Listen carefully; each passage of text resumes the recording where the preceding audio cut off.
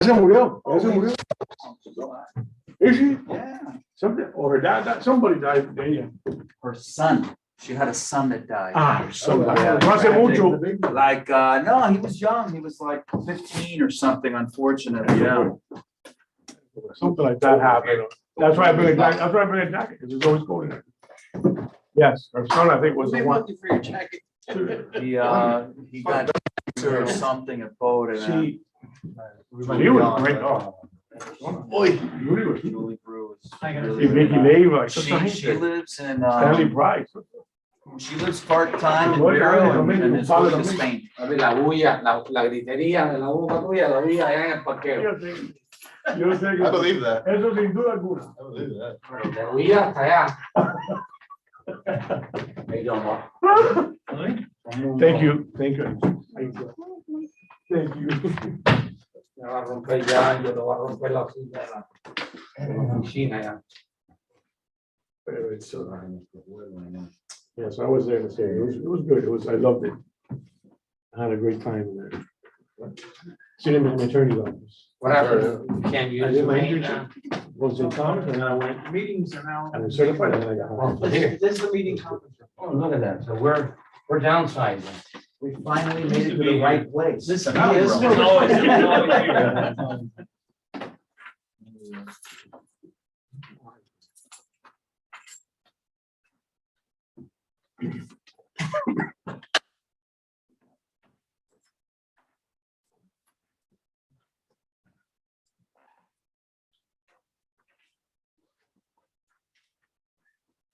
Can I ask something off the records, Chair? Or do I have to ask it on the record? Everything's already recorded. They're on the record I here. think we are. Okay, if I could ask a question? Yeah. How long have we been at this blasting issue and what have we accomplished till now? Off the record or? Do you Off the want record, off the record. Why don't we just start the Wherever you meeting? want to That's a go. good question. Yeah. Yeah, I'm gonna suggest you guys just start the meeting Yeah. because it is recording for Yeah. everybody streaming Yeah. anyways, and then you guys are always welcome to add your topics. New business, yeah, orders, Yeah. and you can add it to new business. Guess we can, not left to cover today. So everybody's good, we could start. This is the Blasting Advisory Board meeting for October 18, 2021. Start with roll call. Who just wants to say your name? Yeah, we'll go down the line. Angelo Garcia, Miguel Martinez, Brian Morera. Rudy Blanco. George Kalina. Steven Hertzberg, Ray Garcia.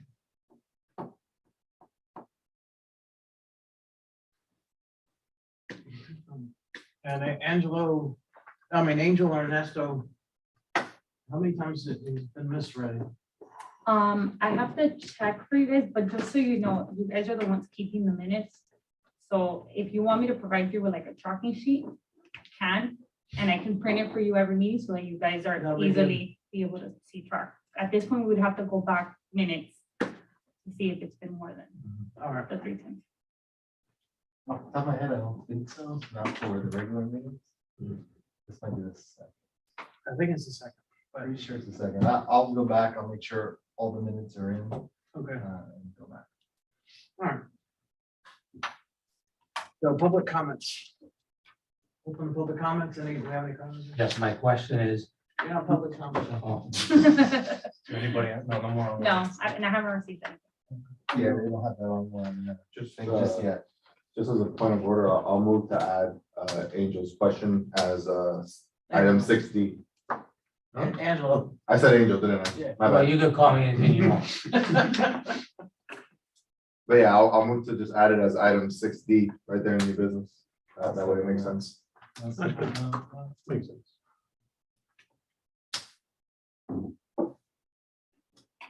Have a second? Yeah, my second.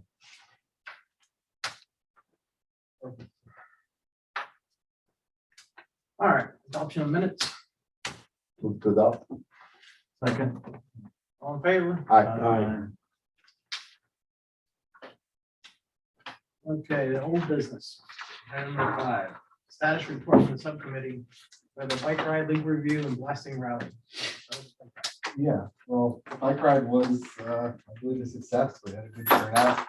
I was over approximately 40 riders and a few people in the freebie. It went out pretty well. I think it was well received by the people who joined the ride. Rep. Fabricio was there, 2 council members joined on the ride, and then Council Member Rodriguez came by in the morning. Thomas, what's his last name? Alcala. Akala came from the mayor's office in the morning. So it was good. Miami-Dade Police did a great job. I underestimated how much work there really is just for 40 bikes. We were happy to have a few extra officers without the needs to incur the cost, as they were willing to, they had the budget room for it. So I think we had 3 officers and bikes and 2 cars, which was good.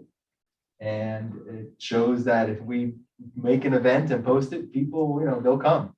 I think we all had a little bit of our doubts for a bike ride in the morning on September, but weather cooperated, wasn't too bad. And we had, I think pretty much I forgot how many registrations we had at the end, but given the amount of people that showed and the registrations we had, people who registered showed up. So that's an important thing to think about for the next event, and how we're going to do registration of how early we get it out, because it does seem like the timing of when we got it out and when people said, okay, I'm coming, they did show up. So it was a good event. We went through a bunch of different areas, had a good stops, and it was a good opportunity for us, as well as the members of the board that were there, to talk to Fabricio and the council members. I had a lot of good discussions with Representative Fabricio. So I would call it a success. It was good to finally get something done and get more awareness out there. Yeah, excellent. I have nothing but positive feedback that I've received regarding it. Very pleased. And I congratulate you and your efforts, by the way. Hell of a job. And I think it was something nice. And it helped got the word out for sure. I was afraid that the length was going to be too long, but it seemed everybody seemed to be holding out fine with it.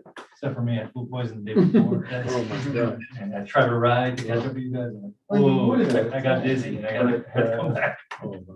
Yeah, no, it's okay. For the record, I was gonna ride, and I had brought my bike and everything. I was forced off the bike, I think it was next time. Next time. but it was good. It was good. I was gonna take him on my golf cart, but I caught the flu, so. So that was good. All right, so that's the bike ride and the legal review. Legal review, we haven't moved on, and maybe we can add a discussion item. The main topic we had last time we had a subcommittee and talk about legal review was, or it might even be the board meeting on the 1st. Let's get something on the commission, on the commission docket regarding just even a speaking item, and we have to discuss the timing of who should we approach. And I actually spoke about that with some people at the blasting, right? And they all thought it was a good idea. Let's get people on the record from the county on how to get it on there. Just a matter of requesting it, getting it on there, and then when it is on there, showing up. So that's what we talked about legal review, because we want to discuss and further the discussion on how to get the county to enforce its own regulations, and maybe that's a positive and different way to look at it. But Especially public works. right, Yeah. so Especially. there's a chapter there Yeah. that for them to regulate, and to our knowledge, and not doing much about it. So that's something I would like to discuss with the board on how and who we should approach to get this on a discussion item on a county commission agenda. Probably, I would think the soonest probably in January. I've been in communication with Thomas Akala, setting up a meeting with the mayor. She was on a trip to Italy, he informed me, and now that she's returned, that he'll be addressing it with her schedule. So for starting point, to speak with her, and then obviously go on to the commission. Go from there, but I definitely think that it's a point that's on there that's being neglected, that needs to be addressed. Is there a way for us to either invite the actual mayor or have a sunshine meeting with the mayor to get her on the record? And what she In thinks? public works. I have, Doesn't that's, direct- that's what I addressed with him already. That is the ultimate goal on our side. As in, our side isn't for her to come here. What would be a decent idea? I don't know how feasible it is and what right we have to reserve certain areas.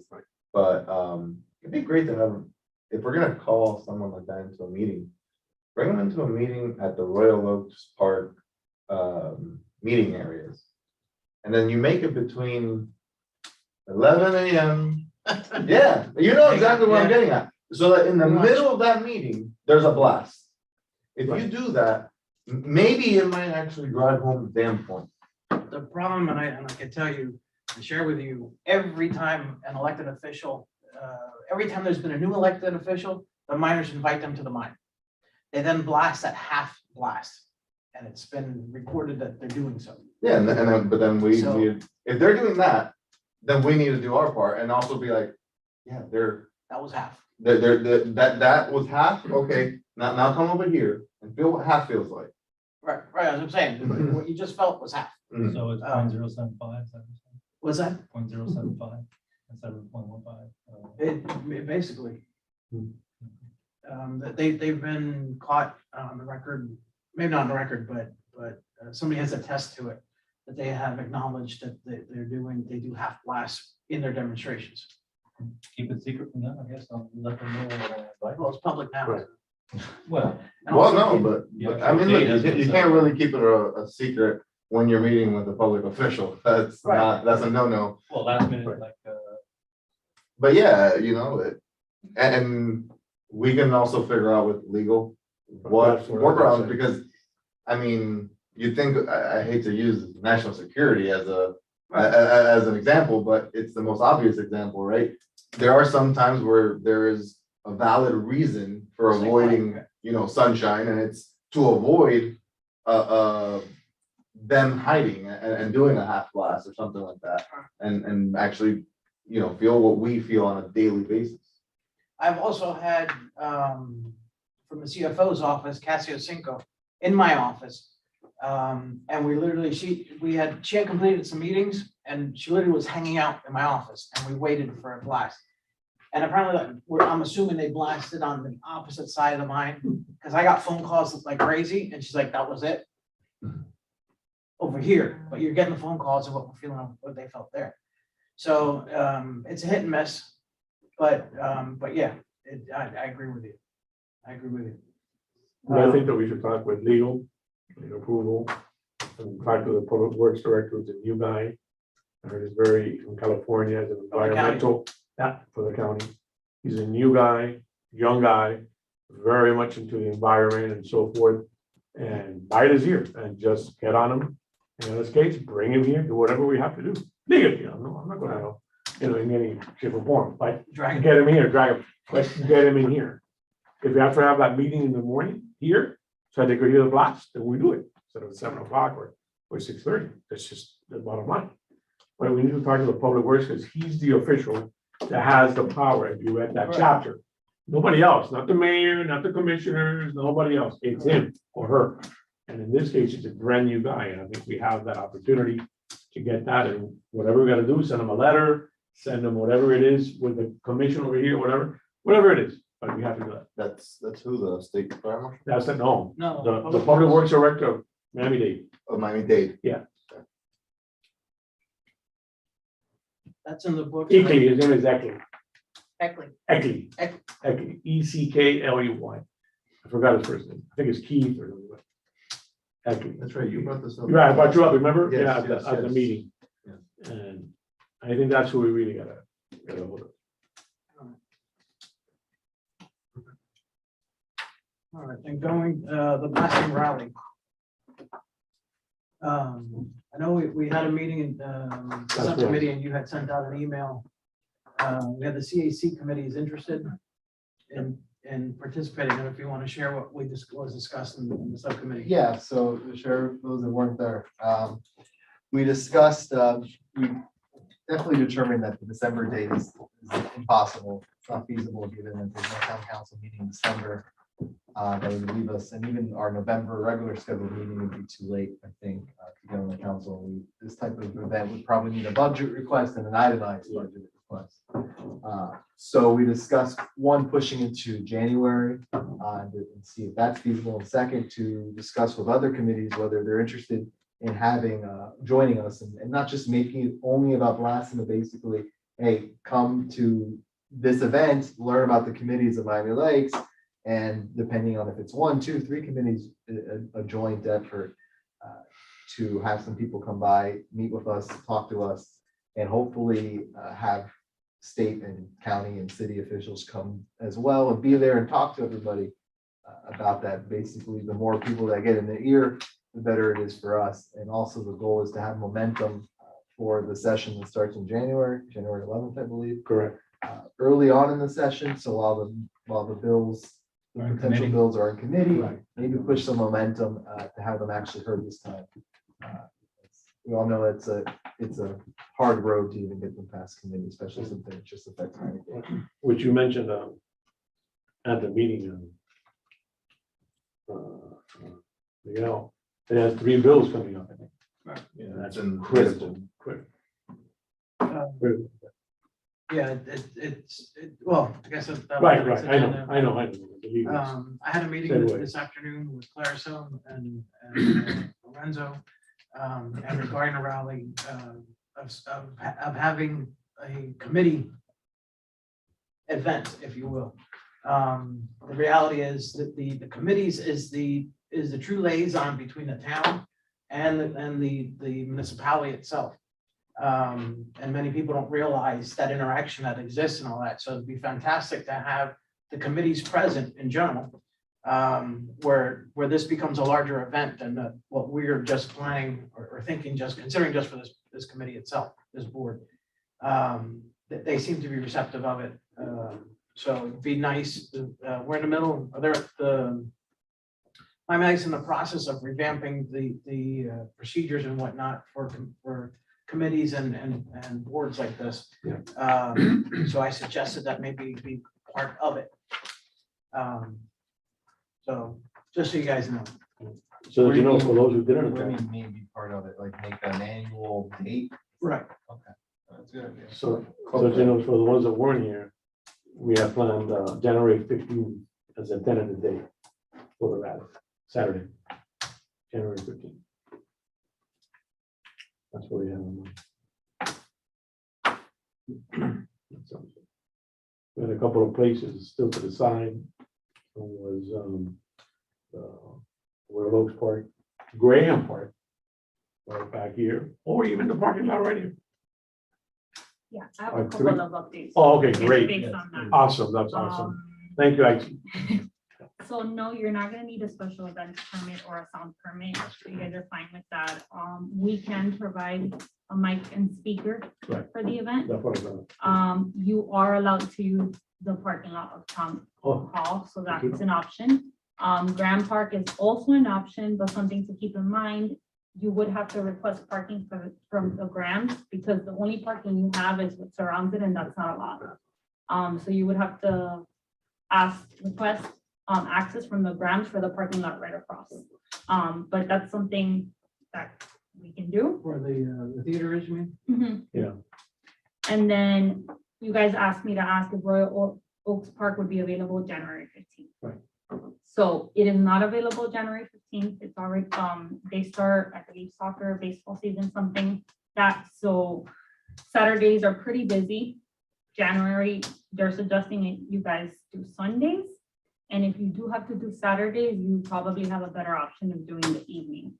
But we won't be able to close off parking lots if it's Saturday, because the fields are being used, so parents and people that attend need the parking lot. On Sundays, I can close off the west side and stop traffic from going back there. What If you time guys does would the soccer prefer, go to? so like 7. Yeah. Yeah. What about picnic park? There's parking there along the road, and then they actually have a lot, and then next door, the Boy Scout A Boy lot. Scout lot. You guys are allowed to use that. It's just a matter of like getting it on and just making sure that nobody's taken that date. And I can get back to you on that one. That one you guys had requested, so I don't have an answer for you, but I can check for you. Okay. Okay, Town check already picking rent- for- The town already renting out the gazebos, or that's starting again? For Royal Oaks All Park, the parks. yeah, I Okay. think, It's gonna be. I see people using them. I'm Yeah. assuming that was officially done and, you know, you can kind of show up there, but if somebody booked it. Yeah. Normally they put a little sign and I've seen a little sign, so yes, they must be renting them out. and then the only other update that I owe you guys, we don't have the info yet on who's going to be going to the legislative sessions, so I will let you guys know Yeah. once we have that confirmation. And we don't know, no one knows about Dave Day. Day Day. The date yet, right? They haven't gotten back to me on that. I'll push them on that. I try to find out Well, too. I mean, it might not be set yet. Yeah, I try to find out too, and it's not That's set yet. one you can- It's not Okay. set yet. You have the concentration of. Right. All the officials from there. From Miami-Dade, everybody's there, by your time, everybody's there. You would think they do that well in advance. Yeah, No, Dave Day, no. but- Because of COVID and now they, I try to find out through the county. And because of COVID and so forth, and how long will the session last and so forth, they haven't coordinated. Plus, there's a lot of other parties that are interested. The realtors have realtor days, mortgage, we're gonna have mortgage days, Yeah. bankers have bankers days, besides their days. The lobbyists gotta make them. And love, you know, it is. So, but there will be day days. There will be, just exactly when. From what they told me, it'll be till the end of the month, end of October. I whatever. think this is a good segue into our new business. Exactly. Well, that just completes our, item number 5 on the agenda, so. Mhm. So we'll go to item number 6, new business. The main crux of today's gist for today is State Rep Fabricio last session submitted an all-encompassing bill. If you guys are aware or not, when the bill submitted, language within the bill sets off the path in which committee gets assigned to hear the bill. Because he had an all-in-one shot, the first committee that was to hear the bill, the chair didn't agree or whatever, and he did not place it on the agenda. So it was dead on arrival when it was submitted. So this time around, what he's done is actually split the bill into 3 parts with different language per each, which will allow it to take 3 different directions. Therefore, hopefully, I mean, it'd be fantastic if all 3 directions were successful, but at a minimum, one that goes through. He requested that we review what he's proposing. It has been drafted, but it has not been submitted yet. So any advice, or any recommendations that may come out of this, it still has time to add it to the bill, We're actually being asked to be an advisory board. basically. I wanted to ask you, since I know you've dedicated your life to this, what is the current legal ground vibration limit in this inches per second measurement? 0.5. 0.5, and we're trying to bring it down to 0.15. Right. That's quite, is it, do we feel that's? Which is item 4A. What we happens decided the is, first bill. Down the line, Yeah, what I asked is off of the first. okay.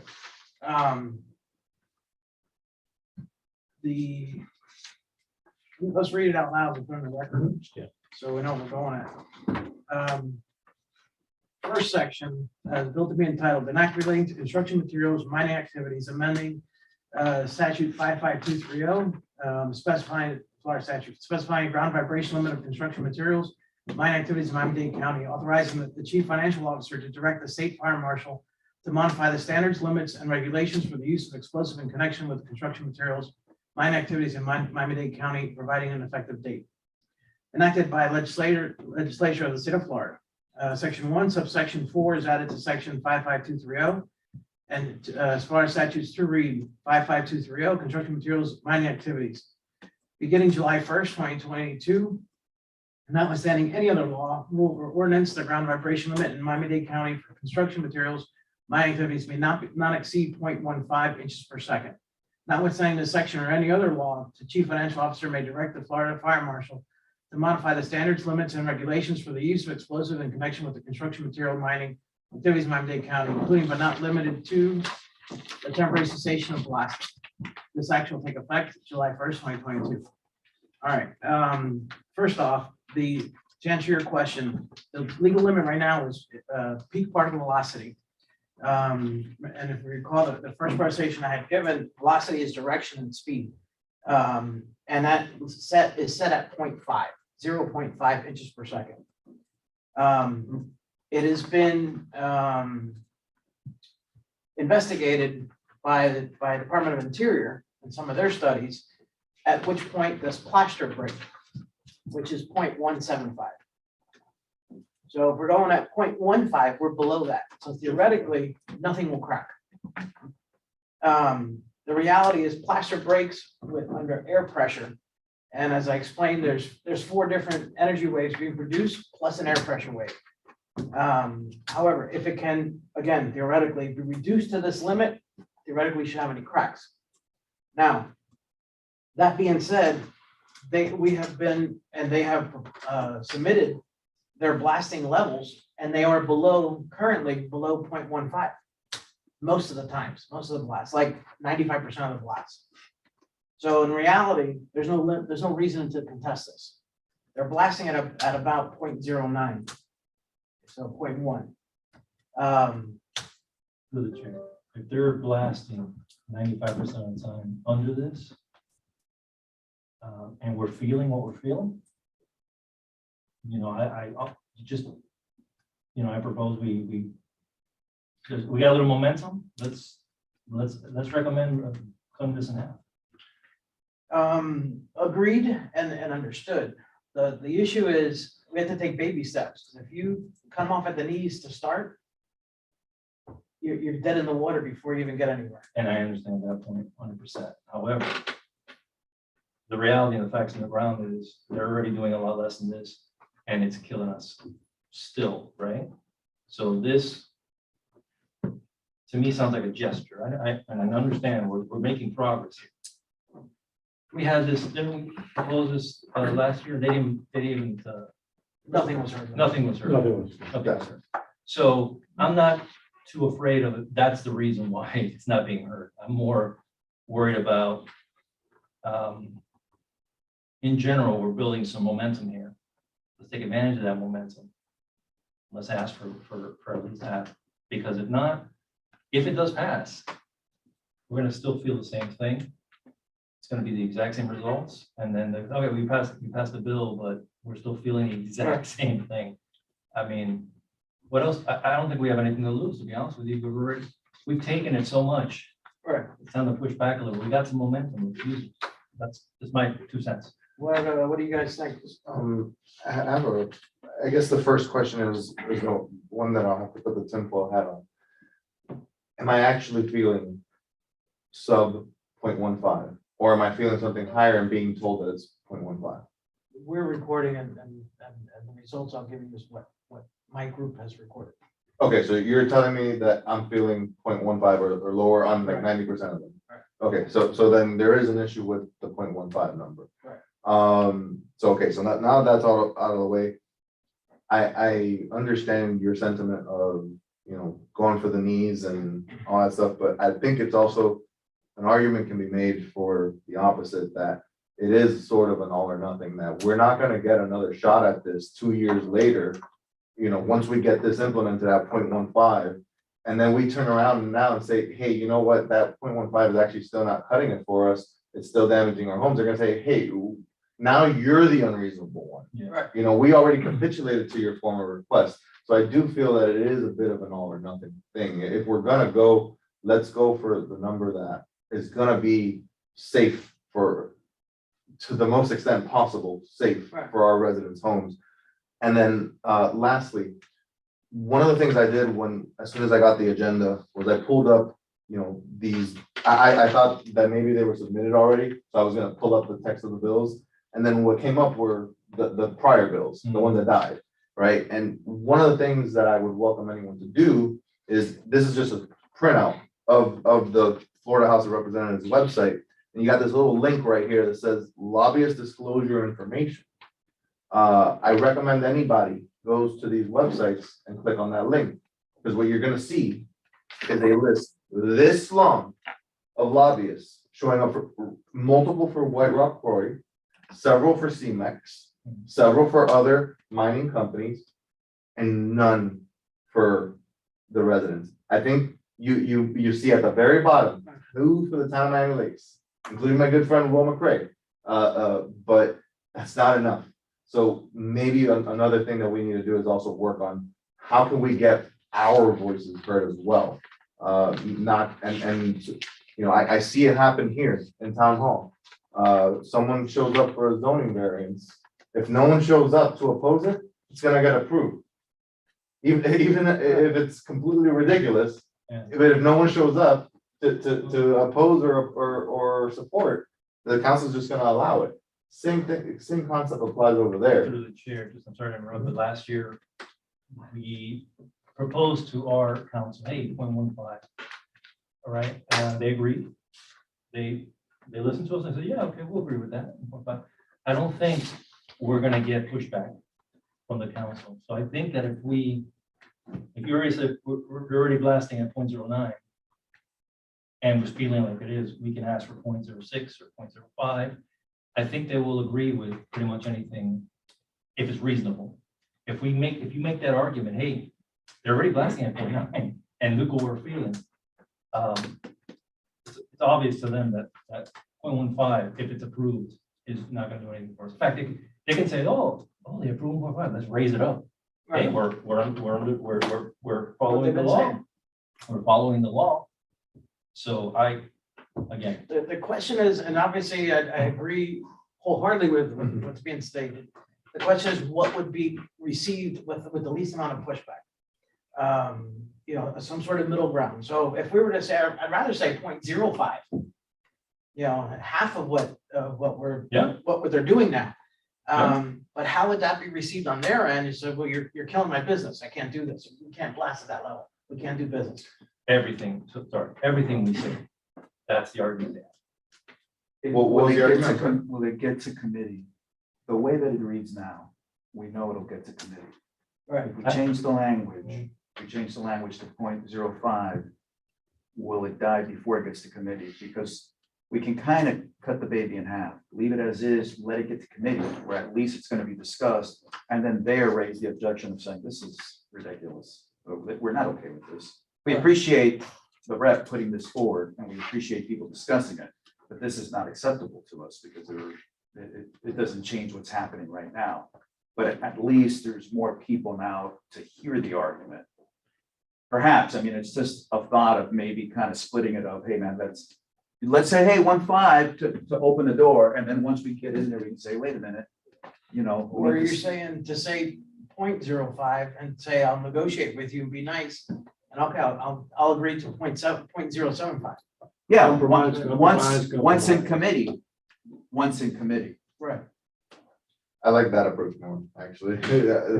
Negotiate from strength, rather than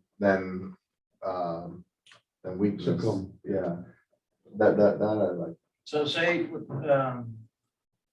what number are you guys thinking? Well, before we do that, just to ask you and your expertise, does every, like in this, doesn't like the seismograph, every time it goes up a point, it's a magnitude of 10 or a magnitude of 4.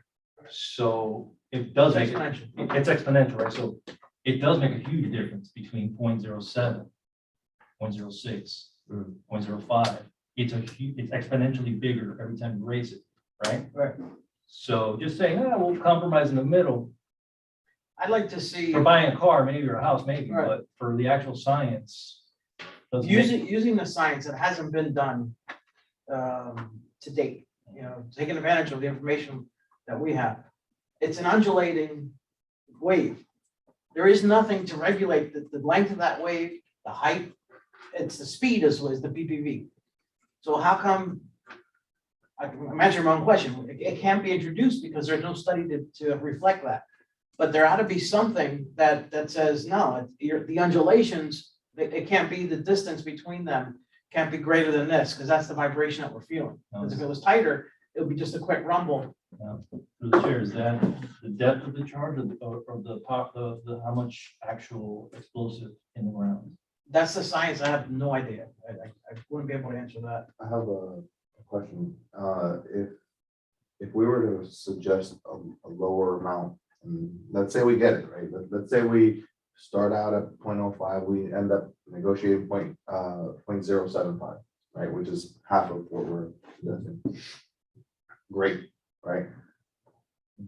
Does that, because I thought about it, I also want to be reasonable, right? Just like I'm a big supporter in climate initiatives, but also not at the expense of destroying our businesses, right? Sure.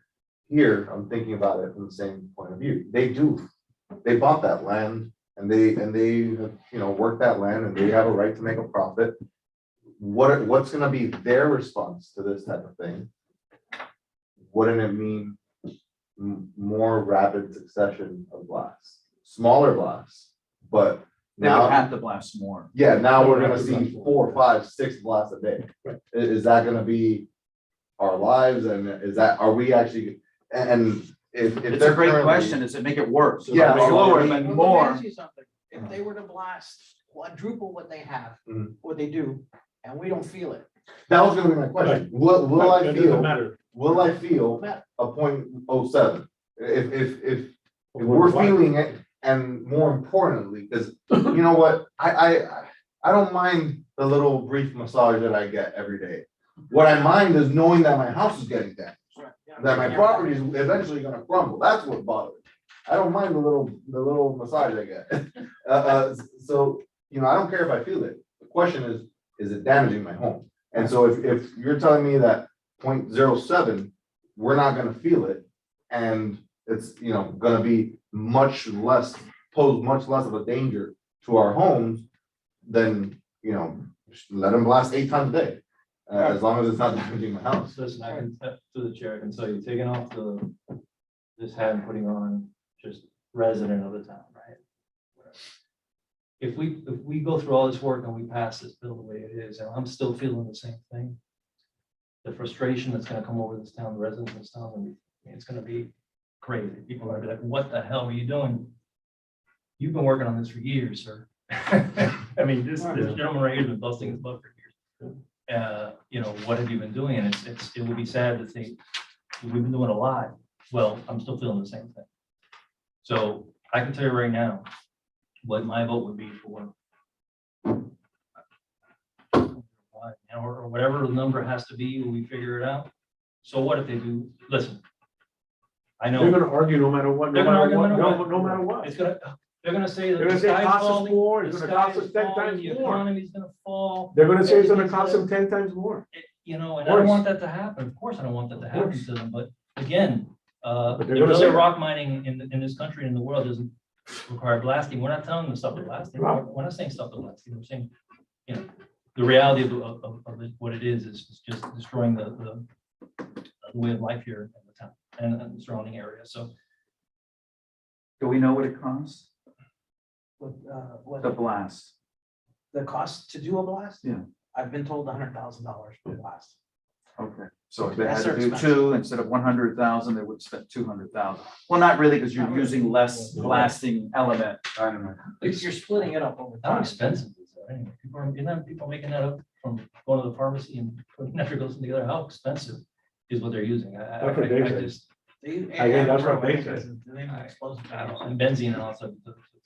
It's a component. I heard they just use Coke and Mentos.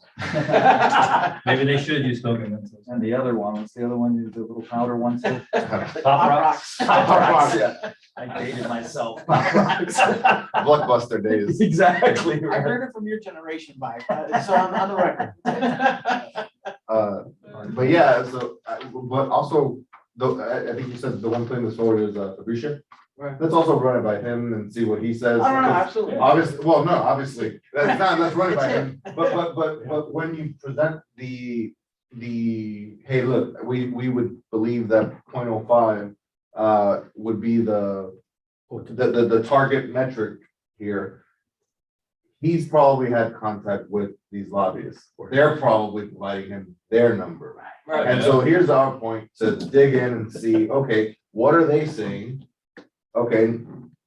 They're probably willing to agree to a 0.15. We want 0.05. Now we know our lines. We know our lines and we know we can now set a more specific target. I think even if we cut that baby in half and it's 0.075, we are very happy. Right. You know, but I think if we run it by him and Yeah, see absolutely. how because he's the one who has to Absolutely. stick his neck out for us. Yeah. And he's not gonna wanna put something out there that everyone's gonna say, that's absolutely ridiculous. We're not gonna. And what he's also not gonna, do, and wants to do, because he's thinking ahead, of course. You know, you know, he has to come up, he's learning, he's new, and, you know, he's building his reputation there. But he wants to win as well, so that can win. Compromise. And we understand that. So I'm not gonna repeat myself, you know, I just, if something passes and we still feel the same, I'm like, wow. Let's ask him too, like, who do we need to lobby? I'm sure he can tell us, hey, man, if we're able to flip, you know, Ted, Susie, and Mary, we got a much better chance. At least we can identify those people of who they are. And, you know, they have all those lobbyists that are And constantly then go see him. And go see taking him them in lunch and Tallahassee. everything else. It's and, right here. Once the And bill then go gets, see him. once the bill gets introduced, it's gonna get referred to a committee. And at that point, it's everybody here's job to almost set up a bulletin board with a face and a bio for every single politician on that Bullseye. committee. And we are starting campaigns to send letters, Yeah. to send petitions. and Yeah, to but send all that among stuff. among the leaders, there are unofficial leaders. Mhm. We need to know who it is that if Bill says, hey, maybe we should think about this more, Yeah, then everybody else kind you're of says, absolutely you know, yeah, Bill, maybe this time. We need to know who those people are. Yeah. And you know who we have to actually know? The screeners. More than those people that make the decisions. Who is their clerk? Who is their assistant? Who is their secretary? Mhm. Who is, oh, those are the ones that do. But usually you have to go there. We But need to until know. it's introduced, that we don't know what committee's what, Right. Yeah. it doesn't Yeah. Yeah, matter. once we Yeah. find out who are, you know, who is it? Because, you know, I'm sure he'll be able to tell us, man, if whoever, if Bill jumps on, it gives us such a much better chance. Okay, let's work on Bill. It's much better than, you know, attacking 10 people. If we know the big fish is this one, That's right. The, One thing on the number, my concern is what you just said, that 0.15. What, I put it down, what's the number that you said doesn't create any damage, at least to it? supposedly, Supposedly. it's 0.175. Right. So a little bit higher than that. So, 0.15. right, so they're just, hey. Right, But science says, I mean, everyone's out This there is their defeating number. science, Yeah. right? And hey, that's we're only talking about 0.15. this number works, 0.15.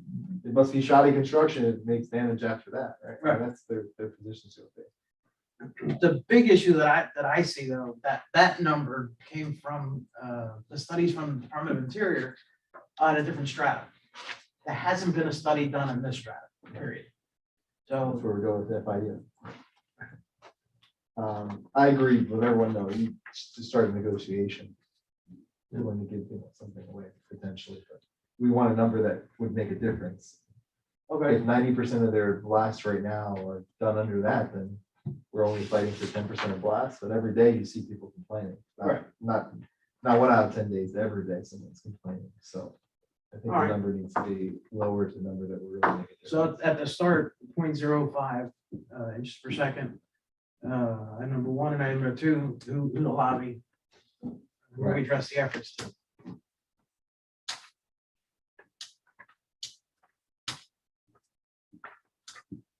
Now, I also understand what he's proposing. It's only applicable to Miami-Dade County. One of the problems that's been in the past is that this is a state law. The state law, everywhere else in the state, you know, Miami-Dade County is a freckle on the state, when you think about it. So I've spoken to reps and the council here has even mentioned that they've spoken to people, I don't remember the guy's name now. He said the panhandle, he said, you ruined my whole jurisdiction, because that's where mining is at. Yeah, but the panhandle has clay soil. There's no aquifer. So it's they're not It's apples and oranges, two separate things. But we're affecting and killing his jurisdiction. So obviously they're gonna vote against it. Nowhere near the same as it is Oh. in Dade County, Yeah. obviously, they're nowhere near as dense as we are.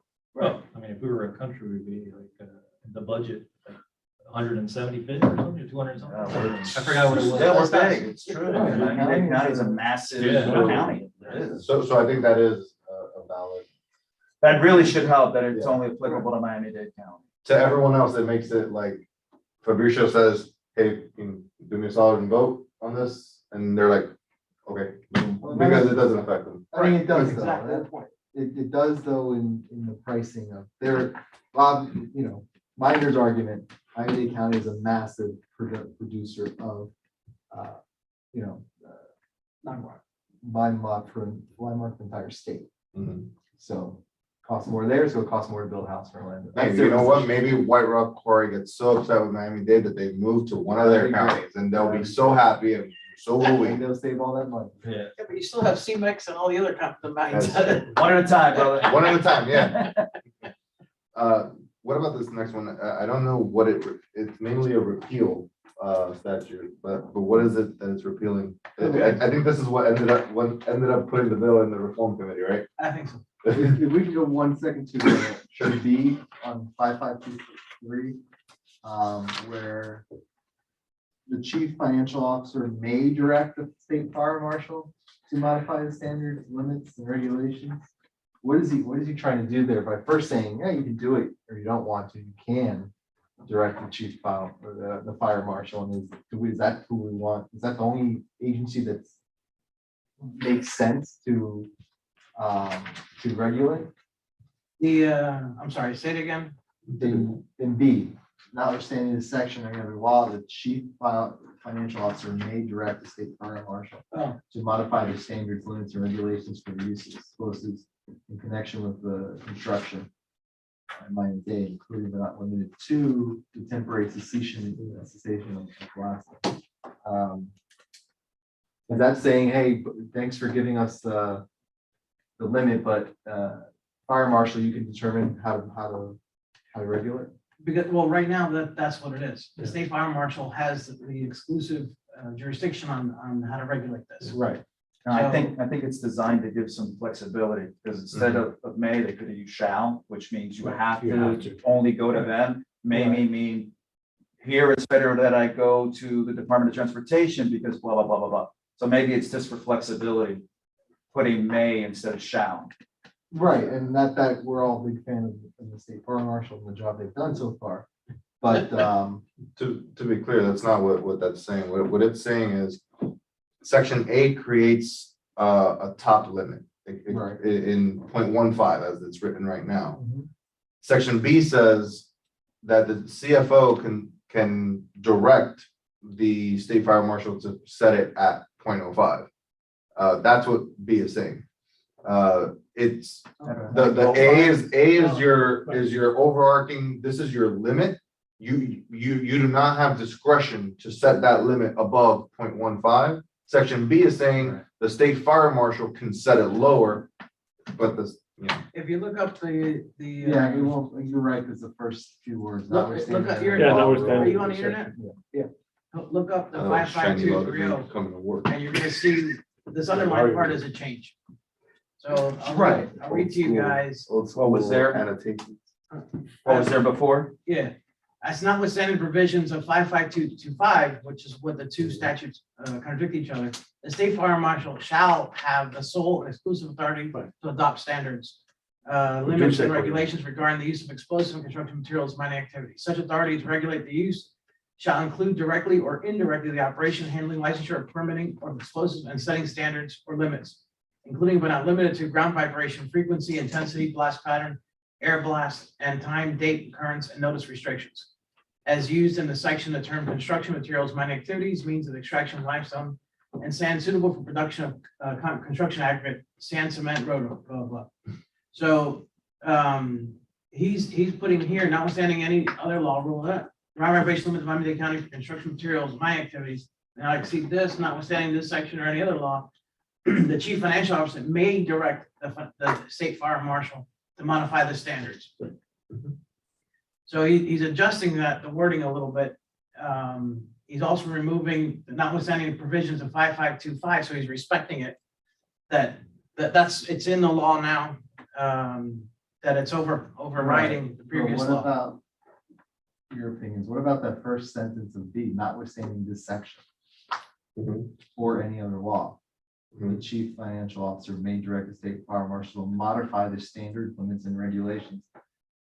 Isn't that sort of reading, it doesn't matter what anything else says, the But look- chief fire look at the marshal original one. can. No, I know, but I just feel like B is a little bit, I would prefer that B said. I would prefer that B cites the A saying, but you can't put it below this amount. You can't put the vibration above this amount. That's all I'm saying. I think it, Well, the amount is on A, so B is. Right, is yeah, only one of them, talking about it the- says may not exceed. Right. may not exceed, but then. Yeah, but what he's saying is that then B, Is can notwithstanding override this that. section. So you're saying, oh, I don't care what anything else does. I'm not sure. Am I reading it wrong? Yeah. I don't think I I think am. a little bit far now. I mean, when I A is read it, telling you it cannot be, no, A's telling you the limit, but then The B is limit, saying no. notwithstanding this section. Whenever I say notwithstanding this equal section, lower. where does it say lower? It just says does, you can do it anything. tells you that the zone may limit, modify the standard limits and regulations, Modify. as long as it doesn't exceed. It doesn't say that. I don't know. I think It's not it clear. opens- It's not clear. You're because right. If I write In that section. notwithstanding in the But contract. he cannot go over point I'll be 1. honest, I'm not actually as sure as you. I actually am tending to agree with him. And I would recommend the phrasing of notwithstanding this section or any other law and subject to the limits set forth in section 4A. Okay, you wanna be more specific? That's how you, I think you have. oh, I'm one of those that I Right. I specify. I think you have. No, to. no, no. Okay. Actually, though, but if you notice, the introduction paragraph is talking about, it's only applicable to Miami-Dade County. Exactly. Right. In this section, it's the general law of the It's state. the That's general law right. of the state. That's why. It doesn't exclude them. Is that what It it says- says? Or any Yeah, other law, that's it why it says, says or any other law Miami-Dade. in the state of Florida. That's why it says Or any law. Miami-Dade, otherwise, because what if in Pasco County? Right, they Right, want, it doesn't matter what your black. right, what you're. Exactly. So that's. No, it says, but in connection of activities in Miami-Dade County. In Miami-Dade. Right, I know. The way, so It's open to the fire marshal saying, you know what? And the way I read it, it's open to the fire Here's the marshal thing. saying, I can go change. it. when you go to court, I'm gonna change it, yes, but it cannot exceed 0.15. But So that's. it doesn't say that. But it tells you in A, but It does- actually, it to tells you notwithstanding this section. or to any give other law. credit to his point, Yeah, I see what you're saying. I see if what this goes to litigation. at This is some point, exactly- Yeah, it's, no, it's the And- statute, And, ambiguity of the statute and everything. but what do you use when there's an ambiguity in the statute? Legislative notes. What's the title? The title says specifying a ground vibration limit for construction materials mining activities in Miami-Dade County. So that first part is probably accidentally supposed to be for Miami-Dade as well and not really for the whole state. Because otherwise it defeats the purpose of what you said before. Oh, this is a Miami-Dade County specific bill. I would say that section 4A applies only to Miami-Dade County as well. But I think, yeah, it needs a little bit of legislative work of So penmanship. finesse on there. Yeah, to clarify whether that 4A limit is meant to apply just to Dade County or to the state as a whole. And then if that's the case, that's fine, but then B should clarify that that the CFO may direct the state fire marshal to modify the standards limits and regulations for the use of explosions, not to exceed the number set forth in section 4A. Right, that's all. I Okay. mean, in my opinion, all you gotta do is add. Don't worry, this is what I live That's for, what she- nitpicking about 4 words. Right. Every word counts. But it's as simple as adding in Miami-Dade County in the beginning to start with. And that's what this is applicable to. Right, but no, you still have an issue with 4A You and do. 4B contradicting each other. You did. Because once you put notwithstanding this section, that means, okay, I don't care what everything else says. Right. This section. I don't care what A says, but. But you can do anything. you can I do still anything. think this is all about, what about laws in another county? What about, I think that's why it's expressed that way. Right, That's we the way can it make looks. it clear. That is a it's complete always- possibility, and I think that's a question. to But it's ask not. Tom. It Tom, could be, but is that what it's you meant? ambiguous. If that's what you meant, then here's the situation. It's If ambiguous. that's not what you meant, then here's. It's not clear. I think it's a defense for, I agree what with you. about? I mean, this discussion right now shows that there's a little bit of. Of ambiguity. Yeah. right? So it could be cleared up in a matter of a few seconds. Well, So how do we get those to them? So. I mean, the truth about you guys' better judgment as attorneys, because we're not. Do you guys want to do a sample write-up? I, Yeah. if you wanna. yeah, I'm going to trial, man. I have 0 seconds to spare. It's gonna be too, I mean, in my opinion, I have about like 15 words to put in here, so. Yeah, I'll it's not just- that much of a deal. What- Yeah, I'll write line for it and then send it, and then, I guess I can't send it to you. Oh, you gotta think of this. So I'll send it to you to then forward to Representative Fabricio. Okay, Well, if you send it to her, she could distribute to all of us. yeah. Okay, Right. And then I can send it to. Okay, and you can send it to Fabricio, that's all. Yep. He's listening.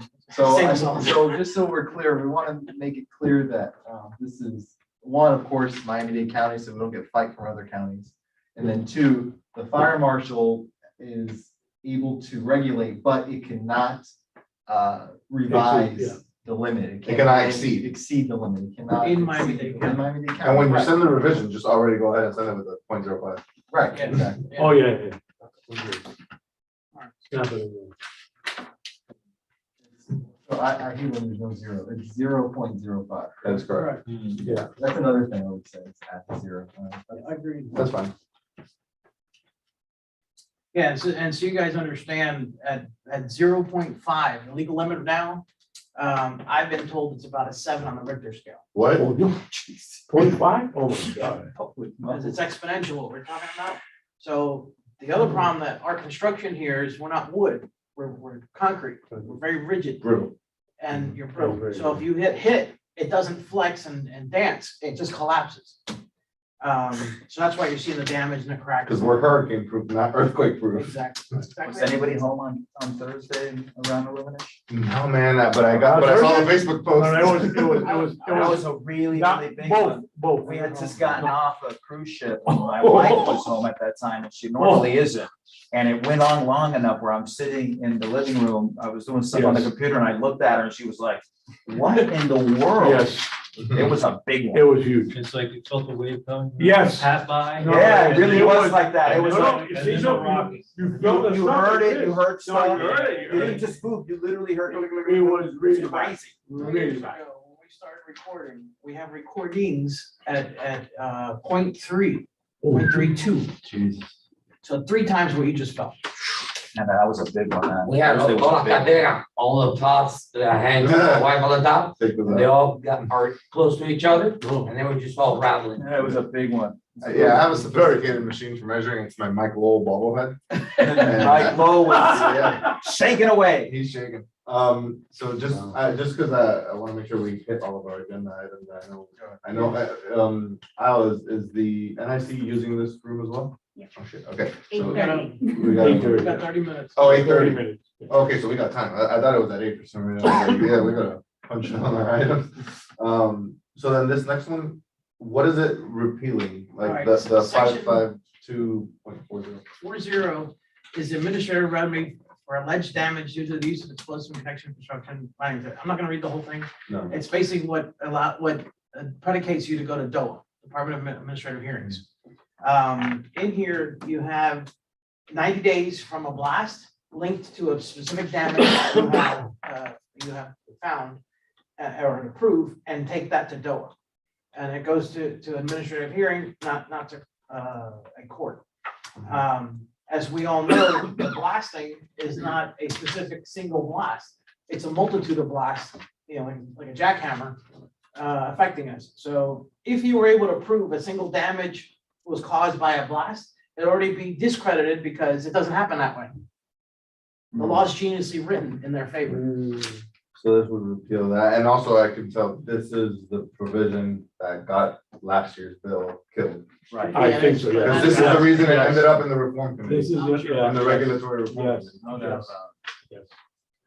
So now that it's its own separate bill, that would at least allow the primary bill up here to at least go forward.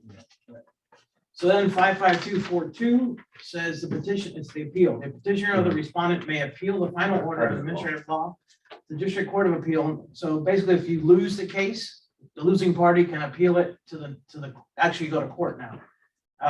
This pathway happened in South Dade, for the case now. But it's a mobile home park with CMEX. And they sued the CMEX because although all their pre-constructed homes are elevated, they're isolated in theory, their water body, because they're surrounding two water bodies, the community, and the embankments were rolling in. South from the Miami, basin. down in South Miami. Yeah. Yeah. And they sued and they won. CMEX then appealed it and CMEX lost the appeal. They had no science backing them. They had the opinion of a proper project manager of a contracting company that builds bridges. And he says, no, you can't do explosives this because this happens, what happens here. So just a matter of opinion that the findings were based on, and they won the case, $850,000 case. So this appeal is removed. Yeah, I think what this statute as a whole does, between removing those two statutes, it takes it to the court. Correct. Now you have a cause of action. Right. I mean, yeah, they have it now, like you treat a code violation. Mhm. It's ridiculous that they took that, your right to go to It's- court to start. Right. And now you have to have an admin hearing and it's limited to 90 days. It Right. completely. Honestly, I'm It's surprised it's clearly- constitutional. I I don't agree. like- I agree. I'm surprised it's constitutional well, and I really have. You no have a right to reason- access the courts. If anyone has, you know, you could just sue the state based off this Yeah. and say, hey, you can't have this. And that's another way of doing it without going through the legislature. Yeah. Because I don't see how this stands. I really don't.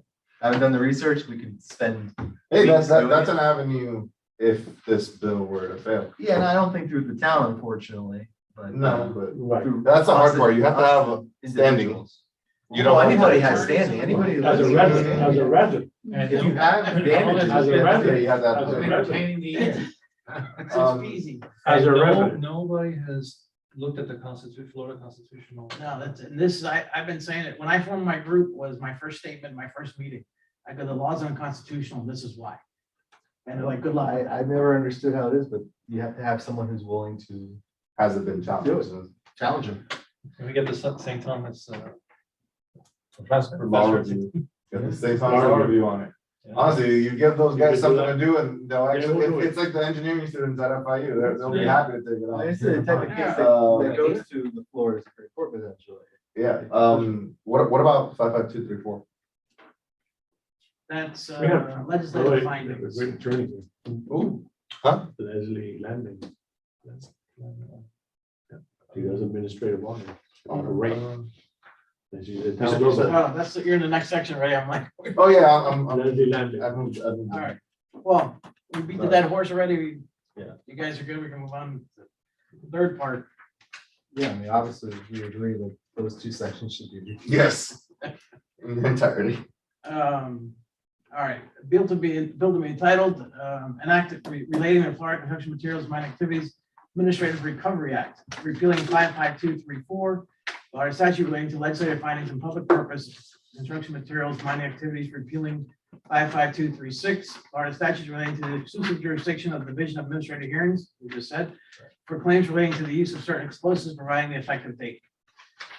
So 55234 is the legislative finds and declares that construction materials, mining activities require the use of explosives or fracture material excavation, okay?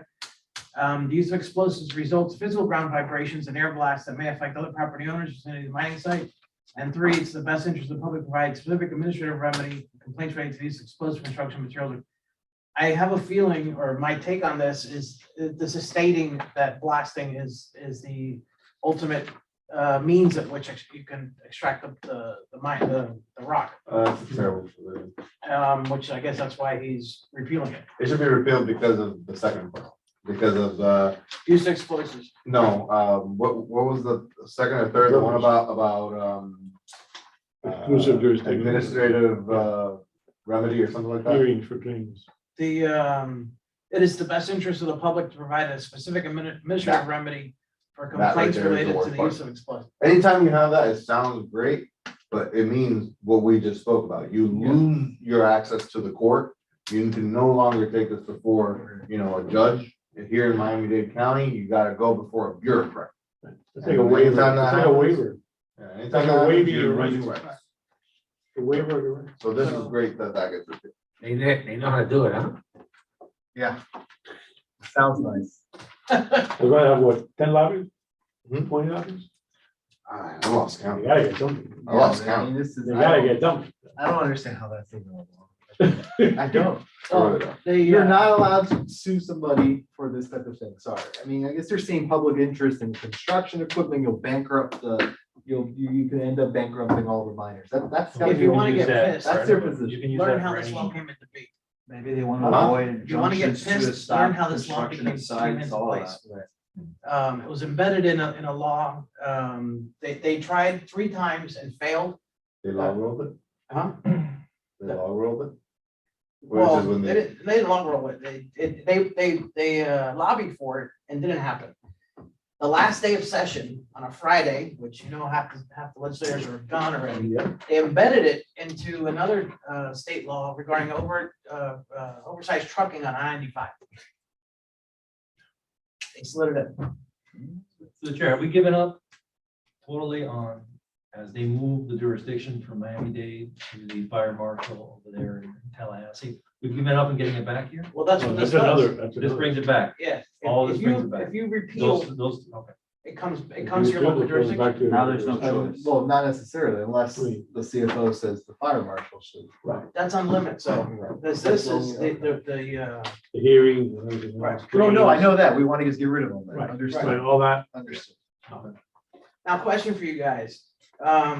Section 2.5, which is still statute 2.5. Which states.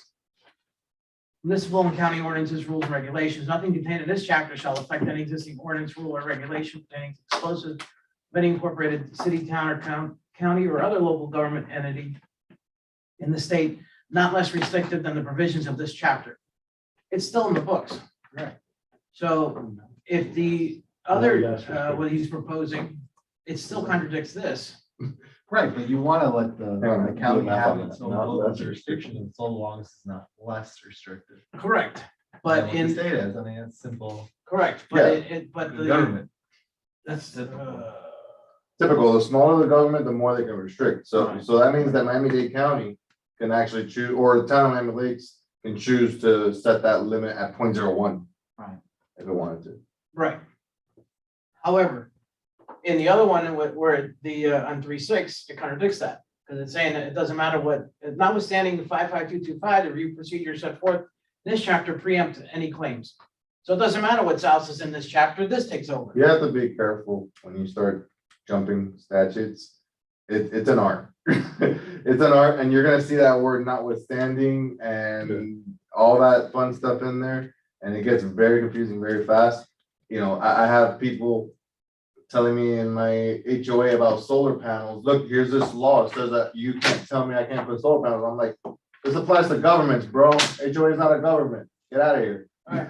You know, and that's the problem, that people think that they can interpret the law, and interpreting the law is a whole career. No, and you'll find all kinds of, Nooks and crannies. contracts. Yeah, they're, well, wait a minute, here it says this, but here it says that. But that's my point. And that's, Fabricio is repealing a lot of these things. Right, good. However, when you go back, 55225 is still there. He's respecting that. There's nothing stating of the reference going back and forth is my point. So should we touch that? Does it matter anymore? If these things are repealed, then this stands. What does it say? I'm sorry. Not what, which part? I don't know, like the part that you have an issue with? Well, he has on 55236, it says notwithstanding 55225, the review process set forth in this chapter preempt any claims, recovery, or some procedures or of any municipality, agency, or board, or county, or any other subdivision. And Right, so but he basically, wants to this saying repeal this, that. this governs, and 2.5 says if the local municipality is stricter, it governs. So there's a conflict. They contradict each other. Right, but that language you just read, isn't he repealing language there? Well, that's what I'm saying. But Right. should we refer anything to the? I don't think you want to repeal 55225, it's to our benefit. Correct. But if this doesn't go through, those two conflicting So they're sections. still conflicting, and that's a matter of, Under the law provisions. and it's a matter of someone suing and saying this law is unconstitutional and even pointing to this. Right. I mean, we're I not. think that's an avenue, That's not what yeah, we're it's I an think that's an avenue, avenue. it's an avenue for later. It's an avenue later, and this, and 55225 is a benefit to our avenue going to the county, saying, It's hey, what it county, should be, Which, It's what it should be. regulate your back, your Yeah. backyard. which is what and we not discussed us. in the subcommittee. The chapter 13 of Miami-Dade County is still there. Okay, so- And those are the two that they're So I each wouldn't- wing of a bird. I mean, And I in the only end, see believe it or not, benefits. the Public Works Director, of Miami-Dade, is key. After all this is I hope done, he's listening. after all the circle, and after all this, the Public Works Director of Miami-Dade has all the authority, has all the power. Local powers. He was from, Okay, city. 25 is the one that's. Why don't we wait and knock on his door? I'm just saying, I'm just saying. Now I understand what you're saying. And there's no reference to that. So if this is repealed, then this takes jurisdiction. It goes back to the local municipality. If it references like that, hit back, if, what was it, 336, I think? The one that we were just at? Yeah. Yeah, that's the one that we're repealing. Right. Well, okay, so if 36 is repealed, you're We're good. then you're good. Yeah. We're good. Yeah, Correct. that's the main thing. I mean, I don't. The only people who benefit from a law like that is bureaucrats. Literally, And the mines. it's just giving a purpose to their existence. Which is very minimal. So, I mean, I think just in terms to get this back in the right track, right? The homework is for Stephen to. Yeah, it's on you, buddy. To draft up, a little minor revision to the first one. Right. I think that the last two, we agree, just get rid of them. Get rid of The first one, like we said, the 0.05. 0.05. And that may, the ambiguity clear up, clear up that ambiguity, pass it around, and then leave the other two. which we- pass it around, toss it, bake it in the oven at 350 degrees for 25 minutes. And then smoke the Miami-Dade powder. Yeah. And then all he adds is this amendment removing, notwithstanding the word made by initially law judge and creating a bond requirement. Right, 55238. Where you? Is that the What is same 55238, like the real? security requirement? Because he's only attacking section 2, right? So it's a big document. Has anybody here ever read the Florida Constitution? The whole thing? I don't know. That probably thing is both. humongous. Oh, we keep voting. It adds to it, I know, right? we keep adding something every year. Yeah, it's, Well, it's a state constitution, it's not. remember the Piggy amendment? Nothing, so. Piggy It's not amendment. that It does protect the Look, family. I'll be honest, I think we don't care about this one, because what it's doing is, it's setting, it's creating a requirement for them to have funds to Yeah. pay for claims. Right. And then what he's doing here is removing Removing the judge. language with regard to an award that an admin law judge would do. Why? Because under his repeals, there would be no admin law award because it would come from a real judge. Right. An article, well, not an Article 3 judge, but, one that's actually judicial, not a damn bureaucrat. I like bureaucrats. I'm a hearing officer of the court. Yeah, All right. says the guy in 2 Yeah. committees. Says the guy in 2 So committees. you guys good with that? Yes. So you can close that item? Yeah. So let me just confirm and sort of omnibus motion here. The level 0.05 is what we recommend. Revise the language in 4A and 4B so they don't conflict, so we make sure that there's no movement of Upward a little bit. upward movement, right, of the level, that it has to be at the level in 4.A and 4A. And I mean, I think it's clear, but make it clear this is Miami-Dade County regulations only, doesn't apply to the rest of the state. At least the level doesn't apply to the rest of the state. Right. I mean, anything, we can make the whole section only apply to Miami-Dade I have a County. question. Do you have direct contact with Tom? Ask him if he meant that first section to apply to the whole state or just to Miami-Dade County. I'm not sure. I'm still Yeah, I'm torn. sure that he meant I Miami-Dade. think it might too. Well, it says it on here. Yeah. Where- Materials mining activities in Miami-Dade County. Yes, but what he's saying, and that I kind of agree with, is that 4A applies to the whole state. But the way I read the title, there's open for interpretation there that 4A might actually be targeting, even though technically speaking, the title has no legal effect, Right. it is still, in the case of an ambiguity. 4A it's tells you something- Miami-Dade County. Huh? It says 4A tells you it's Miami-Dade the ground elevation limit in. County. In Miami-Dade Miami-Dade County. County. Oh, okay, then why were we talking about that? That's why I thought it was He clear. was on a roll. eh? Everybody else is. Oh, no. I totally skipped that part over. Okay, never mind. In I Miami. think A and B are clear to my opinion. It's just a matter of make sure Making sure. that- A and B don't conflict. There's not a loophole to say, And that oh, they you don't know exceed- what, the and that they miners don't are exceed. complaining. You can't exceed the And limit. that the market A doesn't is set in exceed. stone. Right, that's Can't right. exceed it. That's right. You got a motion? Yeah, so that's the motion. to- I second to Provide. I third. All in favor? Aye. I don't think Anybody we have any opposed? changes to the second. We're okay with that. I'll move to approve, as worded, the last two. Okay. Second. All in favor then? Aye. All right, so moving on. Recently added item on the agenda. Angelo. It's just simple, you know, when did we start? When did you start? And by the way, I've told you 1,000 times, you know, that thank you so much for your dedication. But when did you guys actually form this body? Well, there's several layers that you're asking. When did I start actively working on this? It was about 3 years ago. Then I was involved with some residents. And we've been investigating this and researching and learning. That evolved into the first committee of this, Marilyn Rama.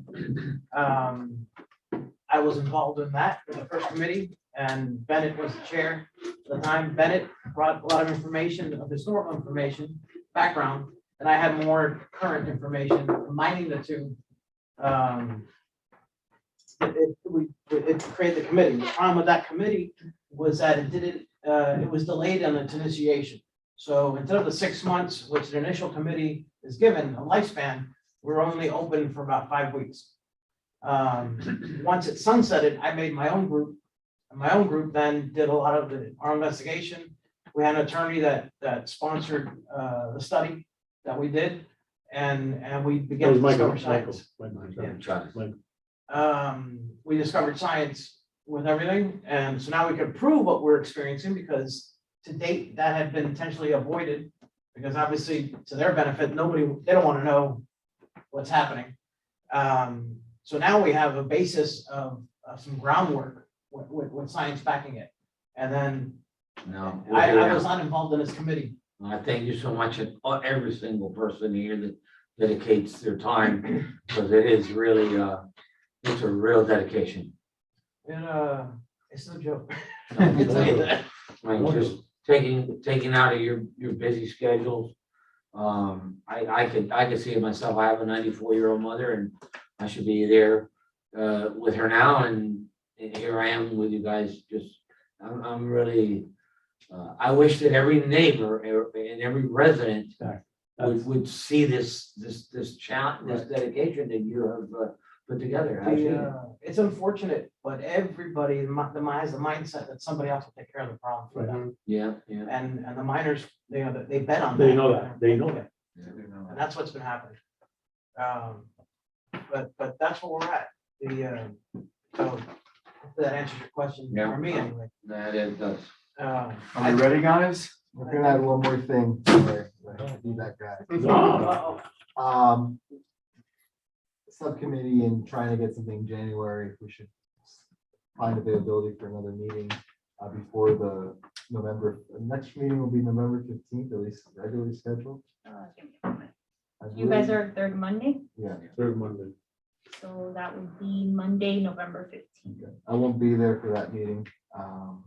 So that's another reason For the why, council meeting. no, for November 15th is the, Monday, November Our 15th meeting. is your regular committee meeting, Okay. but if you guys want to change it, you can. I mean, I don't If know that if we makes need it- to change this because I won't be here. Well, letting you We know. could just go with you. It's an on vacation. Yeah, I'll be coming back from Arizona. I tried, guys. But that's the other thing is, if we want to have a subcommittee hearing before that, so if we can try to get some momentum.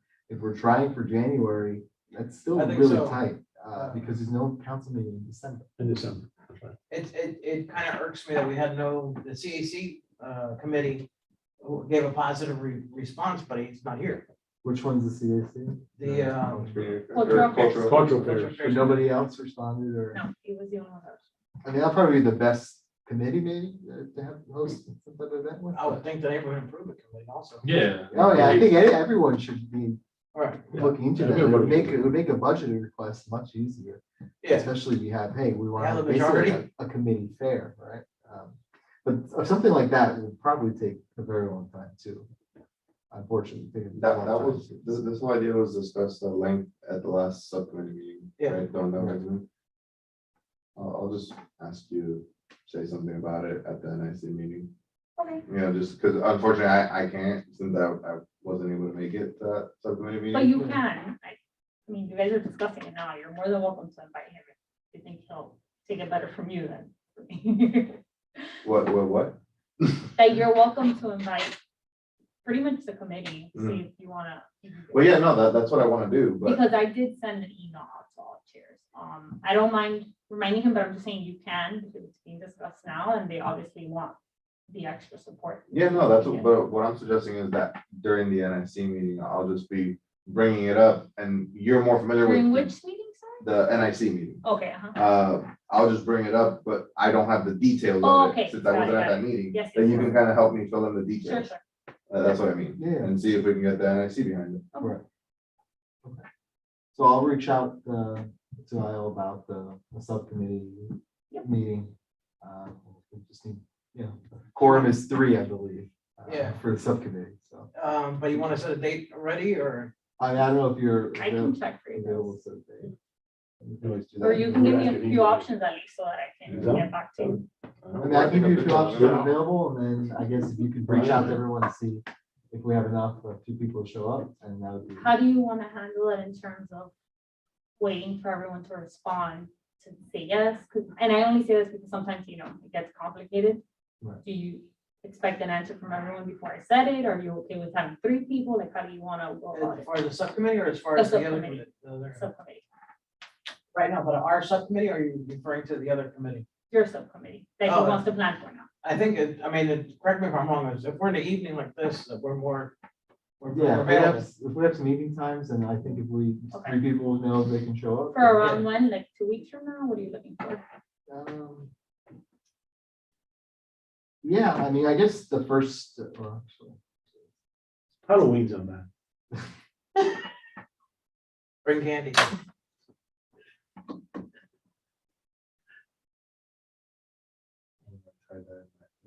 MTV shirt. No, I can't tomorrow. You guys are, the room's already I don't know booked. how you do it. And it's booked for next week too, so. Oh, yeah, I mean. The I third and guess- fourth of the month is when you guys have your recurring, like, all the meetings, so.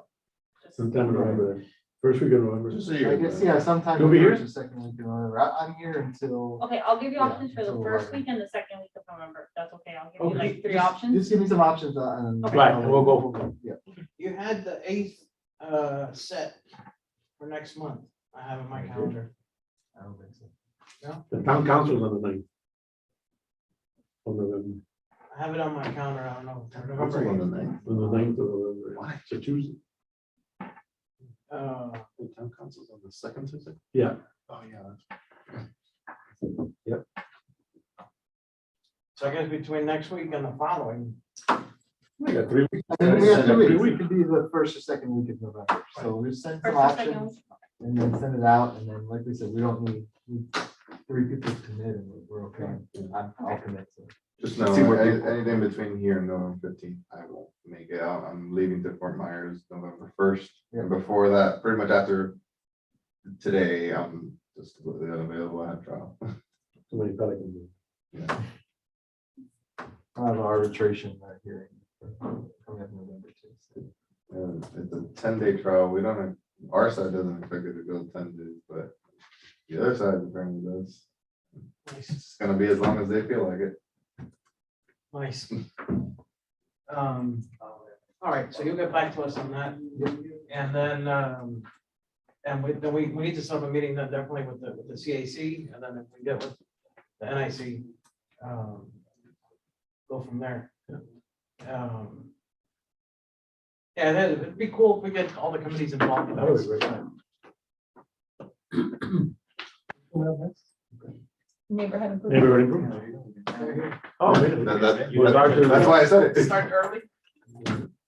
All right, so if that's the case, we have a motion to adjourn. I'm with children. Second, very important. All right, you're all in favor? Aye. All right, guys. Good evening. Thank you, sir. Well, I will see you in the news. I will see you in the news. I want a doctor, man. Really? They need a backup man. Tell him that he's not for sale. Huh? Even Lafayette wants to have that? Wow. You know what? Wants to go back? Nice over there. Huh? Oh, there is, it is hot over there. Like packing up like a bonus. You? No, that's him.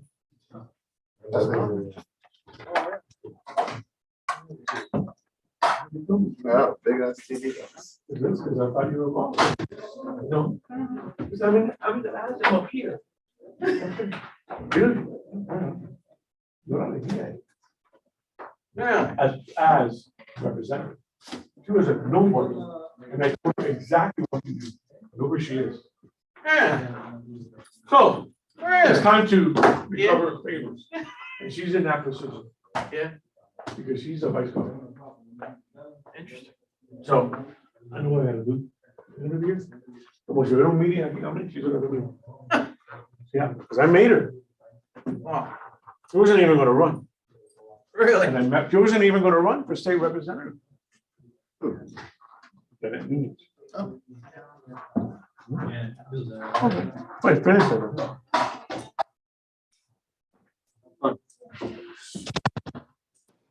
Honestly, I would have fun drafting that. Oh. But I literally just draw. That's what I like doing. Like, I don't know. Pop it.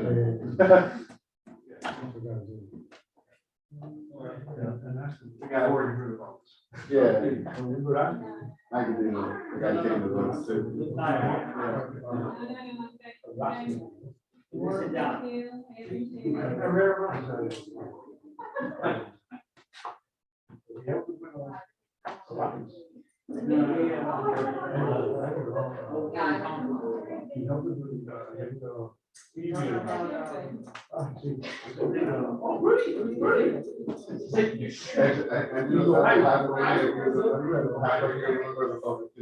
gotta tell you guys, you guys are doing, I'm like, very firm. Yeah. Yeah, no, I've seen about a couple. You did?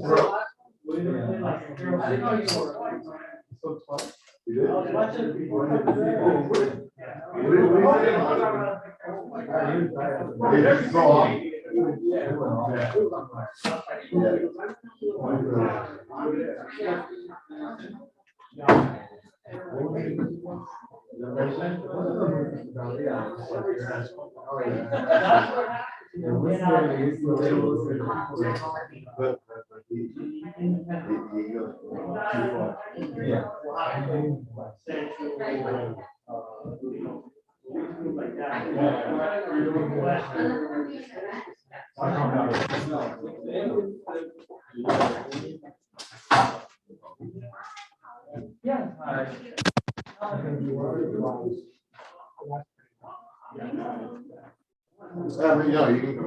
Yeah, we can off of it. Okay, so we're not in council chambers tonight, we're in here. but, Well, that's how he wants it. Okay, hi. How are you? Thank you. Or would you like to sit? It's like- Committee room here. Hey, good to see you, Ron. Oh, you're here. Yeah, you're back. You're just be, Yeah, no, I didn't have to move too far. just ask Rudy. Yeah, I will. You're my busy I'm man. gonna ask the whole committee. It's so weird being back in this room. I know. How come we're allowed to come back into this room? It's like, When they put together the new PDFs. this one. oh, okay. So that's the new show? That's the new show. Can I please peel The what? the Oh. sticker? No. I hate doing that. I Really? will leave it on as long as possible. No worries.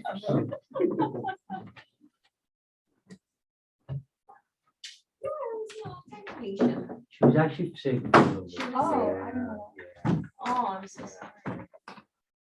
It's always so spontaneous too. I know.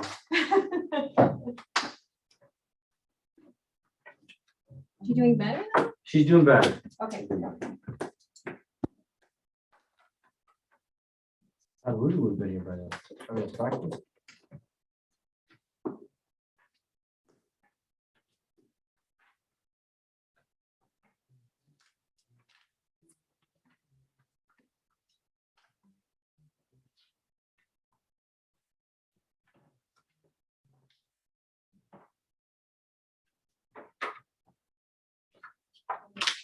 I'm Marlene Diaz. Hi, sweetie, you Isle. I'm sure you've received a million emails from me. Yes, I did. I answered one when I got home from work.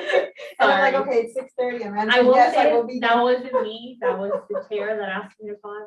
So I'm sorry for being super annoying today. Oh, that's okay. So it's the chair. And then he doesn't show up on. And then you're not here on time. I know, oh, yes. Did you send him one to invite him?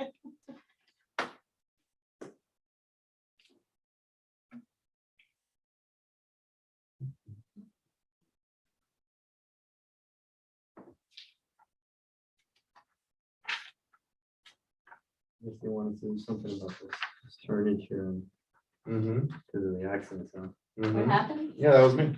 Yeah, I added that. that's your item? Mhm. Oh, I know, we're using The section the for only a thing you while. could probably put, I mean. Turn the page. You have That would- suggestions? That would be the word, yeah, because that's Roundabout? right now, the That's roundabout, what makes sense, it's bro. what makes sense. And in that corner, It's the only thing that was gonna, it's to stop the speeding that goes around that corner. You know?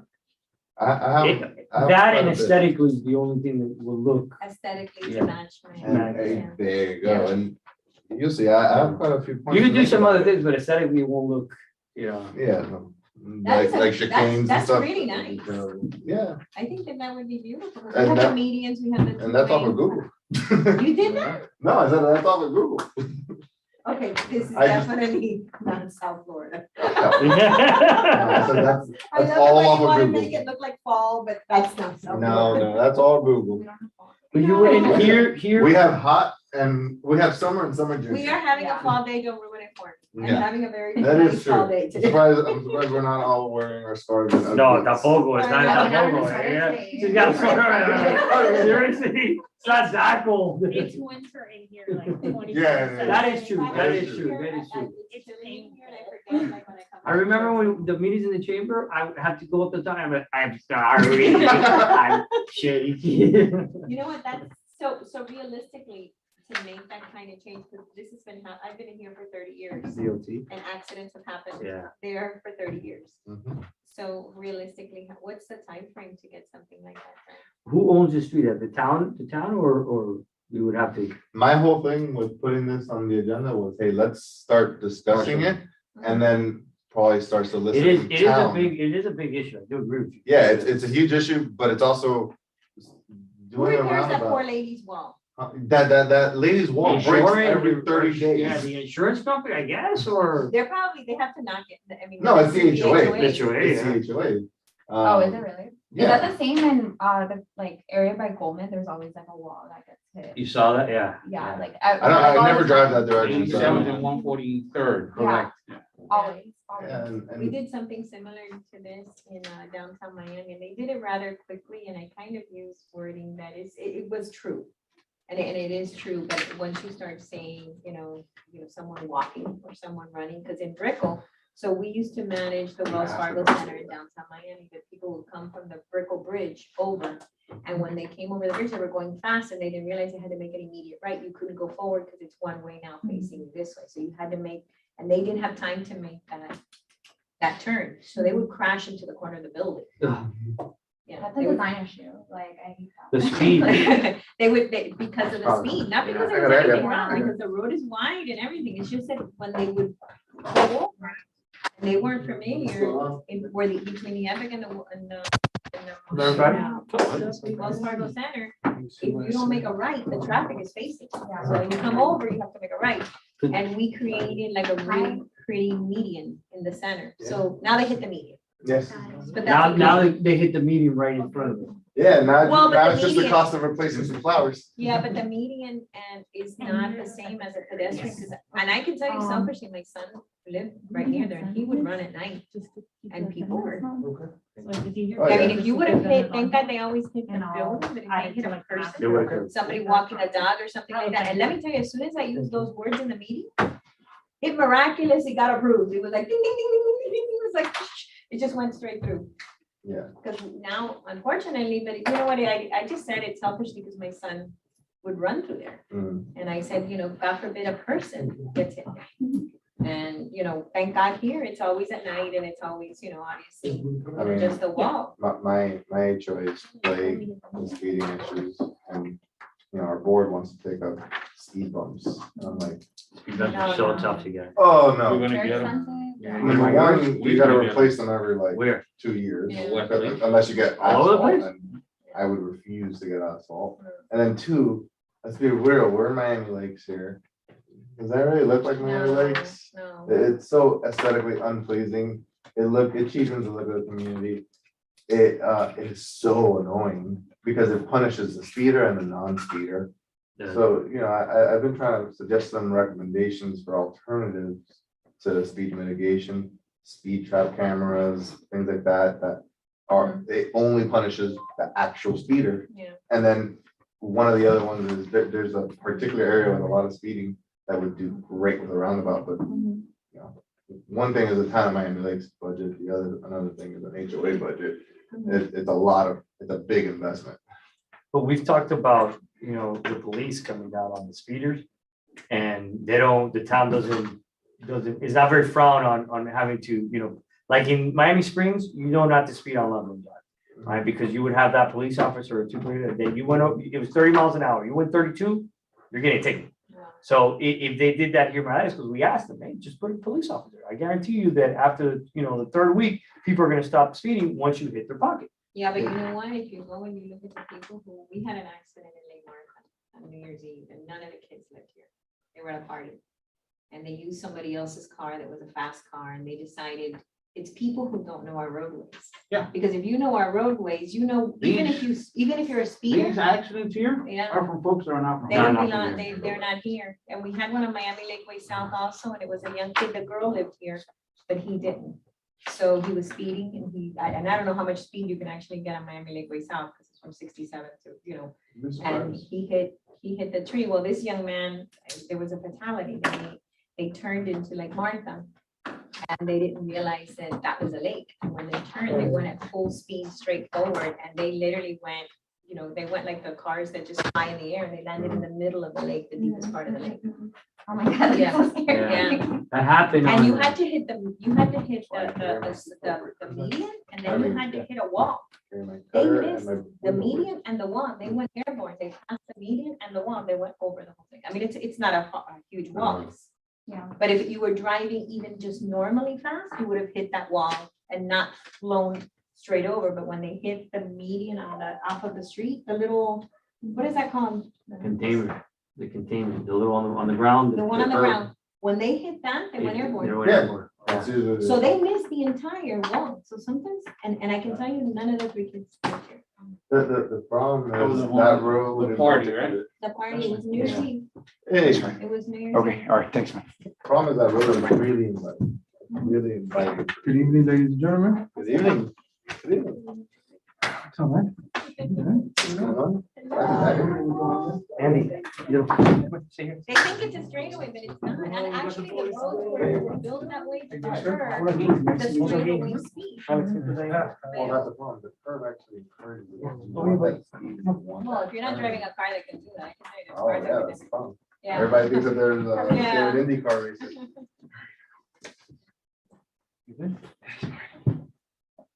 I like that. That's like. We'll just have like decorative vehicle ornaments in I the have, center. I have an idea for the center. Yeah, I'll say it when I get there. Come here, guys. You know, That was hidden, you didn't put it in Oh, here? No, I don't put it in there because That's a this is surprise. on the official record, but, I have a very particular taste. But actually, a separate item that I have is art in public places. Oh, I haven't put it in here, and I just haven't had time to research it, but I want more art. So I'm guessing. You know you who's would very be good on- with that is George Perez. George Perez will sponsor artwork. And they'll rotate. Front of like libraries, places like that. that's downtown. I've been trying to think of what would. I'm being relocated? Yeah.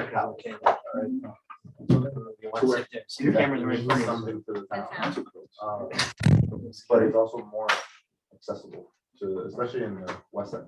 Well, the artist lives here. Should make workouts. Sure, she'd love to make workouts.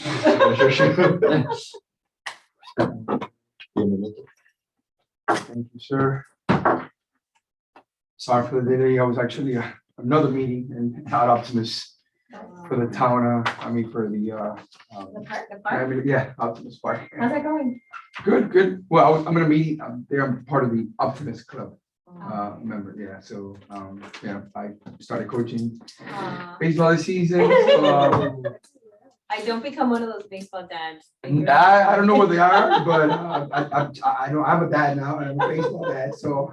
You're No, stuck my down. You're stuck husband, down. my son played baseball since he was 3 until high school. Oh my God. That was my brother. Oh my Yes. God. I'm only starting, please don't. No, I loved it. Yeah, I yeah. loved it, but there were some dads, it's like, are you taking out your frustration because you're not a baseball player on that? Yeah. court?" All of them, literally all of them. No, I'm not one of those. I'm I was good. like, I'm don't good. become a baseball dad. No, and I'm the one that makes it fun and Yeah, yeah. and everybody probably look at me like, yeah, this is not a park. We're not here at a birthday party. This is baseball. So I'm about to have so much fun and more sports. But, all right, good deal. So we'll get right into it. Okay, so let's call this meeting to order at 8:41. Okay, Mr. Secretary, please can call the roll. Yes, sir. Mr. Brian Morera, Present. Ellie Gonzalez,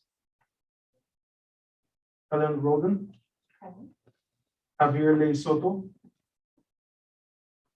Mario Pineda, Present. Marlene Diaz, Present. Reynaldo Garcia, Present. Rosie Prieto, Adrian Ardilla, present. Vice Chair Jesus Mendoza. Chairperson Rudy Joyero. Present. All right, thank you. We have a quorum. Before we proceed, do we have that signing log? Did you get to print that? Yeah. Okay, so all I need you, you mind for a second, Adrian, so I can just talk about it really quick? Thanks.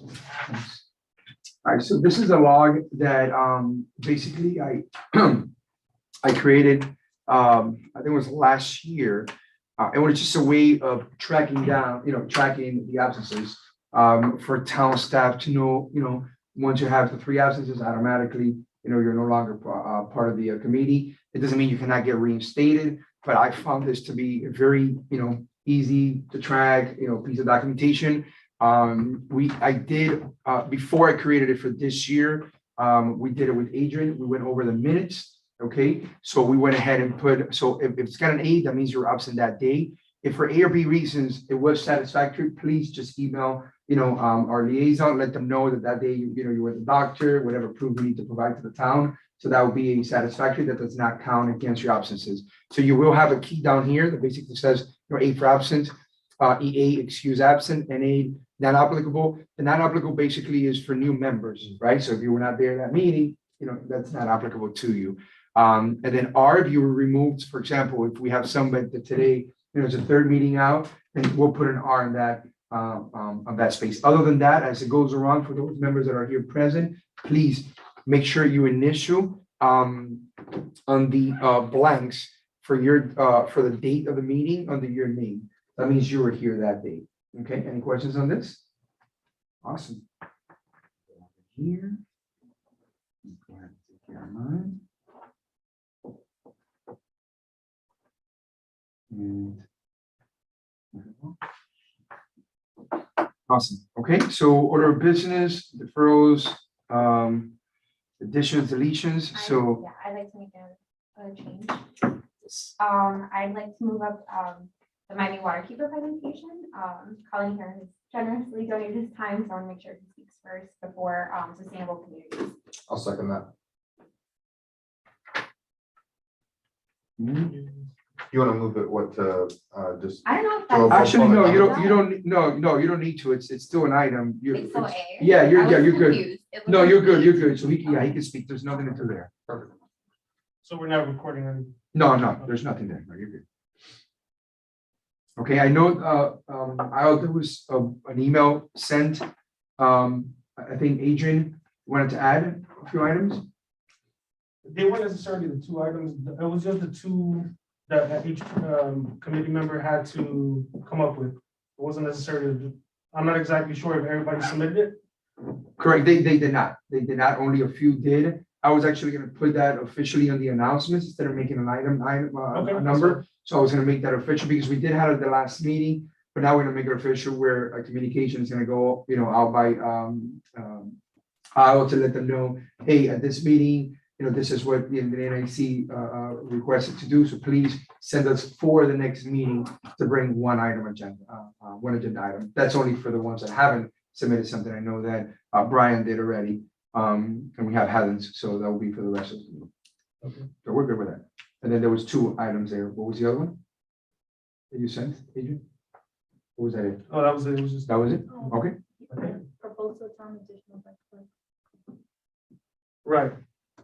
So you want me to? So you want to make that for the next one? Yeah. that's- Okay, that'd be perfect. Awesome, okay. Any additional ones?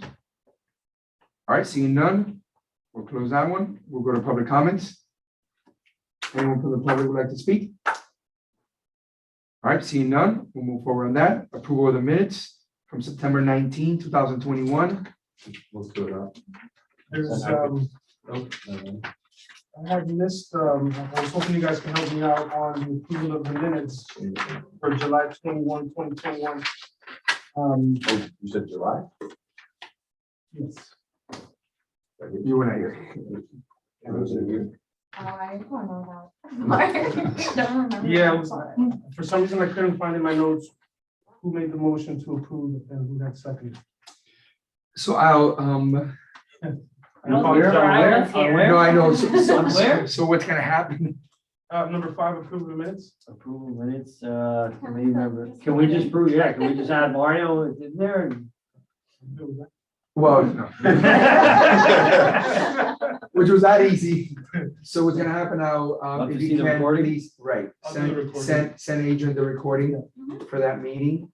He'll review it and, we'll go ahead. From what I think Javier was. I think that sounds about right too. Javier was the one. I think that sounds about right.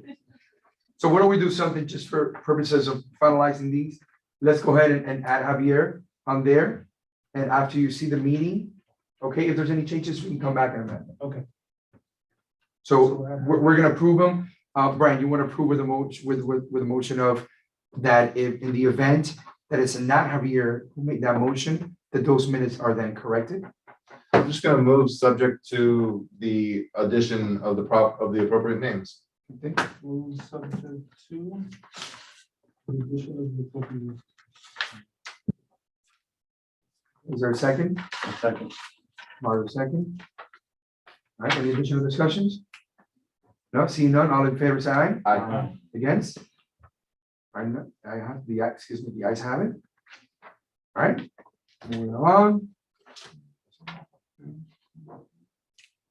All right, so we're at old business, sustainability, Ms. Roldan. Yes, so I'd like to introduce Colin from Miami Waterkeeper this evening. Miami Waterkeeper, if you guys aren't aware, is a fantastic organization that's all about advocacy, protecting our, Biscayne Bay, local environment. So I asked Colin if he could, give us a short presentation just about what they do, how we can, we're thinking about sustainability, what can we do in a suburb of Miami-Dade County, on our efforts to be more sustainable. Awesome. Well, hi, everyone. My name is Colin. I'm the program director of Miami Waterkeeper. And so by show of hands, here has heard of Miami Waterkeeper besides Helen? Anyone? That's great. This is actually what I like to do. I like to go to places where no one's heard of us. So Miami Waterkeeper, I did prepare a presentation for you guys, and I'll probably share it with Helen so she can share it with all of you afterwards. But essentially, I wanted to come and talk to you guys today about some of the nutrient pollution issues that Miami-Dade County is facing. So just to give you guys a little bit of a background about who we are, what we do. Miami Waterkeeper is a local environmental nonprofit. Our jurisdiction is both Miami-Dade County and Broward County, although we have a very big stronghold in Miami-Dade, and we're starting to approach Broward a little bit more and more every year as we're expanding our staff. And what we do is basically employ a whole different set of specialties in advocacy and legal policy, as well as community outreach and education, as well as research and water quality analysis. So a lot of our work is actually done on the bay, the intercoastal waterways, canal systems, but a lot of our work also does center around constituents that are more westward, which would be Miami Lakes, for example, because we all know our water systems are connected. Everything that we do on land will eventually run into our water, whether it's lakes, canals, streams, rivers. And what we're seeing right now in Biscayne Bay, I'm not sure if you guys remember last year in August of 2020, we had a big fish kill in Biscayne Bay, which killed over 40,000 fish and over 57 different species. And so that was a really big eye opener for a lot of different municipalities, as well as our county and the states, to kind of get control over what was happening in the bay. The state came down, they analyzed the problem and tried to knock it off as like almost like it was really a hot day, kill a lot of fish, and fish kills are normal when it kills about 100 to 500 fish, but not 40,000 and not within 48 hours. And so what we're doing now is we're actually employing a whole multidisciplinary approach to different ways to curb nutrient pollution. So do you all know what nutrient pollution is and some of the sources? I do not, so. Thank you. So elaborate. Yes, so since I moved to Miami, I'm actually a formally trained fisheries biologist. So I kind of transitioned off of the water and onto land and trying to figure out the environmental conservation that way. And as we kind of look at the nutrient sources in Biscayne Bay, essentially, when you look at Florida as a state, our geography is very different. Our soil composition is very different from the East Coast and the West Coast.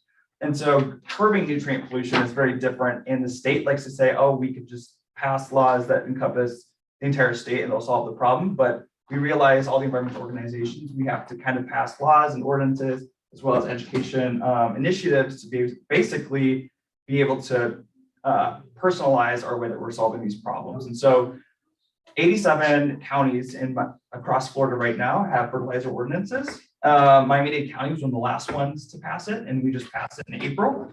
So what we were prior to this for the last 3 years, we've been going municipality by municipality because the county was really not working with us, and they were really like, no, we don't want to pass a fertilizer ordinance. And so we were going from Pinecrest to Coconut Grove to the city of Miami and passed them one by one. And eventually we did get a fertilizer ordinance passed this last April. And so what fertilizer ordinances do, essentially, when you look at the nutrients that are going into the waterways, South Florida is very unique in the sense that it's subtropical. So unlike the rest of the United States, excluding Hawaii, it has a very, constantly changing climate. We have rain almost every single day, especially during the rainy summer months.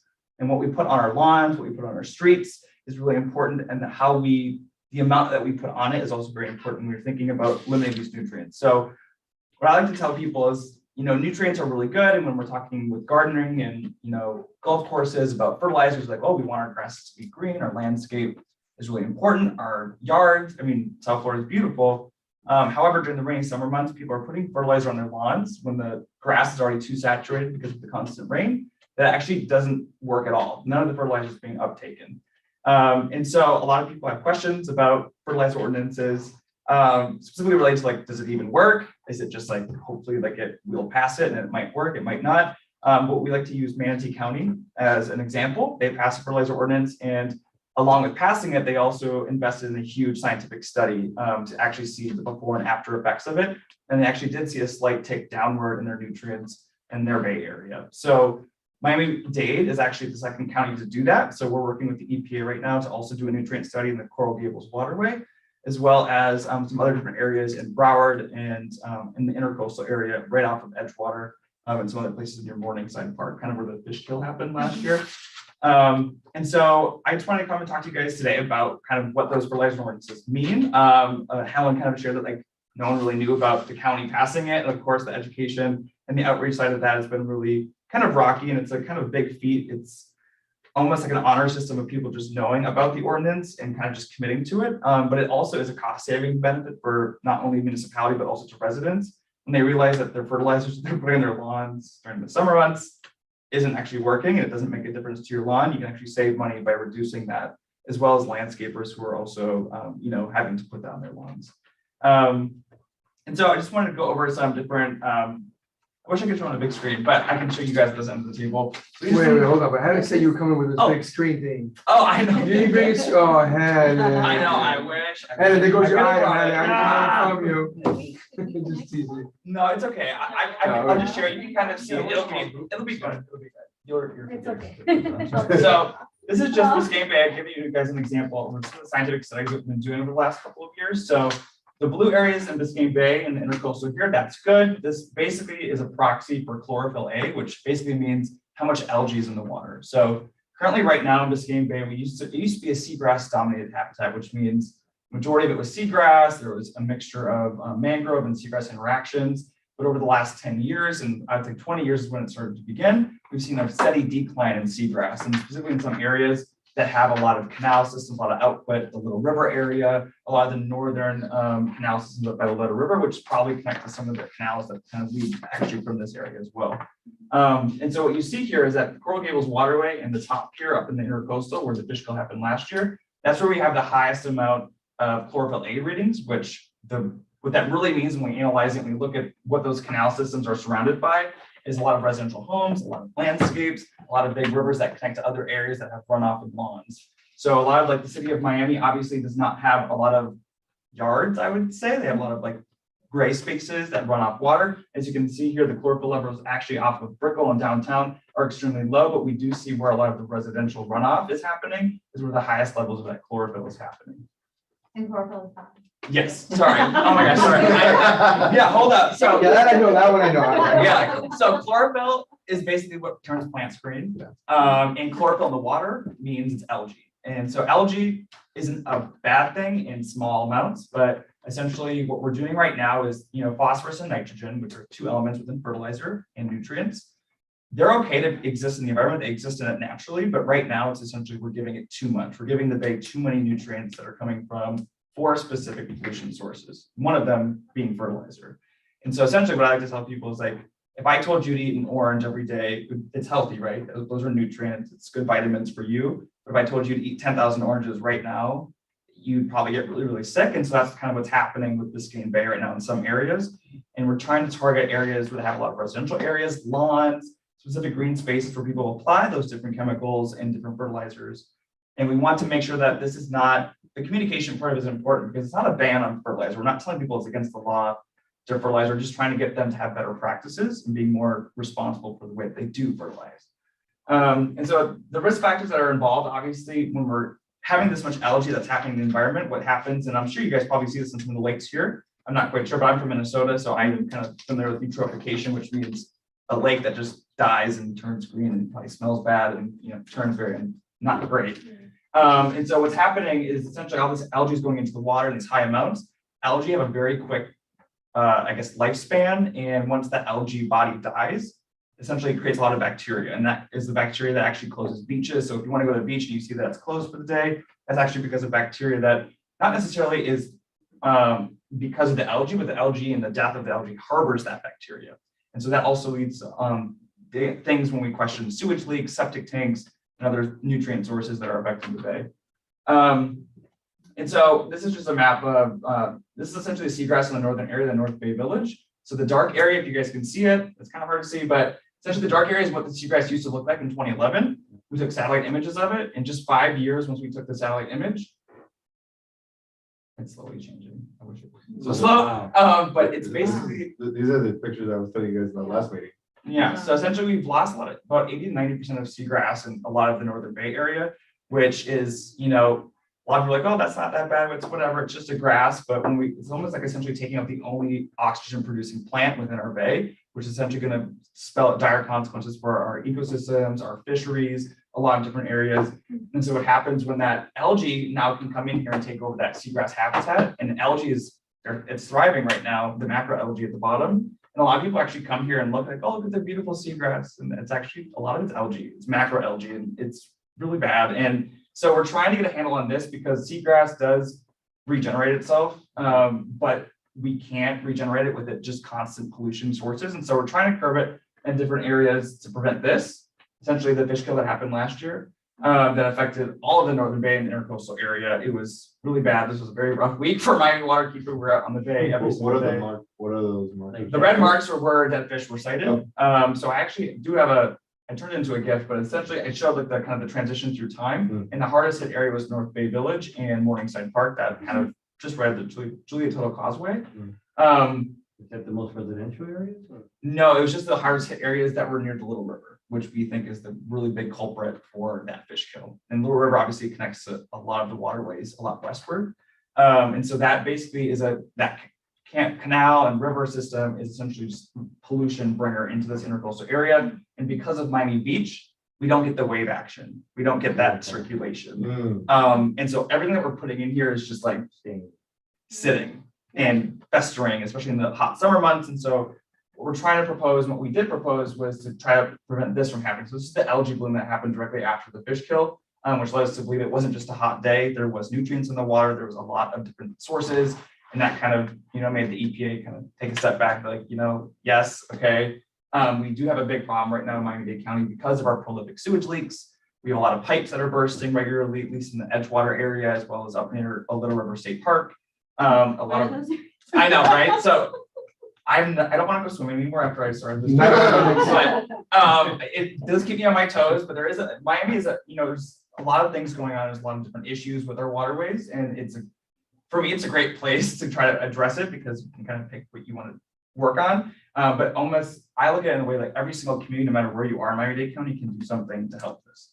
And when people say, oh, it's just a fertilizer ordinance, if I just don't fertilize once a year during the summer months, that's not going to help. But if you think of the 6 million people in the metropolitan area of South Florida, if only 10% of them are fertilizing their lawns and all of them listen to that, that's tens of thousands of gallons of fertilizer that are going to avoid that waterway. That could be that tipping point of a near fish kill in the future. So when we think about why did this happen, and I brought some pamphlets I'll give you guys as well. And this is just to give you guys some things to think about ways that you can better neighborhood, best management practices, not only just fertilizer. Fertilizer is a really big one, and it's also the easiest one. Just don't fertilize during the summer months of May to October. You're going to save money. You're going to, enjoy that a lot more that, you're contributing in that way. But there's also some different parameters about nutrient pollution that I do want to touch on. So obviously fertilizer is a big one. It turns the water green, and that eventually, you all are familiar with the dead zone in Louisiana, right? No. Great. So it's always a setup question. A lot of people don't, but essentially all of the nutrients and fertilizers specifically from all the agriculture crops in the Midwest that travel down the Mississippi eventually ends up in the Delta in Louisiana. And so for the last 50 years, there's been a quote unquote dead zone that's been slowly expanding in the Delta of Louisiana, where no fish or hardly anything, maybe some very extreme fish that live there, but essentially it's a dead zone. Nothing can live there. And it used to be a cycle. It used to happen only in the summer. Then the winter, it would be okay, kind of go back and forth, kind of what we're seeing with Biscayne Bay.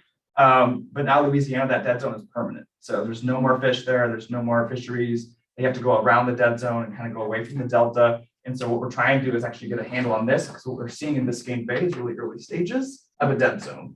So it was able to jump back and get back on track last year, but that's not to say if it keeps happening every summer that we might not get into a positive feedback loop, which just means it's always going to happen, always going to be there.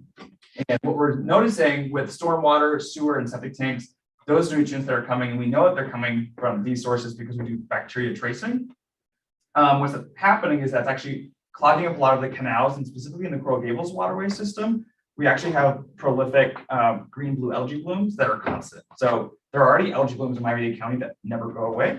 And that is actually a really big health problem, public health problem, just because they have a lot of toxins in them, kills fish, people go swimming and ingest it, it has a lot of issues. We're seeing that in Port St. Lucie area really big time. So we're trying to avoid a lot of these things. Miami-Dade County is right on the cusp, but we are starting to take these measures, and a lot of municipalities and counties are also trying to do it. So just a little graphic, kind of like what happened. So the 4 biggest things that are impacting our waterways here are stormwater runoff from our streets, sewage leaks, fertilizer, and septic tanks. So I'm not familiar with Miami Lake septic tanks. Is there a lot of septic tanks here? I don't think so. I looked at our map, really quick. But I think they all went No, on no, sewer, no. right? Correct. So a really big problem in Miami Shores is that they are all on septic tanks. And also in Miami Shores and Coral Gables, they're all on waterways. And so what we know about our limestone geology here in South Florida is that it's full of little holes. It's like a big sponge. And essentially what's happening is that these septic tanks, you can actually read an article, it was in a magazine in 1942. Man wrote it and he said, polluted paradise, South Florida. And it's when they started putting in septic tanks for the first time, because it was an easy fix. Florida was growing too rapidly. They're like, we cannot keep up with the sewage lines. So let's just give out people these really great inventions called septic tanks. But what we know is that the rest of the United States, septic tanks really work well because they're not at sea level. But here what we've noticed is that a lot of the impacts with sea level rise, when I talk to people, it's really hard because they're like, I will believe it when I have to drive my boat to work. And I'm like, okay, great. But what you don't know is that underground, a lot of things are actually already underwater. So septic tanks need at least 2 feet of dry soil between the tank and the groundwater below. Coral Gables, for example, there are some areas where if you start digging, the groundwater table is actually just 3 feet below the ground. And so if you look at your tanks, that's essentially there's no treatment and all that's going into the ground. And because of that porous limestone, it's just going into the nearest, whether it's our drinking water, well fields, or our canals, which is the major issue with the canal system because it's an easy access to the bay. You're saying Coral Gables is crapping in our drinking water. Yeah, well, many places are. So what we're trying to The do. water runs downstream, so we're in west. Yeah, thank We're you. northwest. Yes, so septic tanks are a really big issue in south of here in Coral Gables, Miami Shores areas, South Miami. Older communities. Yeah, The established ones. yeah. So what we're trying to do with the septic tanks is trying to get conversion from septic to sewer, which is obviously extremely expensive. But we're taking over kind of what Monroe County did. They completely eradicated all their septic tanks and moved them to sewer. Obviously a lot smaller county, a lot less money, but we are working with the federal government to try to pass that. So you guys probably won't be the first just because you don't have a lot of septic tanks I'm taking, but if you do, it might be something in the future. But yeah, so stormwater, sewage leaks, fertilizer, and septic tanks. So all that goes in the water, creates bacteria, fish kill, and then once the fish die, it creates more bacteria, algae blooms, and it just kind of circles out of control. And so that's the positive feedback. So what can we do about it? So this is kind of what I want to prepare for you guys about just getting on board with the fertilizer stuff first, just because a lot of people don't know about the county ordinance and they're going to start rolling that out this summer. Actually, is when we're taking all of the data for the pre-launch the education campaign. So we're getting all the data before we actually push it out.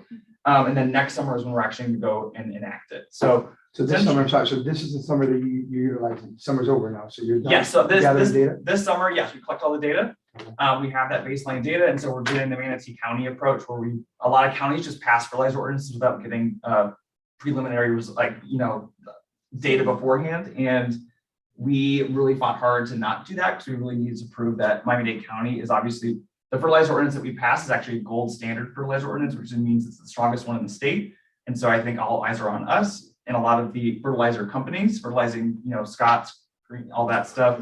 They kind of came after us, but after 3 years of battling, they finally are on our side and they're actually having conversations about creating specialty fertilizers that they sell in Home Depot and places within our residents that actually meet the requirements of Miami-Dade County. So the big things with fertilizer is that obviously it's not a ban, but it's also just 4 very simple rules that are very easily communicated to residents. The first one is timing, and this is the easiest one, and the one that if you don't follow the other 3, this is the biggest one, is no fertilizing from May 15th to October 30th. So this is still in this limit right now, technically. And that's the biggest thing is just don't fertilize this. The ground is too saturated, there's too much rain. Anything you put on your lawn is going to get washed off in the next daily rain that's going to come by.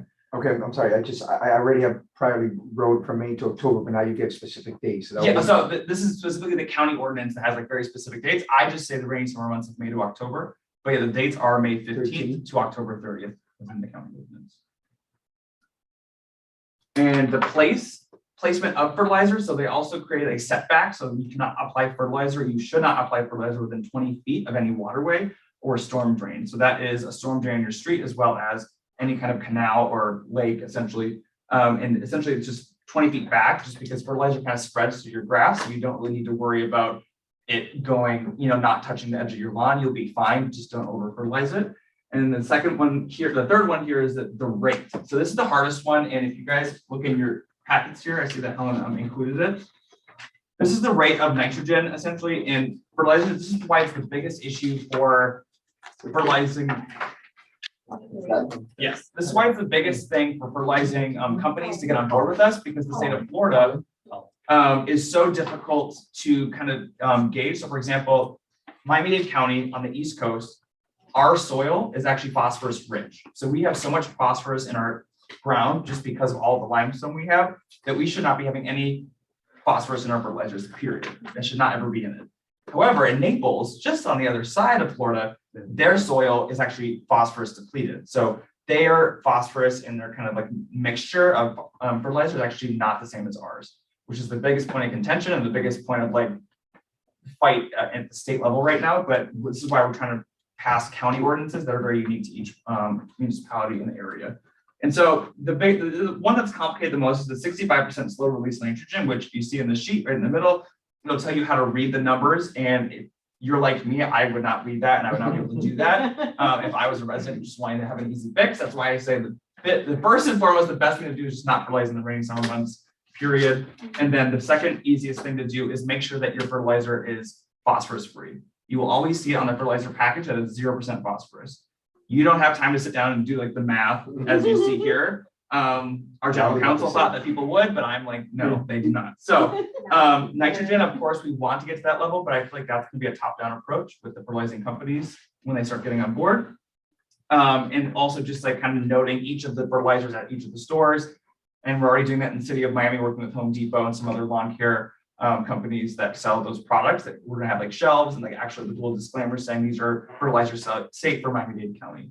And so the city of Miami's been with us for a year and a half now. We've had it, we received a grant from them a while ago to do this kind of outreach. A lot of these materials are because of the city of Miami that they invested in it. So the biggest two that I do want you guys all to take away today that I think would be easily communicated, I have a lot of resources for you to share with your community, whether it's social media posts or pamphlets, flyers, mailings, whatever you might need, is the 0% phosphorus and the timing of the ban during the summer.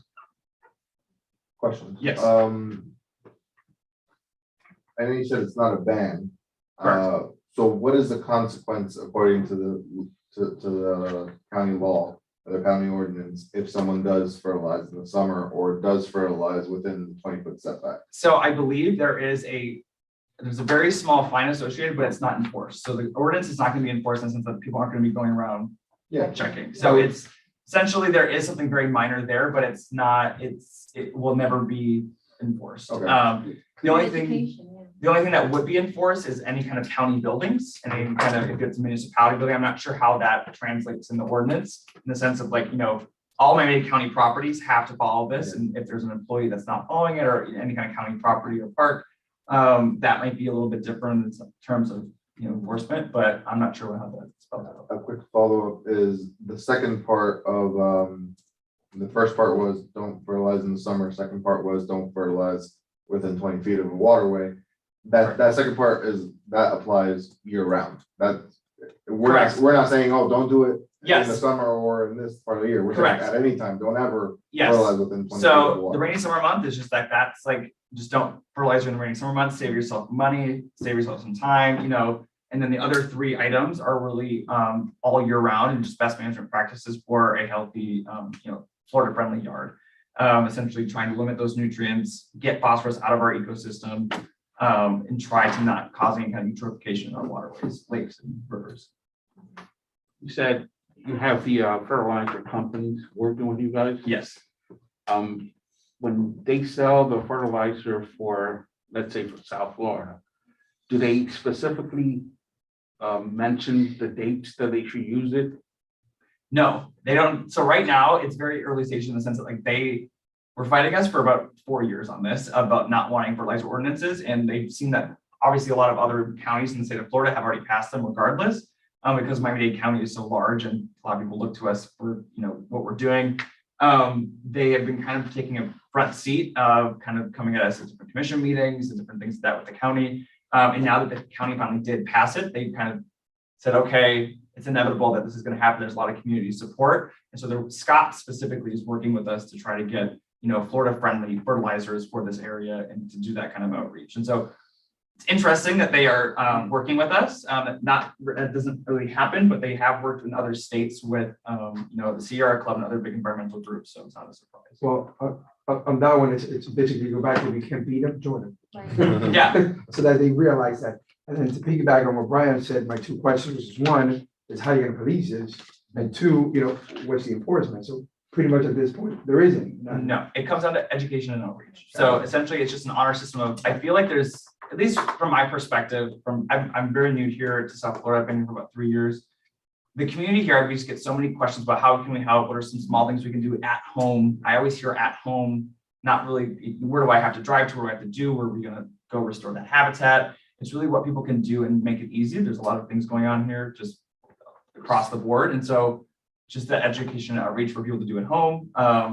And it's almost like an honor system, but I think a lot of people will buy into it and they will do it. I think a lot of people would, education is very important. It's very, very important. I think that you can make small differences and make a difference. But my concern is that whole fish kill thing happened quite suddenly. And fertilizer's been around for a very, very long time. If anything, it's probably more cautious now than it was 10 years ago. Are you seeing more of the cause being perhaps the pipes and the septic tanks just aging? Or where does fertilizer lie with everything else? So fertilizer is against septic tanks and runoff and stormwater. The other three, those are very large. And those issues though are not going to be solved with an education and outreach campaign. So those issues are always going to be a top-down approach for policy, replacing pipes that have been, sitting in our ground for, sometimes there's pipes in the city of Miami that have not been replaced for 50 to 60 years. Those pipes are iron and they're already kind of eroding. They don't exist if they're cast iron. Yes, and so a lot of times we know that there's actually constant sewage that's underground. It's just the fact that they haven't shown themselves yet. So that's an issue. And right now the EPA has actually a law passed for the state of Florida that says you cannot proactively replace a pipe until it's broken or that it's broken. So what you're saying is we recognize that there are bigger contributors, but this is the one that we can attack from. This is the thing that citizens can do, and fertilizer is a very small piece of the puzzle. So I'll actually share the study of Manatee County with Helen, and you guys can read. It's only a couple pages, but it shows after they enacted the fertilizer ordinance, and I think it was a 3-year study, just the slight dip of nutrients and how it is working. Just with the fertilizer. Just not with the fertilizer. They didn't do anything else. Septic tank. Correct. They hadn't done the septic They haven't tank. done anything. No, I think every. So it's very small, but over time that does add up. And as long as we just start reducing that pressure on our ecosystem, it will help. So it's a small piece of the puzzle, but a piece of the puzzle that everyone can get involved. I have a question. You mentioned, no one wants to sit there and do the math on this kind of stuff, but I actually do think it's important that people know how to do the It is. math and stuff like that, because, and it leads to the question I'm gonna ask, which is, have you seen any labeling abuse? In the green industry, that it has unfortunately become, people just slap the green label, eco-friendly. Oh, yes. But then it's not. Every single fertilizer is Have gonna we say seen eco-friendly. anything like that? All of it. Okay, All of so- it. so- It's So it's very important that in this education, we tell people, don't just Yes. trust the branding that says Correct. eco-friendly. Go out there and read that it says 0 phosphorus and go out there and, Yes. you And know, so, try to do and this the math. thing is that the fertilizing companies make it really difficult for people because they could actually tell you what the percentage of nitrogen Yeah. is. They could tell you, but instead they give you the percent and the percent whole, and then you have to multiply it by the amount of pounds in the bag. And you have to find it's a mess. So then that's where we can have that outreach to Scotts and to Home Depot, and, since they're a buyer of the product, a middleman. Hey, look, we're only gonna shelve items that are properly labeled to inform our consumers. And I think that's a great additional step. Correct. And Are so you guys working with like the Home Depot in like the region, like? So we did with the Home Depots and I only think of the Home Depot, but there's other places that sell fertilizer. I don't know, Lowe's, Walmart, I don't know, all those other places. We've worked with the state of Garden Miami. centers. Yeah, specifically the municipality of Miami downtown. We worked with them and we had a lot of interns come from the University of Miami and FIU. That kind of did that kind of outreach and had, pull-off tabs and different kinds of signage at those stores. We're still doing that, so I don't know what the results are, kind of how that's gonna go and how it's gonna change, but it's gonna look a lot different next year, leading up to that summer ban, because of the county fertilizer ordinance that's passed this year. And after our data collection this summer, we're gonna see over the next, 6 months, some different discussions about how we're gonna roll this out. So, but yeah, so that's kind of, every little bit helps. And so just want to share that with all of you. I don't want to take up too much of your meeting. But I did bring up some other little pamphlets here that I'll pass around. Essentially, this is A Clean Bay Begins in Your Backyard. Miami Waterkeeper created a while ago. We have it both in English and Spanish. So if you ever do need these resources, I can always send them over. Essentially, it just shows you all the different ways, and not just fertilizer, septic tanks, and sewage, but it shows other very little things that you can do at your home that will help you. So that's like where to wash your car, or what to do with your grass clippings, and things that do contribute to that overall organic matter that's building up in the bay and our lakes. So you can use that to kind of teach people as well. And so this is a really great resource when we're trying to introduce nutrient pollution into that conversation. That would be wonderful. Yeah, so I'll leave those here with you guys, and I'll send over some other things. I do have a Or yes. are you gonna be sending out the? Actually, send me send me Because I some of think, the I think information. for our HOAs, it's important. to send I it out. have it written down I right here. know. As soon as he was done, I was The gonna be like, Army we Corps need of to get Engineers, I these. know a couple of years ago, did the cleanup of the rivers. Do you know if that affected somehow the outcome of what we see now, of how they drained it and the seagrass on the bottom? Because I know they did the Miami River, they tried to do it deeper for some of the ships that come. Well, they can't go very deep. in Deeper, Miami yeah, River. but I know that in the last couple of years, they've done some of the cleanup in these lakes and these rivers. Do you think that affects some of the nutrients and the waterways? Because they take those little tugboats and then they scrape the bottom. I mean, it absolutely does, because our sediment in our soil holds a lot of those nutrients that are supposed to stay there. So for example, phosphorus is not supposed to be floating in these amount of levels in the water, but it's because of the amount of construction, development, and sediment that we're kind of kicking up at the bottom that's getting suspended and being reactivated essentially. So if it stays down, it's good. And the Army Corps of Engineers and their dredging practices in Miami-Dade County is a whole different story and a whole different presentation. But does that affect a lot? It does. I've seen they do a lot of those cleanups, and like you said, the sediments, they pick up all the sediments off the ground, and it gets distributed if there's a current, it goes everywhere. I mean, is it beneficial for the county to be cleaning these rivers up, or should we leave them how they are? I mean, what's your opinion on that? So I don't have, I guess I wouldn't have a formal opinion because I'm not really sure what the practices they're doing. If I was more familiar with like the actual, like, what are they doing and are they doing it correctly? So what we know about the dredging practices the Army Corps does in Florida, we've actually sued the Army Corps of Engineers in 2014 for their dredging of Port Miami. And we actually won that case. It was a 3-year battle, but essentially they dredged it, made it deeper and wider, and they buried over, I think, 50 football fields of coral off the coast. And their environmental impact assessment said they only buried 10 corals, 10 specific corals. So 2 people from the Army Corps now in prison because of that. And a lot of coral research is funded because of that. No, but you see that they do all these things for the greater, But you're right to be questioning it. And, a lot of times they are just told what to do and the red tape is kind of just like laid out, but it is great that we're holding, these different organizations accountable. So if you have any other resources about like what they're doing or the questions that you have for them, I recommend that you do bring them up. And they do a triennial review every year about their sedimentation practices and things. And so that might be something to bring up, and then I can note as well. Yeah. So Colin, I have a question. So what would be your recommendation for our town, our committee? How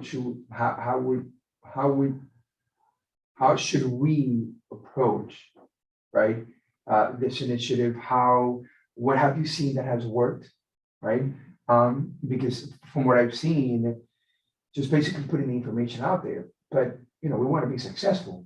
Correct. When we put this information out there, we just don't want to be like, hey, Helen, great job, awesome. Thank you, Colin. We love your presentation. Even though I didn't see it on the big screen, I love it, I have my right? glasses. Brian has a good question, Mario, myself, good. And then just, yeah, How a to couple call of them flyers, up, yeah. good job, that's it, you know, Yeah. a couple of flyers. Yeah, we'll bring it to the HOA, stuff the flyers on the throw, and that's it. Fertilizer. Right, good, hold on, May 13, October, great, a lot of notes, a lot of good stuff, doesn't go nowhere. So what have you seen that is successful, right, in getting the message out there, and getting the information out there? Yes. So what would be your recommendation? So the biggest thing for me, and every municipality is different in South Florida, and when I look at, the biggest, who's gonna be impacted by this, and who are the people who are actually putting the fertilizer on their lawn? And most of the time, it's gonna be landscapers. A lot of people have landscapers that come by and do that. A lot of times, they're actually left out of the loop in these kinds of, education campaigns, or they don't attend those meetings, and they're just, they're landscaping. I'm not sure what's going on there, but essentially what I'm trying to do, and what I've seen very successful, is that when people have outreach campaigns, that they specifically target those landscaping companies first. And then also when you look at HOAs and neighborhoods, and you look at people who have yards, and you look at areas that have a lot of that green spaces, and specifically waterways. And so obviously people are like, oh yeah, give us my city of Miami, for example, was like a difficult one, because they're like, oh yeah, give us a couple of social posts, we'll put it online, the day is done. And I'm like, well, we have to be we have to be doing more. We have to be in the store. We have to be where these people are going to. So for instance, where are they buying the fertilizer? Go there, talk to the store owners, get them on board and talk to them about it. Because then when people and constituents go in to have this, buy fertilizer, the store owner is able to communicate that kind of education and be able to sell it to them in a way that they're responsible. And so it almost is like, I don't really know exactly the parameters of your specific community, in the sense of like what works for you guys, in the sense of not just this and these kind of campaigns. Where do you guys see the most involvement across your community? Yeah, I was gonna wait till you were done and gone to bring it up, but because I didn't want to take take up your whole night, but Oh, but you want to take ours? yeah. Great, You thank you, Brian. volunteered for this. Thank you, Brian, you're not going anywhere, Brian, you're sticking here, Brian. I think, what is it, like 90% of Miami Lakes, like in some form of HOA or some other association, or it's a big chunk of it. Maybe not 90%. No, But- definitely not 90. But yeah, that's an exaggeration, but it's a big chunk. If we can go to the HOAs, educate, and also maybe have a certificate system, that the NIC provides a little accreditation of, hey, this HOA has been chosen to be a leader in the Miami Lakes community in sustainability. And what that HOA does is either it requires that you put the onus of enforcement on the HOA.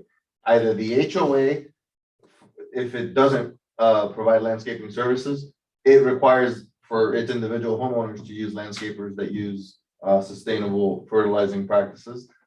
Or if it's an HOA that does provide the landscaping service like mine, that it's ensuring that its landscaper is practicing sustainable fertilizing practices. I think that's step one. I think there you tackle the biggest factor in Miami Lakes. And I actually do trainings with HOAs specifically. So I've also done code compliance trainings with Miami Beach. That was just last April. That was the first code compliance. So we were actually certified by Miami-Dade County. I think the state, to give a presentation and a training that's very different than this, to show them about those best management practices. And they actually, code compliance officers were able to come, and not just code compliance officers by profession, but just all the people in the community who need those credits, continuing education credits, came by and they took the training and were able to get that kind of education. And so I do have that training material, and I would love, if you guys have HOAs, a list of them, and kind of let me know, I'd be more than happy to take that. See, an HOA goes through that process, that HOA gets a little certificate from us, and because HOAs love that. HOA love being able to put something up on a wall that says, hey, we got certified green, this, that, and that.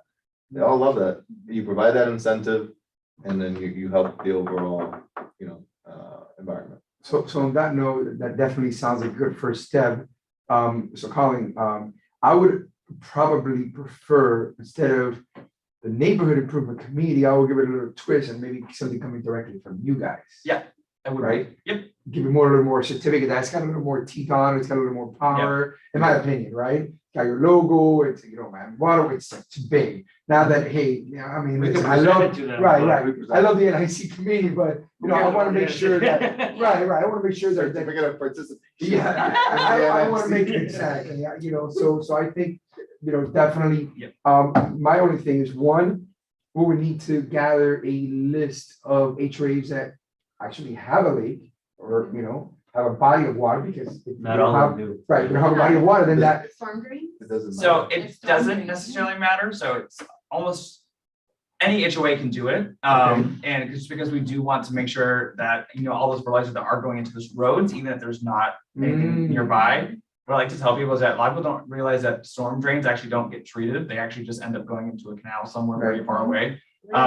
Yeah, so the only water that's ever treated is actually the water that's flushed down a drain, not storm drains, like draining your house. Some of the storm drains end up in the lakes and here. Right. So people are like, oh, it's just gonna go into the drain and it'll get treated and it'll go back into the, no, it doesn't get treated, it goes right into the water. That's why we complain about the treatments in the grass, because it goes back into the. That's why you buy $120,000 aeration system for a lake. Yes, and see, that's another reason, because the bacteria that algae creates actually absorbs all the oxygen. It's also the reason. That's why I thought the, Anything to get built on that property fish next to was, the story. they weren't, they putting more Well, if you oxygen look into at the that. water after. We were trying They to, were trying to, because they said that the oxygen levels were depleted completely. correct, and that's because of the bacteria that is created with the algae, that absorbs all the oxygen. right, so I think we definitely have a first step. This is, I would say this is a huge undertaking. Huge, because if we're saying, okay, only once, but it makes sense, you know, Everybody. right, well, I mean, water drains, yes, they're all connected to each other, so it's really all affected.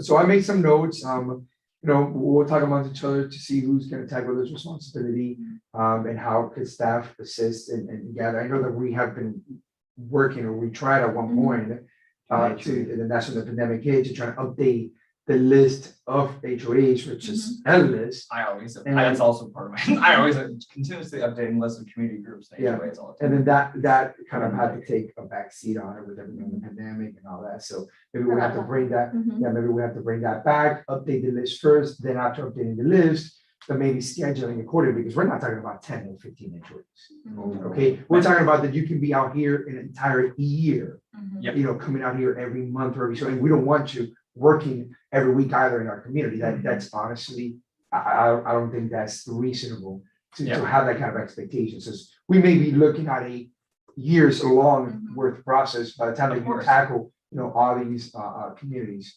But I think you also bring in the HOAs, you bring the HOAs to you, shut them down. So you Right, for have- HOA so- meetings. So no, but you have Satori here, you have Lock Isle here, you have, you know. We have those several already. At a time, you have several at a time, that way he's not going to. But I'm each gonna individual I'm gonna one. be honest with you, I think one-on-one is more impactful. That is fine. Because we do have, just so you know, we have our quarterly HOA meetings, I'm sure you've heard about them. And they're good, I'm not gonna say they're not, but in my opinion, if we want this to be Go successful, to that. yeah. No one we- invited Satori.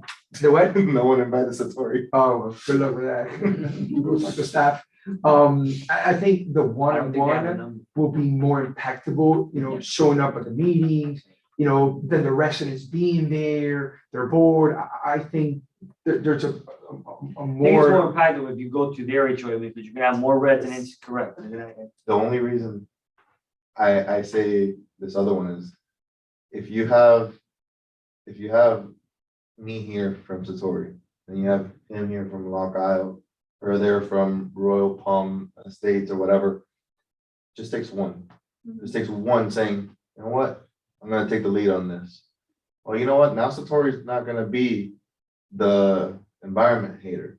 Satori's gonna go in too, and then this one's gonna see, these other communities are taking the lead, so am I. and What, but here's the problem, because the thing is, I know my residents, right? Listen, I know my residents. We have that gigantic lake, right up there in that map, that gigantic lake over on the left side, where there's no community, that's where my community is, because it got built after this satellite picture was taken. Okay, I can tell you that, you know, we can present the idea, and there's gonna be a lot of people who want to do the park. Also, a lot of people who are gonna say, you know what? My green grass is more important to me. course. than the overall environment. When you put the community leaders in a room, community leaders think with vision, they think with action and also with consequences to the actions. When you bring in the individual residents, it's a good thing. And obviously, each one of these people who you bring into a room, if you bring in multiple HOAs into a room, they then need to go back and present it to their boards.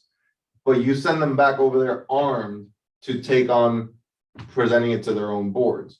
I think realistically, though, we've had an issue in getting a lot of people. Yeah, let me hit him up. Let me hit him up, Getting right? what? Let him vent. I got him, man. I got you. Go ahead, finish it up. I got you. No, that's it. Yeah, no, that's it. It's just that. Let me tell you, no, I see what you're coming from, but let me tell you the other side of the coin, right? And you do have a point in a perfect world. Mhm. That's how it works in a perfect world where the majority of these people are getting paid. People are doing a job, right? That's in a perfect world where people are showing now you have a responsibility because this is your job. These are volunteers. And historically, because I can sit here and speak historically, that has not been very successful. Why? Because we have, I'm just gonna throw a number. I know it's not that, it's a lot more than that. 30 communities with HOAs. How many show up at a meeting of our HOA quarterly when we do like blasting? I know, when we blast advertising, we're talking about good. When we have the animal guy, I can never remember the guy's name. What's his Ron name? Miguel. Ron Miguel. All right. I didn't even know he was there that day. Yes, that guy. Yeah, Ron. good Okay, guy. if I tell you He that wanted we us to come had, all we want. right, if I tell you, no, get machete and yeah, that was a wild meeting. And the squirrels, there was no squirrels in the town. If I tell you that there was 10 HOAs representative in that, okay, it's a lot, right? And I'm talking, let's just say that we have 30, we They have were a all lot voting. more than that. So what happens is, because I come from this industry, when you have an individual like Colin showing up to a community, and I'm talking about like, get a good topic, right? Get the agenda, HOA budget meetings, annual meetings, where, no, I know, but let's just, call it that. Special, I know, but let's just call it, special assessment meetings. Voting to like annually voting. And you still don't show up, They right? only call when they give me with a special assessment. That's what I'm saying, special assessment meeting, your budget's increasing. What happens now, people are gonna show up, right? Whoever's gonna show up. And now they're gonna hold the board responsible. Not one individual that showed up at a meeting that we held, and he's gonna go back and he's gonna say, you know what? Oh my God, I have 371 items. Peter in the corner is driving me crazy about the roofs, and now I'm gonna worry about extra. So I feel comfortable enough and strong enough that I can say that we're gonna have a lot more impact than Colin, Jesus name already, showing up at these HOA meetings. And you know what, maybe we can do 5 a year, maybe we can do 10, whatever it is, right? We don't need to all of a sudden say, hey, we're gonna do all of them, right? Let's target maybe the first ones that have waterways, right? Let's target first the ones that have lake, the water have more bigger impact. And then we can move on to the dry lots, and stuff like that. But in I'm telling you, the HOA quarterly meetings, it's not gonna happen. And if we want this to be successful, we need to think a little bit outside of the box. And what we've done in the past that has not worked necessarily for, a whole lot the way that we wanted to work, because honestly, we've been there. And what is the turnout? And I know, Helen, was that about where you were pretty much going with your comments that I said, let me take care, Brian? What? Oh, well, you're at it. Okay. Yeah. No, we Oh, that, actually, Yes, got it. Yeah. so we actually have problems getting them to give us the names of the information. new Yeah. No, you are not alone. It's the entire. In order to complete right. the list, it This was is just to pulling complete a teeth. list. Yeah. Oh, I know. Not Yeah. even to, But really, I come from a really weird community where if you text one of our board members to give you information, the worst part about it is you're gonna have a hard time showing them. that's up. because it's a new one. Because you Yeah. have a new Yeah. community. Because we're It new. just started. We're young. Right, that's all it is. Give it 2 years. God, I can't wait till we're 15 years from now. and Yep. We're all bored. All right, so guys, really quick, hold on, before we go on, I don't want to keep, honestly, don't want to keep, I think the rest of the information that we discussed among us. Thank you so much. Thank you so much. Colin, Yes, for your thank you. information. Helen, thank you also for bringing him. I think we definitely had a lot of work. It's a lot of information that we need to, right?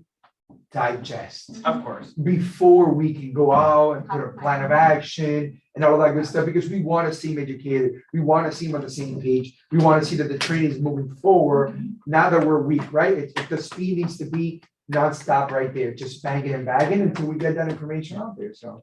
Thank you for your time, we appreciate it Thank you again, for, and thank you for we're listening. definitely, we'll No, keep in thank touch. you. Yes, pass this Yeah. out. Just remember, at the end of the day, you only need 5 champions out of the 100 rubber HOAs that will Right. really start the process. And, So- That's the whole thing, is make starting a, to- make a note there also, can we get these from you guys, or you guys don't have a Yes. budget? So we can ask you for 1,000, you provide 1,000? 1,000, we could definitely, we can talk about that. Okay, listen, the reason why, We have a I lot. said, right, because if not, then that means NIC needs to start planning for a budget for this, information, pumpers to get them done on our own. Correct.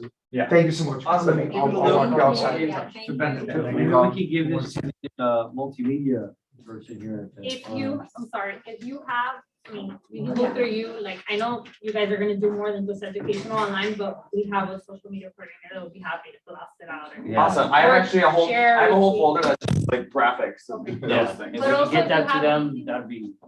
If you have anything important going on, like in the timeline that you guys are posting and you wanna get the word out, we're more than happy to like share, repost for you. Mhm. Awesome. All right. Yeah, that's what I was gonna tell Maria. Bye, everyone. That Have a we good night. can start off- It is a Miami-Dade County ordinance, so.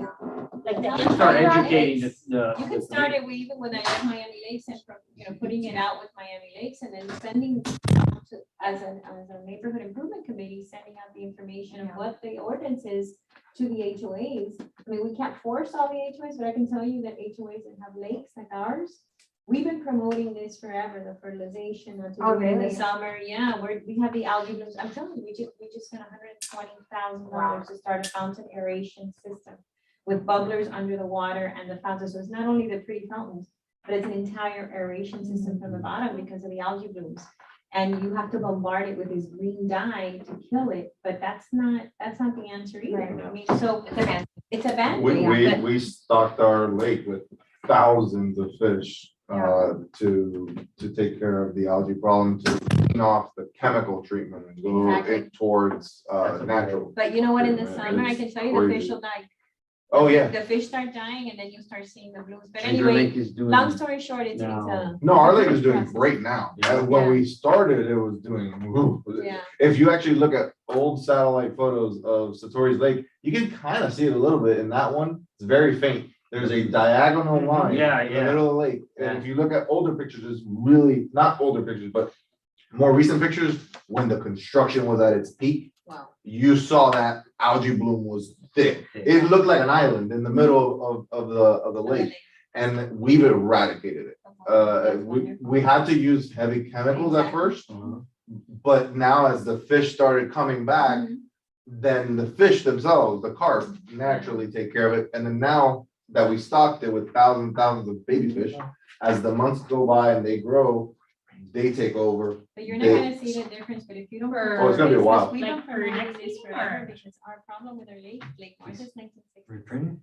And the fertilization and the clippings and all of that have been going into the lake for years and years and years. And now is when we're seeing, Oh. you can't see the bottom of the gap. Why you read the When I before? moved to Lake Martha 6 years ago, I can see the formation of the bedrock Mhm. from the deck. And you would look down and of course the deep Why not? areas you couldn't see, pero daba gusto. Now. Cause I can just Now you input can't it see into. it. But little by Into the little, one we the have? clippings and the The map? fertilization, because so we've been pushing that. but- No, especially with the rains, it's causing. But now that's an ordinance, I think it's important because I can tell you a lot of the older lake communities, because you haven't seen it yet because you don't have residents. I get what you mean. But once you have the residents there and things are bleeding off into the lake, you're gonna have this, I mean, you're talking about Lake Martha, the development was built in 1960s. So we're starting to see the biggest problems probably in the last couple of years. I moved there 6 years ago and I was telling you, I could see the bedrock and the bottom, parts of the bottom of the lake. Oh, wow. You can't see it anymore. Yeah. So we're going into this very big. Yeah, aeration the system. thing about our lake is in particular, obviously, it's a unique lake, it's gigantic. Yes. But it, and I'm not sure if it's the case with all lakes in Miami Lakes, but it is, first of all, it has no source other than the aquifer. So whatever the level of the South Florida Water Management canals are, that's the level of the lake. And I don't know, and then the other thing that people, I guess, underestimate about that lake, there's a part of that lake that's over 70 feet deep. It is a big lake. it's got a ton of capacity. Is it connected to canal? No. No. What I was mentioning was that my concern about that little parcel where I wanted to go, there is already a stormwater drain, a stormwater pipe that's connected to our lake that goes to that parcel. And there's an easement in place. So whenever something gets built there, its stormwater runoff goes straight into our lake.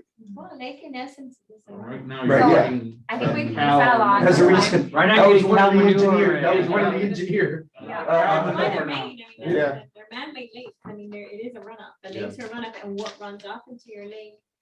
And the good thing is it's a very, very slow process, but Mhm. in the years, I mean, you'll definitely see your lake die, and you'll start seeing it get worse if you don't add some kind of oxygen or something to it, so.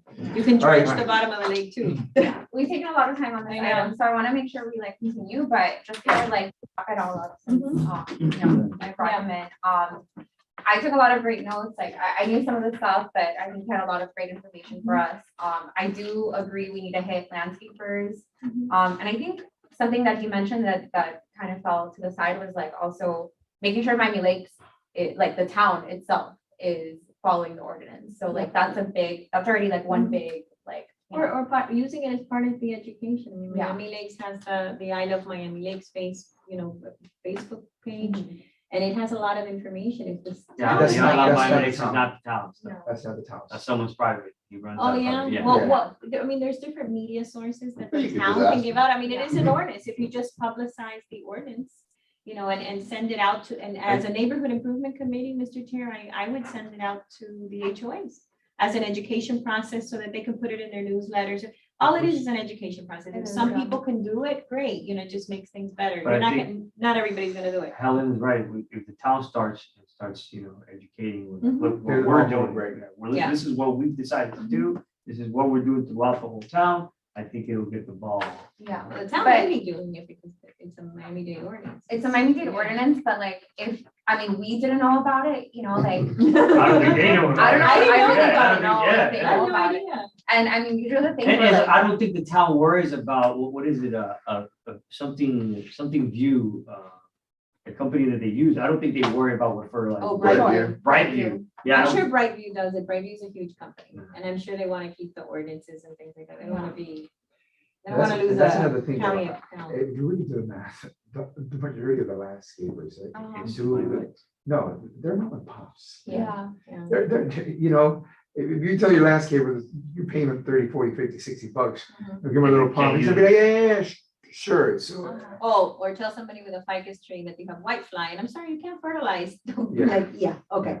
So, A las 1 de la mañana, ven para acá con el truck. No, in a week, the ficus tree would be dead. Oh, my ficus tree's not dying, my white fly, oh. That was So the lucky Heather- ficus. Yeah, this is like a big undertaking. I know it's kind of daunting, but I also feel like whatever, you literally It's start with like a education. small thing.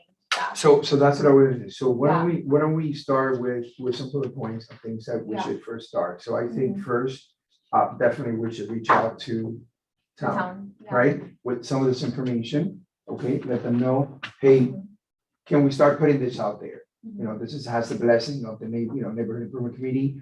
Can we start with that? So I think that should be the first bullet point. Thank you so much. The second one, should be, let's start, pick up the ball again where we left off and updating HOA contact information. Third, scheduling Colin to attend, HOA meetings, and we'll start with the ones that have, that have the lake, HOAs that have the lake, and then move on to the dry lots. I think that's more of like connecting him with our list. Right. Yeah. What else, guys? What else? I mean, that was kind of my question with the Home Depot, like, do we need to approach our Home Depot, or is it like, are they affecting the whole region already? I honestly, what he's saying, Yeah. they're already taking care of that. Right. Yeah, because you're not talking about just Home Depot, Lowe's, Ace, Yeah. Target, Walmart. So Homestead, landscapers. I think that's big. That's a big one to tackle. And I don't want to all of a sudden be like, oh, let's get them all, and really, we're not gonna be successful because we're trying to cover too much ground. Yeah. What else, guys? You know, and I think, I mean, if we have like some of these that are bike rides, just giving them out, that could be. Yes. That could be good too, like. Why don't you put that one on the requesting top of the list? I would say number one, because our bike turns are coming. more. Yeah. So have available literature, to give out at our bike rides. Is that one? I think this is a good list for now. Are you sure? I got two more. All right, I'm just what kidding. are the- We're good. I think it's a good start. Look, Yeah. we need to do, and I'll give you that responsibility, is make sure. No, no, It's my item, it's my item. It is, it goes right in. Just make sure that we cannot do anything is where we go wrong to let it die. Yeah, Make sure you keep it coming back, and we'll continue putting an old business. We'll continue having an old business. And we'll continue, and when you see it 1,000 times, it's a lie, right? It's like a lie. When you say a lie 1,000 times, it becomes true. So that's what we need to do. We need to make it something, this is not a lie, right? We just need to have kind of the same theory, just put it out there every time, put it out, Yeah. continue, so it becomes, second nature.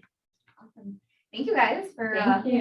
having You're a great welcome. conversation. I think Colin was awesome, and, it sounds like you guys are on board, so love that. Yeah, Definitely. that was good. You know what? Good. It keeps our lakes and our waterways. you alive. think it will It's cost important. People don't realize. To produce some of these flyers, send them. I know, but this looks like a lot of money. There's a lot of ink here. There is. Well, That's why the city of Miami was Does not gracious have to enough be to a provide glossy them. one like this one, but maybe the I'll town can photocopy take and care put it in our of newsletters. sending out one Not a big deal. to the resident. Yeah, we send out the HOA newsletters and we'll just incorporate it in there. Right, no, these. You know what, even if you just incorporate this They're little paper I'll part, keep passing them you know what, around. sometimes sending a lot is Yeah. just. Well, it's just a presentation itself, right? Yeah, but sometimes just sending if. I think like, just sending this this- front part like No, but that. if you send just this part, I mean, I you know could how pin people that have to our a bulletin lack of boards. attention? Yeah, This part right here, that was the most important. that's the most That's- oh, yeah. important part. If you add that to your Blow HOA it up. newsletter and tell them how important it is, our lakes and let them know how costly it is to take care of a lake and when feeding the lakes and the blooms and things like that. So I think once they know what their costs, everybody, the only way in sales that you get people's attention is how it's gonna hit their pocket. So if you let them know these preventative methods will save us money in our lake maintenance, it'll start triggering. And you know what, honestly, that you're supposed to fertilize in spring and in late fall. That's, if you read the bags, it's not something new. That's common. All right. So on that same item, we have the sustainable communities. So there was some information that was sent out for our liaison. And also, was it added in the package, right? I don't think so. I no? think we don't have that. But you brought handouts So- last The week. information's right. Right. So, I think it has, you're talking about the sustainable community guidelines. yes. That was emailed to everyone. Yeah, I think it was emailed and we had the printed ones at the last meeting. So Yeah, it would look Yeah, like the fine. same packet. the same one that we emailed, right? at the I don't beginning? know if it's exactly the same one, but. It's just, I think it is, because Okay. she emailed it to me. So, Helen, will you mind, if I'll put you in contact with Jasmine, right? Yeah, I can send you an Okay. email right now. Put you in contact with Jasmine. Just kind of, let her know where it is that we're heading, what exactly has to do with, with this company, because unfortunately, and I'll correct me if I'm wrong, the company that she is working with, they're out of town, they're outside of the state. So, they can't be here present, and unfortunately, there's no more of the Zoom thing, so what exactly is it that she wants us to do? Is it something that we need to Okay. read? Is Jasmine, is Jasmine the person who approached us about this Yes, item? yes. Okay. Pretty much. So Okay. since everything, remember what I mentioned to you, if we can just put everything on the same umbrella, we just want to know, what is it? What do we need to do? How do we need to, get to this? Because if nobody's here, we need some kind of guidance. Because honestly, if I'm gonna just read a pamphlet or read some information, and this person cannot come here and give us a presentation like, Colin did. Yeah. Honestly, that's putting a lot of work. Kyle, right? It's putting a lot of responsibility, in my opinion, in our community. So if you don't mind. Would just- anyone else like to take the lead on that? I think my hands are tied right now with the. With that? I would, yeah. I'm gonna put more effort on that. I wish I could, I cannot. I don't know what we're talking about. I missed last time's meeting, so just tell me what's going on. That's a good one. Yeah. So, I would say if I knew what we're talking about. so, I get the frigid. I did do my research, so I read all the information that was sent over, so I'm familiar with it and I was prepared to talk about it tonight. For those of you that may have not like looked into, the documentation, sustainable communities, so it would be like, we would get some sort of certification or like, that we would constantly have to work on. We would have someone, I think on the international level, guiding us on like, what are the different things that we can do as a community to be sustainable. But it is something that I think would require like, staff, like Miami Lake staff to do. I was looking at like the other communities throughout the United States that have received the sustainable communities, like certification, and they have like a full-time staff member on this project. Oh, wow. Doing it, yeah. Yeah, doing it because it is a lot. So, and to be perfectly honest, like, I think we're already sustainable. I was looking at what these other communities are doing, and we have Freebie. We have like all of these different things that we've worked on as a community that translate to a healthy community that's worried, that, cares about like being more proactive and stuff. So I think we're like kind of on the way. Like some of the examples that I saw, it was just like, oh, like we've done that, or like we're working on that, like electric charging stations, just like having a community garden is something that can get you points so that you become a sustainable community. I also know that this is like also another one of those like really big endeavors. So like, I don't know. so here's my I'm a little recommendation. scared of that one. Well, no, it would be, because I can tell you that as on a commercial side, to get a building to be certified substantial, sustainable, and we went through, we even had to have like the vending machines where you had to have in the cafeteria, the water bottle and, Right, to so fill in it- the water, the water But dispenser. that's something that, doesn't the town have a sustainability action committee that they, I don't think we do. the town of Miami Yeah, I Lakes? don't think we do. I think we are the closest to that. Because I mean, as a committee, not to have a paid staff, I mean, you hire consultants and you hire all these groups to do, I mean, it's costly. So why don't we do something? Yeah. Okay, because it sounds bigger than what we can probably say. No. Can we just email Jasmine and say, hey, Jasmine, when will you be available? Okay, let her know the dates of the meetings, they're set already. These are the next 3 meetings, when are you available to come on board, right? We do have some openings in the committee, so maybe she even wants to participate in the committee, and this is maybe something that she can take on and lead the way. Mr. Chair, is that something that we can recommend to commission to maybe look into? To the, Well, because I mean, us as a committee to take an endeavor of Like this is- sustainability is, yeah. it's, I mean, right, but at least if we're gonna go ahead and Recommend. I I would recommend it to the council. Right, I would Yeah. definitely, we would need somebody that can kind of shadow around and see to make sure that it gets done like this right now, right? Uh-huh. If Helen, it doesn't keep an eye, honestly, What it's just kind of, Right. it's just what happens, it's exactly what happens, it's gonna go away. If you're, what you're interested in, if you don't keep up with it and keep it on the table and make sure that ball keeps rolling, it's normal. well, I It's I gonna go have a away. concern because honestly, the town as a town should have this information. and Well, should they be have the able to closest thing deliver is they it. have is that, There has to be something Miami in the Lakes, town Yeah, but here's my question, who's gonna go ask, who's gonna knock on their door, who's gonna tell them can become this kind of community, who's gonna do that? they have some kind of, not even. Right, we need a person to do that. But it should have. They But- have the but- whole but- trail, I'm the saying- whole bike I'm saying, trail, no, but I'm saying a and person they, from us, right? Right. They have And you code know what? compliance, but if all of a sudden somebody's No. complaining about roofings, and now we have an issue with roofings, okay? You came up with roofing, but we need to have somebody to go and speak to the code compliance guy, say, hey, what's going on with roofing? I keep getting complaints to the committee that roofs are just not maintained. Somebody needs to be that liaison or that filter to work with, with Isle to keep it on that front burner. Because if not, it goes away. Mario, are you talking about complete street? No, we're talking about Imagine Miami. Oh, imagine 2020. Yeah. Oh, is that Is that a sustainability? I don't know if that's part of No, it. but I think the I feel like website there's has a components section for of it. There's sustainability. components in Imagine that are There's sustainability. components in a lot of what we do. Yeah, is Yeah. that like Germán, does he? I don't know, I don't think so, Oversee. I'd have to check. So what are we taking just a step at a time? Since this appears to be, Yeah.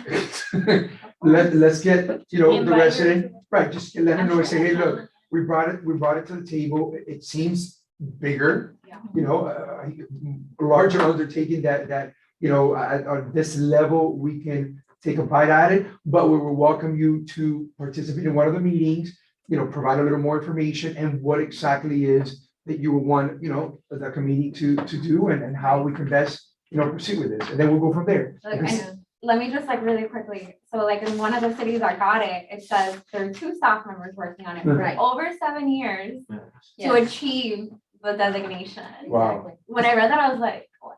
It is, I'm gonna tell Yeah. you, because to get LEED certification in Yeah. buildings, to get all of that, Yeah. you You get need a green staff. building. Not you only get do a you green- need staff, then you need consultants to help the staff of what you need to do, what are the tweaks you need I to would do. like to point out that this is what I referred to when I was talking about all that, I think that's above our head. like just branding crap, like honestly.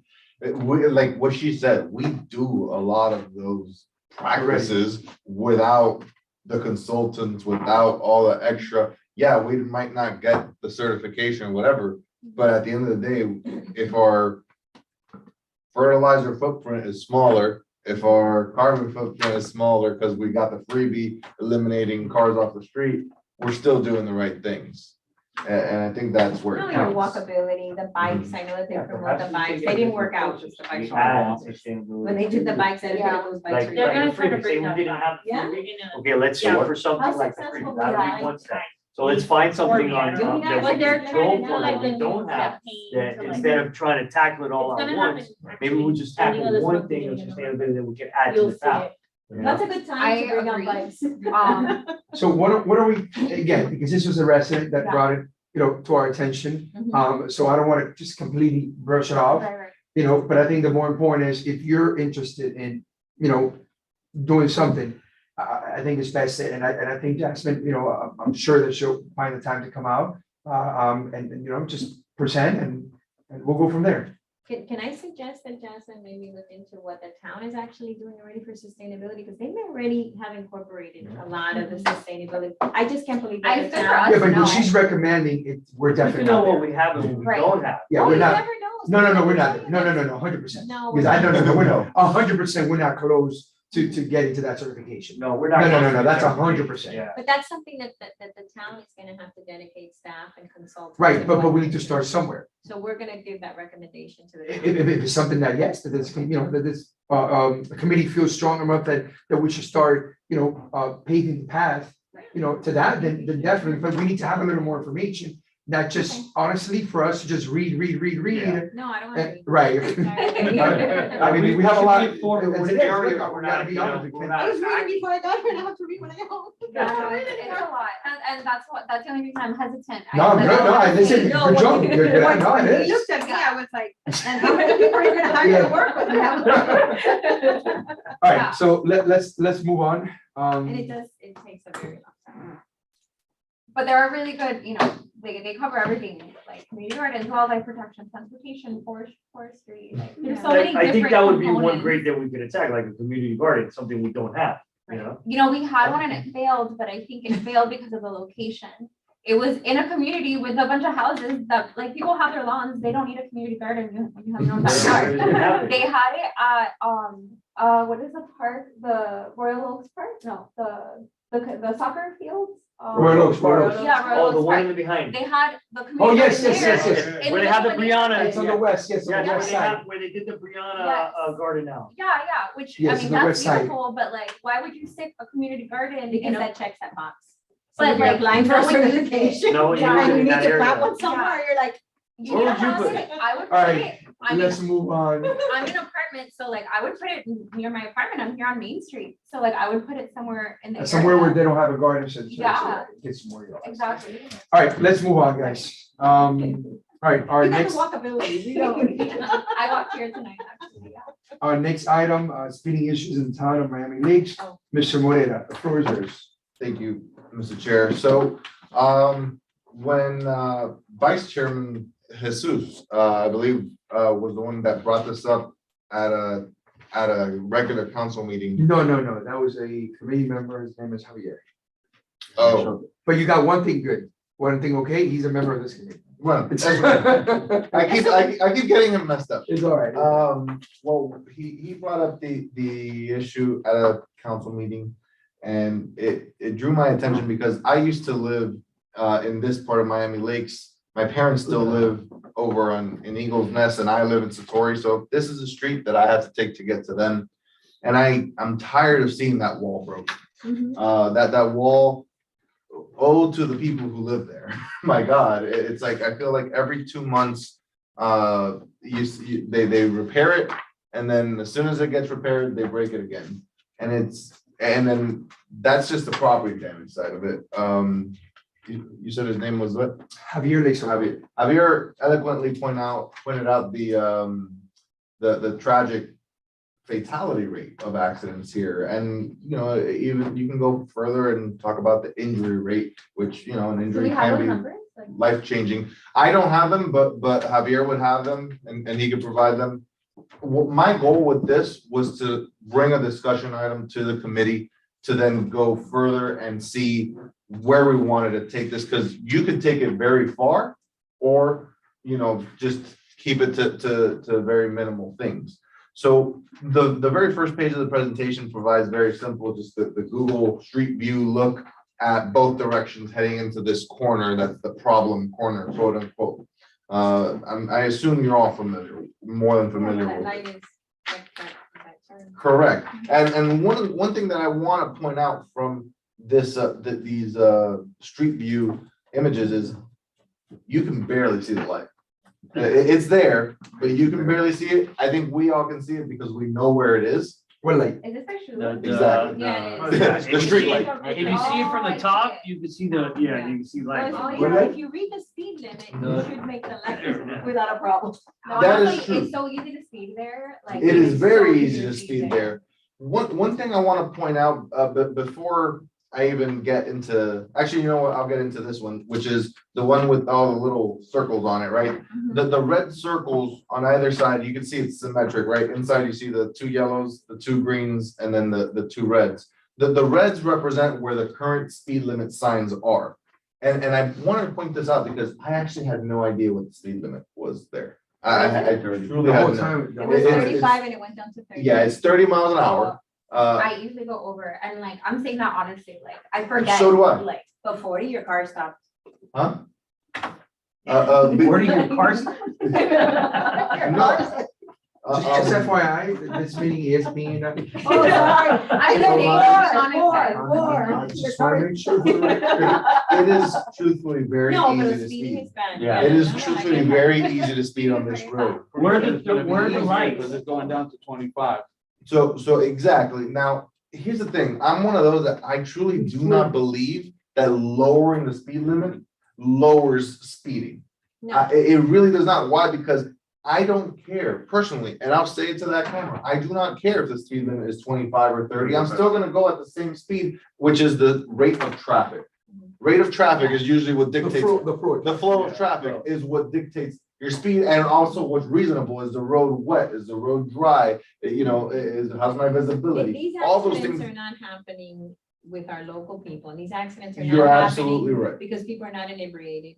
You're absolutely right. These accidents are happening in the middle of the night because you wake up the next morning and it's like, oh my God, they hit it again. One of the things that I think happens is, I think you hit it on the head.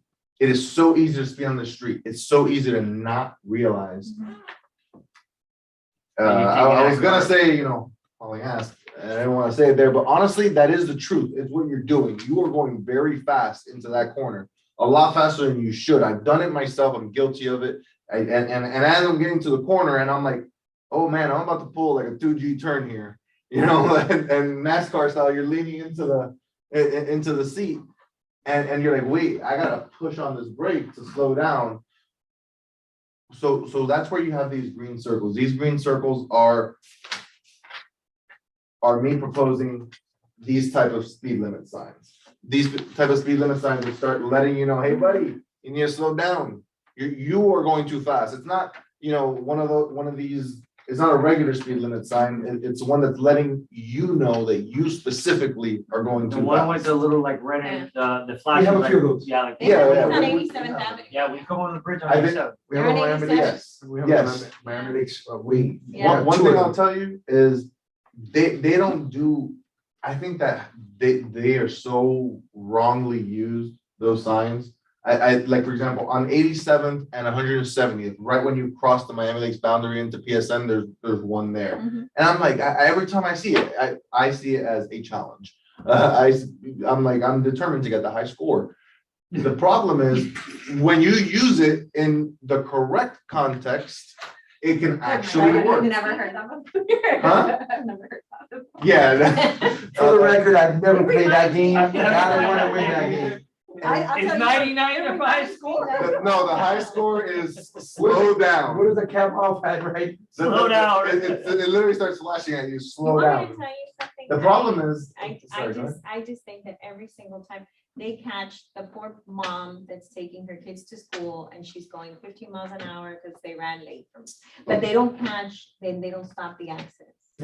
And to stop the accidents, I like this because we'll end up, with someone in the middle instead of somebody against the wall. Someone flying But- over them. Yeah, but that's- I just think that the speed traps and things like that, you're not catching those drag racers at night. You're not catching Absolutely. people who are running up and down. If you You're not notice- catching the drunk driver that just left the bar here on 67th and then Or went left to their get the house. palmetto. And I mean, there was a young couple, one of the girls in the back seat hitched a ride with one of them. She wasn't even drinking. And she was the one that passed away. I One of the hits in that specifically corner. did not include speed traps in here because I don't think that they work. I just think that the speed limit is honored by law-abiding people. Yeah. And when you have the police up, it doesn't stop what's happening in our town where they're hitting Mhm. these, Yeah, police drop won't fix it. it Yeah. just, it gives a ticket to the 100%. person who's running late in the town. But the people who are not part of our town, don't know that curve is there. Yeah. Yeah. Those are the ones that hit those. That walls. is why I think that in this particular environment, Mhm. these signs with that are radar equipped and let you know, hey, you need to slow down. But when they're drunk and they're driving at 70 Science miles an doesn't hour, matter. the sign But is- Absolutely. I'm gonna give you, But I but can tell you, these things. Now we're gonna do get to that slow part. people down. I want to point out something real quick. we can let him, let's Yeah. let him Yeah, finish. no, I get it. One of the things that I wanted to point out, you'll see two very similar images in the presentation. But one of them is 154th Street and Cowpen Road. And the other one is the street that we're talking about, 154th and Miami Lakeway North. Mhm. One of the things that you can notice about them, they are very similar. Look at them closely. There's a curve on either side. Both of them are three-way. Both of them are over or just about 90 degrees of a turn. It's a sharp turn on both. Mhm. Why are there no accidents on the Cowpen Road intersection? This one.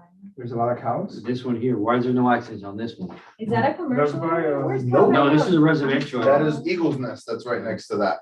Is this by Publix? Yes, that's by the Publix. That's So where. you keep on going straight on the public. You keep going after the Publix. Yeah. Towards the Apalaca Airport. Because This the is where Palmetto this is. Expressway is west of here Palmetto Expressway is that way. and the bars are on 67. Correct. So the people who come into Miami Lakes that don't belong here and don't know that They're this is coming a in and curve, out through they're 154. coming through 154th Yeah. off the Palmetto Technically speaking, these are both 67th Avenue, and then when they go back Yep. home, they're hitting They're these hitting it, areas. You have that too. But but let's talk about infrastructure differences, right? For a second. You notice that the main, and both of them are 4 lanes with a dedicated turning lane, and both of them turn into a 2-lane road. Mhm. Almost identical. The only difference is a street light. Where's the street light on this one? On Miami Lakeway. There is no street light on Cowpen Road. There is a street light on Oh, Miami So Lakeway. there's no street light here, and there's a street light. One of here. the things I noticed You're here, looking Yeah, here yeah, at yeah. the tennis courts of shooting. and it's almost weird to note that a street light, that there's a street light, but that somehow there's more accidents. You would think a street light would cause less accidents. But in reality, one of the things I noticed, I will say, Mhm. Cowpen Road has a slightly sharper turn. And I think people realize that and they slow the hell down. But I think it's also the fact that at any moment, a car can come out. And there's no light to Stop it. to tell them to stop. So you have to be mindful of, hey, no one's gonna come out on me. And that is where the roundabout idea came to me. Why? Because in a roundabout, always, it's never a light, it's a yield. It's a yield. You approach the traffic intersection and the people inside the roundabout have the right of way at all times. So you do have to slow down to get in there. Which takes us over here to this idea. And obviously, this is an image, I actually purchased this image because I felt that it would be illegal for me to use in a public meeting with watermarks and stuff, so I actually bought the image, which was the dorkiest thing I think I've ever done. You're a lawyer, right? Yeah. Okay, it's a lawyer. Yeah, I don't know, it's the lawyer in me that had to do it. But yeah, this image is a really faithful representation of what we're looking at here. A three-way intersection. Sure, it might not be, you know, the lane counts might be off and all that stuff. There are people who are paid a lot of money that are dedicated to figuring that part out. And I'm not gonna figure it out, but you see a couple things that also were mentioned here earlier, the complete streets, safe pedestrian roads. Look at these these bricked out pedestrian paths. You have all my Huh? Yeah, we have them in Miami Lakes, and I think that should continue. You could even, all over Lake Martha, Lake Yeah. Miami, Lake Way South, all of it is. like across, like really outside. Jacaranda. Victoria, Yeah. some, I never learned this. Jacaranda. all the way Um, to Papers. Also by the Picnic Park West, Mhm. Veterans Park now. So that's one thing that I want to point out. The other thing is it also gives you the opportunity on those pedestrian pathways. You could put, if you wanted to, and that's, again, there are experts that are paid a lot of money to have that opinion over mine. Put in speed tables. Where these pedestrian crosses are, you put in light speed tables. Oh, yeah, like they have it on Biscayne Boulevard. Correct. That will slow it down even further. And it also properly prepares the traffic to enter the traffic circle and not come in and barrel through the center decoration. I think your ideas are amazing, and I personally like the circles, but I'd be curious to know the evenings, the times that the accidents happen Mhm. and the conditions of the drivers. Mhm. Because you You're can gonna find that put, most you of them can, are impaired. you can put the light, you can put the circle, you can put the flashers, you can put everything. Mhm. One They're there. gonna go right over it. That's what they're gonna go over right over the circle, they're gonna take out flag. I can tell you that if I'm at Big night. flood will 'cause I probably walk a hit lot the to house now. restaurants and That's the things thing, like when I that. seen that in Hialeah, they had it like that, and he just come on. Yeah, it's like I. No, What if run you on put a that road light sometimes and I feel before it? very- You see what I'm telling you? So I just want to make sure that Brian is done with his presentation before we, Like where? So, hold on, Mark, if you don't mind. Go Yeah, ahead. Brian, you want to finish your Well, presentation? No, we the can- last thing I want to point out is, of course, and this is gonna be a future agenda item of mine as well, which is art in public places. I do think that this presents you a beautiful canvas to have an art in a public place. This centerpiece here, That'd be very cool. that doesn't get, destroyed by cars, but, Make sure it's a flexible. my number one, Miami Lakes is an incredibly, it's the main reason I live here. It is a very patriotic town. We love our veterans. We, look at the monument just outside town hall. We don't have a massive American flag. That's what I think goes there.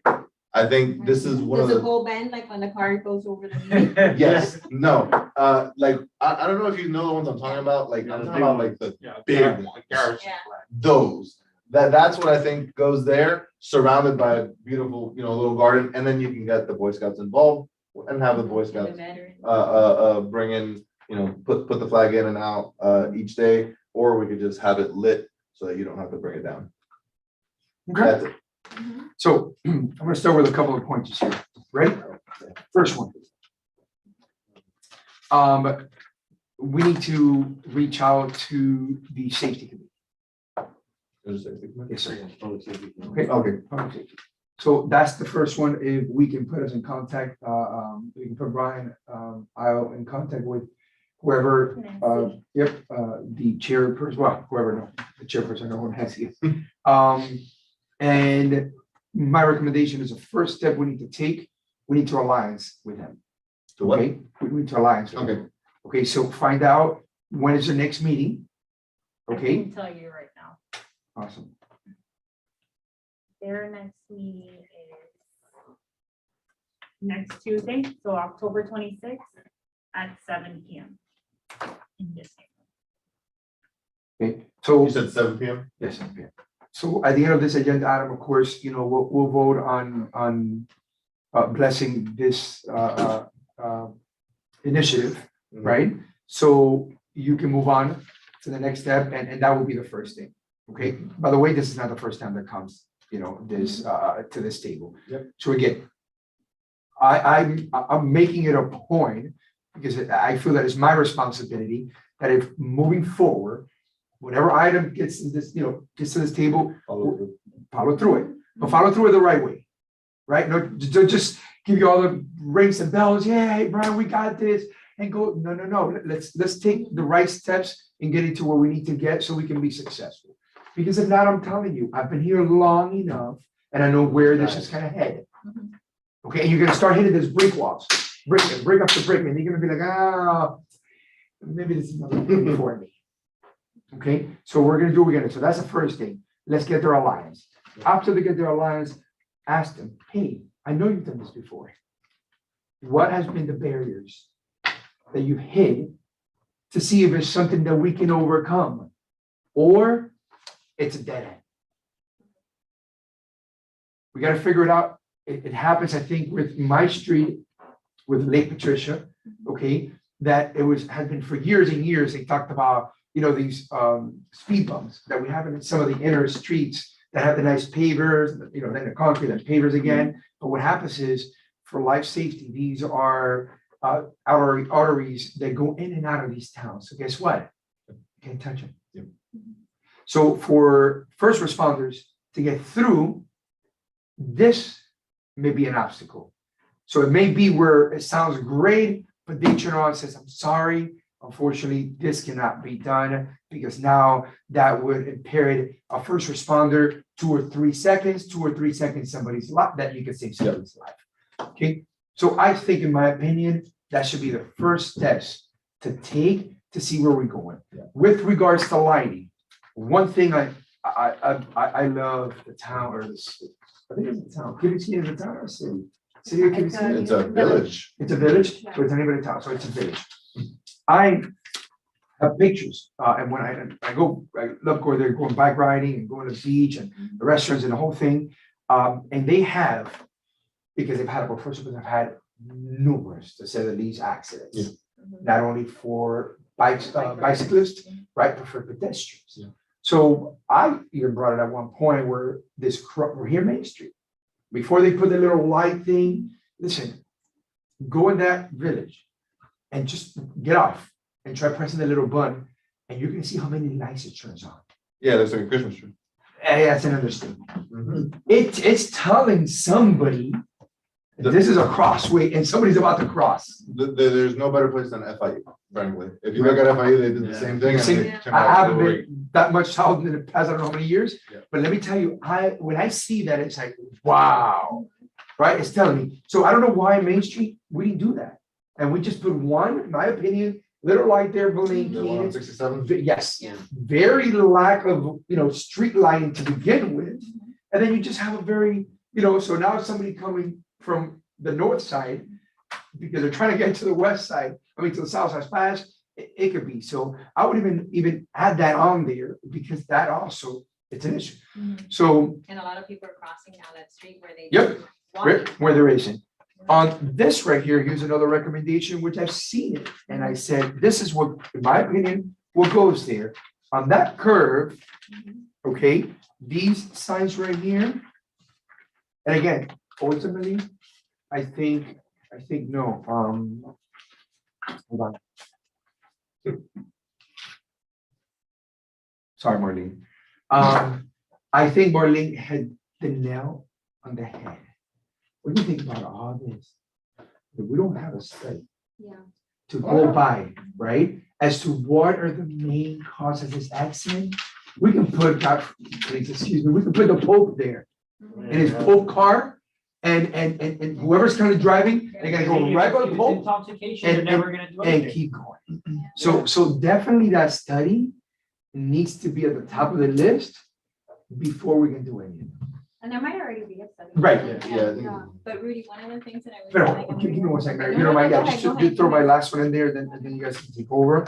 let me look for the picture of the lights. Okay, and this right here. Okay, I've seen it in communities where these are lit, They should be.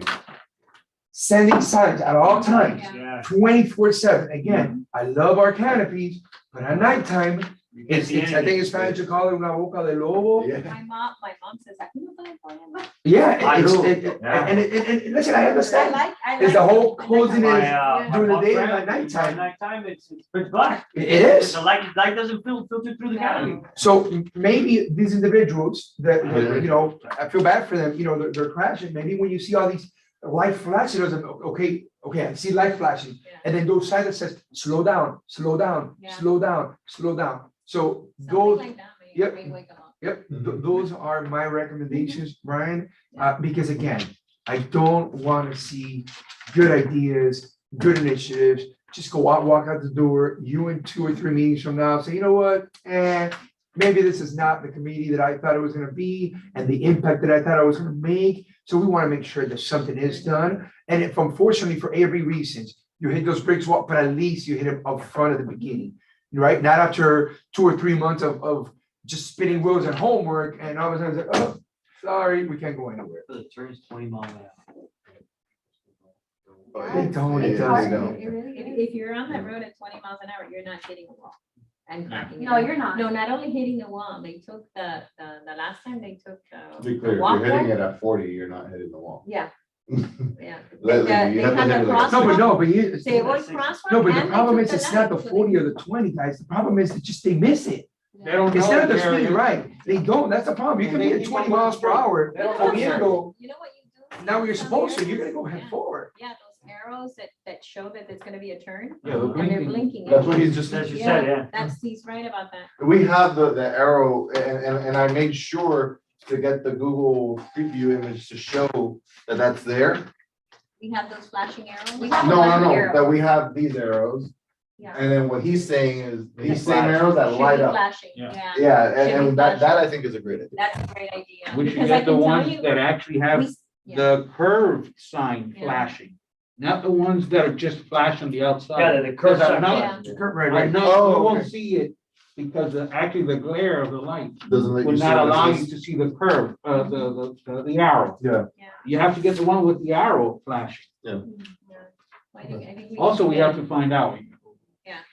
Who owns that road? That was my last one. I missed that one. I wrote down. Who's in charge of that road? That's it. If it's the county, we may have a lot of obstacles. Yeah. If it's Miami Lakes, it's a different story. Right. And I That's mean, a- they may have a study already, they may be working on this already, so I think we need to see like what is. That's what I'm saying, the first one, right. One And off- safety I've been committee here for definition. 37 years. This is gonna be the That's- biggest one. That's the biggest 37 one. years. That is my Like, we question see to the about committee on the how do I average find that? I mean, Well, there is an accident. Because That's why you have to give them a few options. Maybe the blinking lights that we discussed is gonna be one of them. If You it's know, owned by the county, you're probably gonna have more obstacles to get this there than anything else. Rudy, how do I figure that part Yeah, out? but he wants to see This. part. Money. It's How do I about figure money. an estimated cost and all that stuff, or is it just present this and then kind of get approved from the town to provide the public work staff, or what do I Are you do? talking about for the study? No. For the Go to cost public of works this? with Go to the public cost. safety first. Yeah, no, go for Of public. course, I'm just thinking a little down the line. Yeah, but no. And then the study, That down the line right there with those items we just told you, I know. about 6 of them, you got your hands full on those. the study, because she brought up the study, and I do agree that I think that there is already a study in Yeah. place. We may need a more detailed study. I'll see Or what it we is. need money, maybe grant Yeah. dollars or Right. something. Yeah, Yeah, let me tell you, like, something like this, because like, we have one in my city, Mhm. it's a $3 million, Yeah. just Yeah. to this, $3 million. yeah, exactly. Like, I know that it's not cheap at Right, all. yeah. The little lights with. I the- think there is a study, like you said, going on, because they were planning on putting the blinking lights on the crossway, on the crosswalk. Right next to Shula's, where they killed that. Where they killed the, yeah, By where McDonald's. the McDonald's is. Right after McDonald's. Yeah. We did, but. Gas station. Yeah, like 7-Eleven.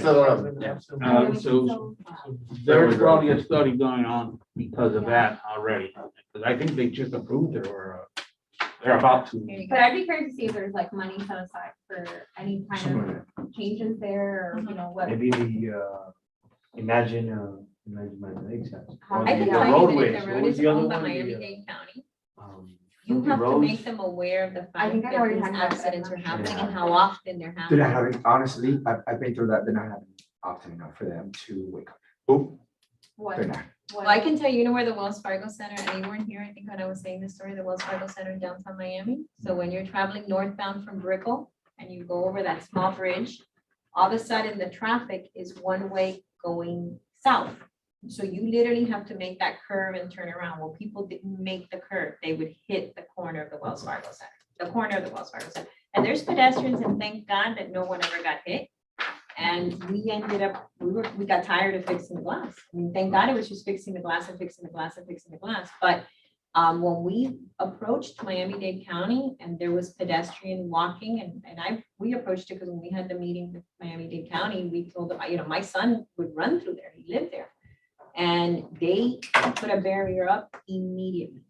And that was their thing. Now, it's not that they don't hit the barrier, because they do. Now they Right, pick up right. the side of the barrier, but it stops them from crashing head on. To the right. Because the fatality usually of the car person, I mean, they go into the ground floor of the building. I mean, there was a huge amount of fatalities on the driver's side and the passengers. And thank God there was never a fatality of someone just walking in front of the building. So the barriers work, but I know that Miami-Dade County was not aware of how many accidents we had. And I can tell you, we probably had less accidents in the 10-year time frame that we were there than this corner has had. This corner literally, I want to say, Rudy, every 30 days. they had a huge one. And literally like 15 days later, they had another one. The thing is broken. If you go by it. Oh, I it's saw it, broken. I saw it a few weeks back with a car flipped and everything. There was someone that passed You away. saw that? Yeah. Little white There car. was one not too long ago, a couple months ago, that they not only hit the wall, but they took the walkway sign and they took the post, the light post. So that's the speed that they went in, that those posts were gone. And, All right, and guys. they fixed everything and it's broken again today. I'm If you drive by now, it's broken. Yeah, get us in. So it works, and that's why when you showed this, I thought of that, because the cars would still, but they would sideswipe it. It wasn't like they went in head into a building, well, head into a wall. So we got a So- grid on the American flag. Okay. Now we get No, I think that's. I like the idea. That's a lesson I did. take. If we get the thing built. Good luck with they that get one. the- You know how you get it built? They put an antenna in the pole so that that's double. Put a Give her 5G in there. give her Put right. an Put a 5G in antenna, there. 5G on there, yeah. Oh, yeah. There you go. Capitalism. All right, guys, so, Yeah. Brian, same thing that I told Helen, please, make sure that when the time comes of sending that agenda item, send it to us, please, add this one to old business, so we already have two recurring items that we're gonna continue and bring back in old business, and every meeting, you guys bring an update, so that way we know, exactly where we at, and what exactly do you need from us, and what kind of support. I have as a question. What's our next meeting scheduled for? I'll tell you right now. I think it says it right there on the paper. Oh, yeah, 11/17. 17. There's a chance that I may have to table it at that meeting. That's fine, I'm in that's a fine. 2-week trial. No, no, starting the that's first- fine, the that's first 2 fine. weeks of November. No, so that's fine, but what I we're going don't, live right now. what I don't want is these items, Yeah, it won't- just, that's it, just fall off the cracks, and because we have somebody else that came new, they brought it, that one sounds more excited. Yeah. On this Let's just item, make I sure think, we're- I think at the end, if by anything, we add some lighting or maybe some barrier poles on that corner or something. It's a win-win situation. Do we get the roundabout? Like Helen said, that's a $3 million project, unless we're getting a grant or something from. Plus, we I have think to right now those measure and flashing make sure it arrows fits. is Yeah, really fits, good. yeah. Yeah, flashing Flashing arrows light. and barrier. But definitely this has It to might be wake up joined, the driver, might wake up a driver going through there. or that- blind them, one of the two. It doesn't matter. Or make him crash even more. All right, let's move forward, guys, I wanna get you guys out of here. Do you need me to let Nancy know that you'll be at her next meeting? Yes, put them in contact, let them know that the I don't know that representative, I'm supposed to like. well, all you gotta do is just let them know, let her know as a That's fine. professional Yeah, yeah, courtesy, that a representative such and such, Okay. individual will be at their meeting. And basically, all you do is at that meeting, send them the same information that you provided to us, have her send it to her, you And have. she'll add you to the agenda. That's it. And then you'll be a presenter, let them know, hey, look, this is what I'm here for. I want your support. Let me know your thoughts. What have you run against with this kind of issue? And, you know, the NIC is looking for a collaboration on this item. This helped a Okay. lot in Biltmore. Huh? This helped a lot in Biltmore way. Oh, yeah. All right. Have one, and they have a piece of I was art just saying. on it. It's not a very pretty piece of art, though. Yeah, it's not at all. I have And no that's idea actually what it one is. of the ones that I took inspiration from, because I actually wanted to get you guys real photos of real rotundas, not like a CGI one. And I was looking at specifically the one on Sevilla and Well, whatever. that one's on Biltmore Way. It's right before 550. I was looking at those Biltmore, and so you're it's- actually right. They have a whole bunch of. The art. is Yeah, actually but kinda they have over. the art in public places, but whoever selected the art, They you would look at it. tried to with, be all "Isn't that fancy, brown?" modern art. All right, Yeah, let's move forward, guys. I think I like Alright. the black better. I can Next totally- agenda, it's 7B, community bike ride. So not much there to bring you the updates. Your I have- bike route is Yes, approved. it's done. So that's 1, 2. I have the dates that we're gonna provide. I also, she can send them to the police department so they can provide us with each route. And we already have the location. I mean, the department location. So we had the department location. Now in this one, we're gonna approve the dates. And that's pretty much it. So that being said, I'm going straight because I honestly do not want to keep you guys here much longer. So the first one that we're gonna have, Secretary, you can make sure, because I'm gonna motion to approve these days to pass them on to staff. The first one will be on 11/13, and that was already set by the town. That's gonna be the My Glow one. That's from 5 to 7. Okay, now, 5/7, 5 p.m. to 7 p.m. That's said not this 11. one. This 11:13. isn't, yeah, this say is. No, this is not it. This is not Okay. it. You say 11:13? 11:13, yes. That's 11:13? That's the night one. 5 to 7 p.m. 5 to 7 p.m. That's the one that the staff is pretty much getting on. That's before our next meeting, right? So this is, we don't have a meeting before No, I'm so sad that I can't. Go bike ride. okay. that. Where is that? Are we? Yes, Getting any- yeah, that's the one that's gonna be by 170th. And what is that, 82nd? I never know these streets. Royal Oaks. Oh, yeah, that's right- 170th, 82nd? 170th. 87th and 107th? No, it's that's 170th. 170th. Which one's a one-year community? 87th. 80, it's gonna be 170, 87. Okay, so it's gonna be 87th and 170th, all the way, I think, to the end, Yeah. where the little park that they did on the bridge. Yes. Mhm. Yes. Okay, that's 154th. No, No, it's no, 170. It's up 170. north. The- 170. They built a park at that bridge too? the No, closed yeah. one. confusing. Have a The little little a canal. bench and whatever. No, no, no, no, no. It's where That's the little 154. canal is. It's. No, I'm talking about 170. 170th. Jakey's Park. 170th doesn't have A park. They had, they didn't do a little No, park no, there? they're gonna go That's over. the- Okay, They have a so fence. 170th. They have a fence 170th and all the way then at the end. yeah. Okay. Okay. I thought we did the same thing to try to stop them. No, Nah, we tried. Okay. So that's 113. Are Now, we doing any advertisement for this? Because if I were in this Yes. meeting, I have not heard of it. It's the Save the Day has gone out on social media, and now there's gonna be an official like invite that goes out. correct. That hasn't No, gone it's out, not. not the official one. But the Save the Day has gone out on social media. On social media. Is it on invite, a Eventbrite? That's where it might not be yet. So we need Yeah. to. Because last time it's easier for them to register on there, and then we just check them off and then have to come in and register at the location. Yeah, Do but you will still get a handful. So correct. So just to bring up a good point, somebody will have to be Yeah. checking in as well anyways. Do you have, can you pull up really quick the minutes from, not the last one, the one before that? Which one's the one where we did the, not the days, the Themes. titles, the themes? That was, It's on your last agenda. Yeah, I have it. Give me a second. You have it. I just want to make sure that I have the correct dates to match, right, the themes.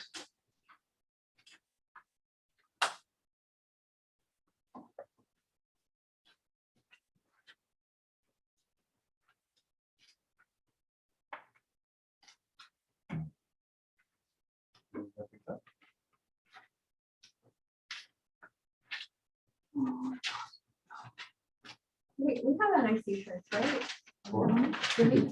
You do. I don't know if I do. I have a sports holiday one, but I don't think I have. We definitely should, you guys should definitely get one. Let's say, I ain't got I don't have one. don't worry. You just got here like 2 minutes ago. So what you did is, bro, you come here the first week, you get a shirt on the first one? I don't have one. Que falta servicio. No, que falta money. In order to get you. If you want a shirt, if you want a shirt. You have to literally put it on. No, you actually gotta pay for it yourself. But all you gotta do to get a shirt, just email Al and I will put you in. Well, I have to check I do the orders for the shirts, but just FYI since. No, we gotta pay for them. Exactly. There's no budget for that. Yeah, but Okay, then. no, there's no budget for that. They gotta tell Oh, you you, don't have a budget for no, we don't have a budget for that. Okay. No, he does. Yeah, Well, no, I have to pay for mine. on that He has a same budget for all of us. comment, I just want to let you guys know, because I just placed shirts for a couple of committees. If you're ordering something that's like one shirt, you're gonna pay like $100 for it. So I would not advise that right now with So why don't we do something? the I'll- shortage. If you don't mind, why don't you send a communication out to the committee, say, hey, I'm about to place an order for NIC shirts. You know, if we order 5, You have to order 6. okay, so if we order 6, this is how much it is. I'm sure that everybody's. And we gonna don't have order one. mediums for 6 months, so just let Okay. you guys know. Where are we getting them from? China? Oh, I have no idea. I'm on- Whoever we've I'm an been extra, using. extra medium.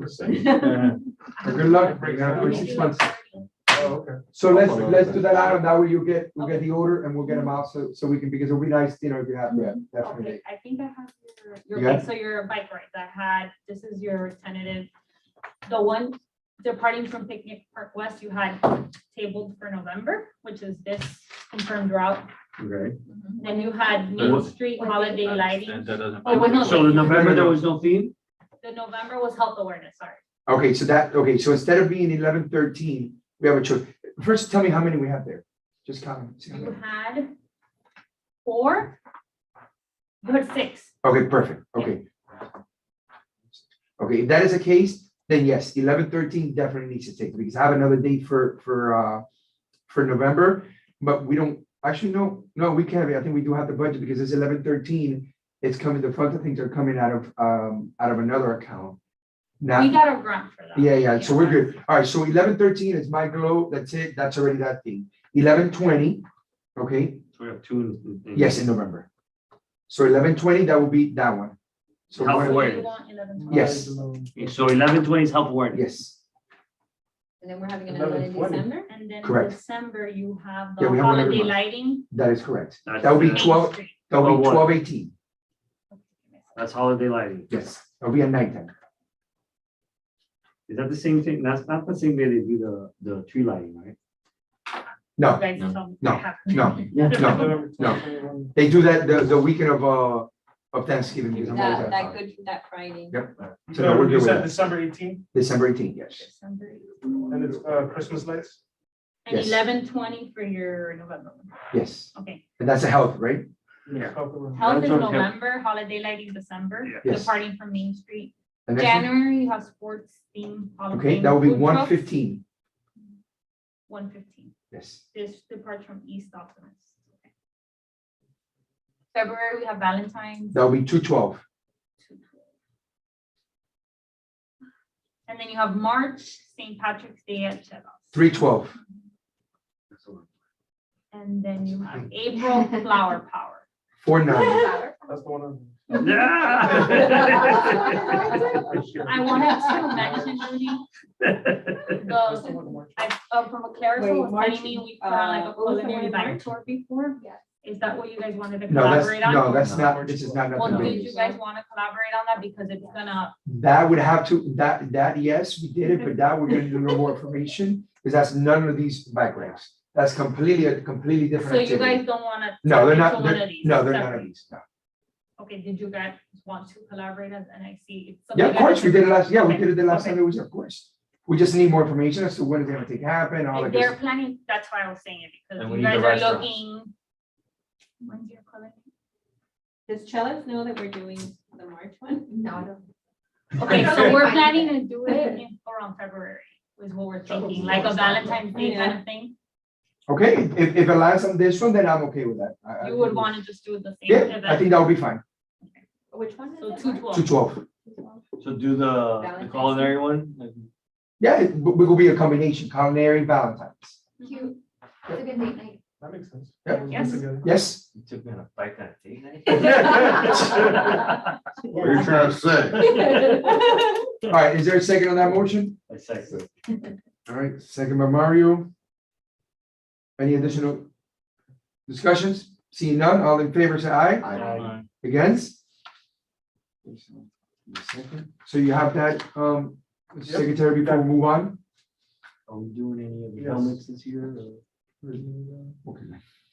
Is there anything that we need to do? Like, I know you guys. No, I think for now, we're good with Okay. this. Yeah. Okay. We got at least a days, the team's locked down. Mhm. And then next one, then we'll figure it out. Definitely, we're gonna have flyers, at each, we have the ones that we printed, with the safety and the bicycle and for the pedestrians and all I'll the work on good getting stuff. these flyers for Yeah, them. we also need work on the, what's the Special Needs Advisory Board. They have the flyer for the Yes. registration, we can get some of those for the bike ride. That's a good idea. For the police registration. Yeah, for the right? police registration. So we could get a few of those, that'd be great to hand out. too. Oh, that's awesome. I love that. All right, guys. So I'm gonna move on to announcements. The only announcement I have is, as we discussed during our last meeting, I'll please send a communication to all the members and say, hey, the NIC has discussed and blessed or approved that, next meeting, each member will bring to the table an item that they would like to see discussed by the committee, and hopefully, make an impact with that item. Okay, I know that, Brian, you're good. Helen, you're good. Good, I'm I very have good. to, I have to give you guys, Well, some Announcement. info. Okay. So our mobility week, as I was mentioning, is going to happen ending of October, beginning of November. We're gonna have activities on, I believe it's on the Saturday, October 30th. We're gonna have a spot at the farmer's market where we're gonna go ahead and promote it. We're gonna have activities for the kids where they can draw. So the idea is that we're gonna put up some banners promoting mobility around the town, alternative modes of transportation. And then part of the getting the kids engaged to draw and all that is that we're gonna put up banners with the drawings that win the contest, pretty much. So obviously we wanted to include you guys to be a part of picking out the winners. This is obviously, the winner will probably be chosen before your next committee meeting. So I just wanted to let you guys know that I'll be sending you guys emails and you guys, I will gather your votes that way. I guess as long as you guys want to be a part of it. Yeah. Of course. Does a drawing contest? Yeah, they're gonna have That's cute. different layouts Mhm. that they're gonna put on the banners and the kids will have to like fill it in. Aw, that's cute.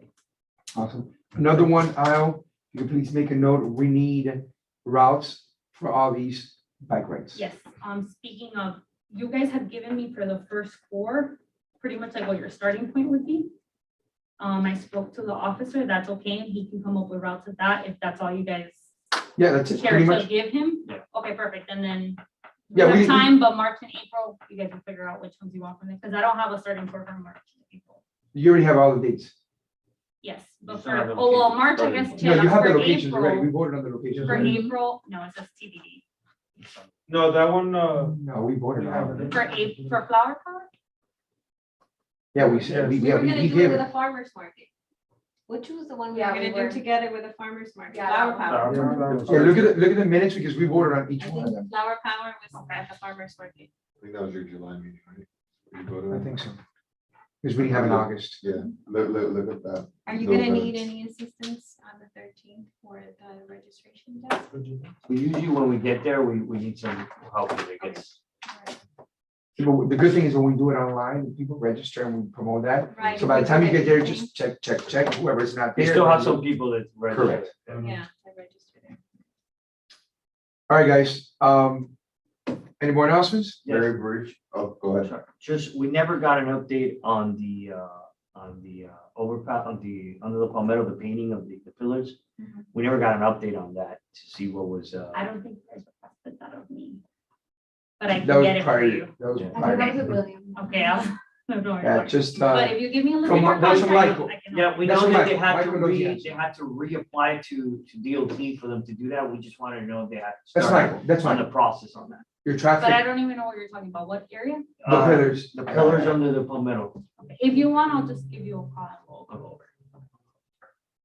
Maybe, but just so you can know, there are pillars that are holding on the overpass on 154th, the Palmetto.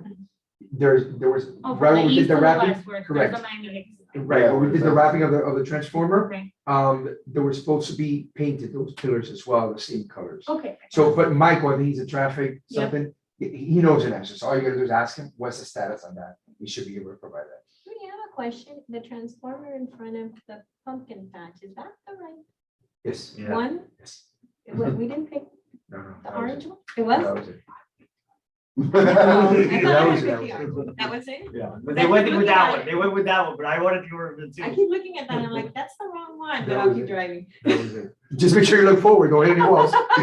The last Yes. announcement is with regard to something that came up at the blasting advisory board meeting, and I'm gonna need Al's help on it, because I wasn't at the meeting where it was discussed, but I was asked to bring it up here. Can I ask you for like 30 seconds so I can finish?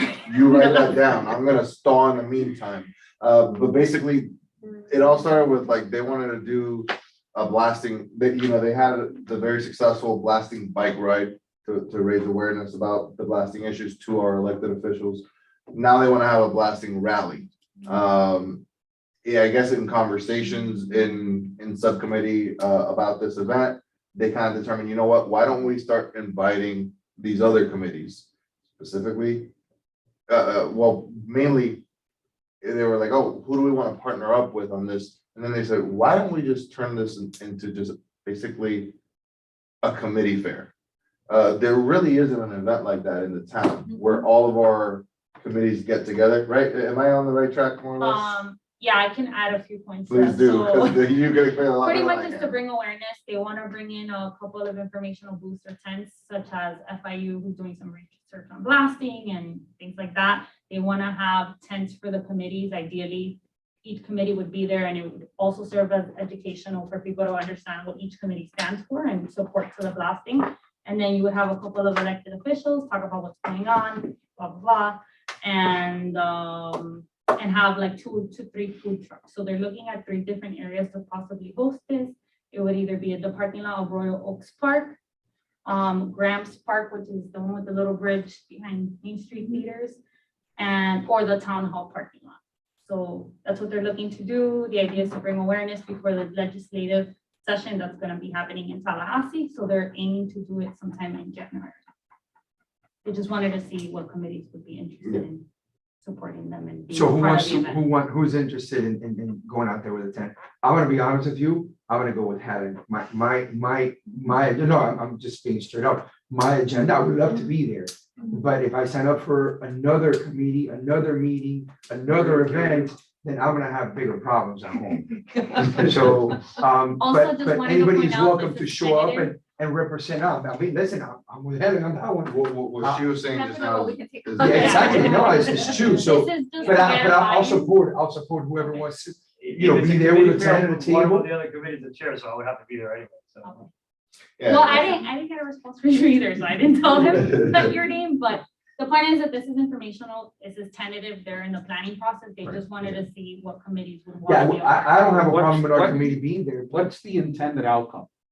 Because bring they awareness. wanna add, Awareness to whom? To the houses that are trembling every day? I mean, I No, don't think we it's- should bring that it's awareness more, to that. it's more to rally support right at the right moment.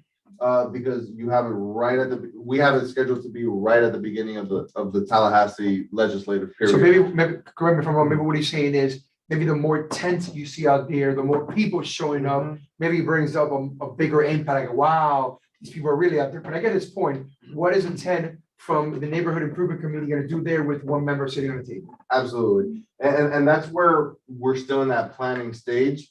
And we wanted to gauge the interest of all the different committees in what they can bring to the table. But I think it's also, as they were having that discussion, what likely happened is they said, you know what, number one, we can make the event bigger and better through collaboration with the other committees than just by ourselves. Obviously, the BAB is an unfunded committee. Why is that? Why we make it better? Because we're gonna advertise it the same way that you guys would? Yeah, no, because you bring more people and we have more to offer. No, not necessarily. No. No, and I'll tell you why. We use the same platform they use for advertising the event. Mhm. So the only thing you're gonna get as bringing more people will be maybe 2 or 3 committee members from this committee. Mm. That's pretty much it. Because where are we gonna advertise it, right? The only place that we can advertise is the same place that they're gonna advertise it. I think that the way that they saw it, it was more of a, if there's one committee present, those who are very interested in blasting are gonna show up.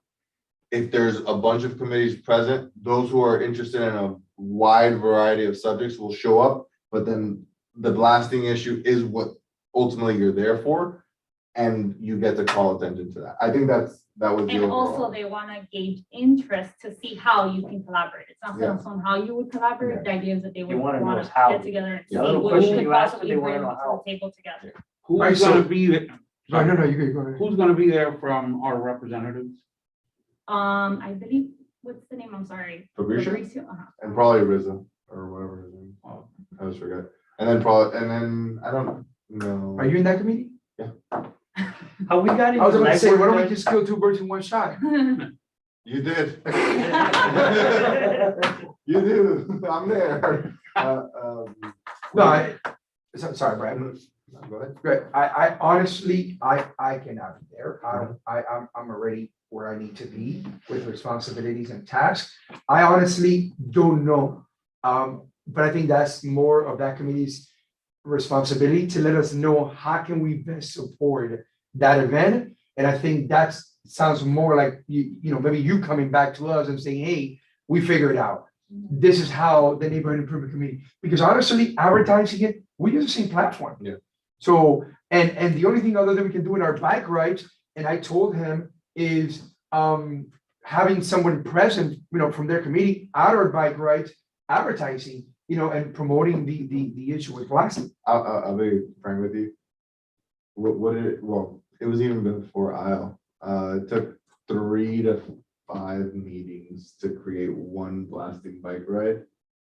And then I come here and I see 5 to 6 get created over the course of 2, and I'm like, Well, we had the money for it, that's the Yeah. difference. and that's where the blasting advisory board, you guys You get understand. into is- money, Guys, it's formal Yeah, process. it's a very different committee, so that's why I just wanted mainly to bring it up as a thing, course. because again, by the fact that I'm relying on Iowa, I'm not very informed on it myself.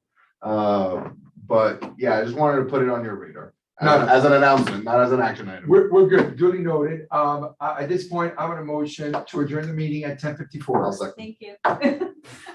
You All in guys- favor? no discussion. Any discussions? None? Actually, I wanted to discuss. Aye. No, the ayes have it. Come on.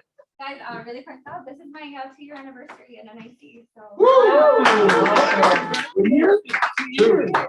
I lost count already.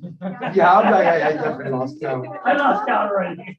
That is awesome. Congrats, and we hope to see you here for the next 10. To the next time.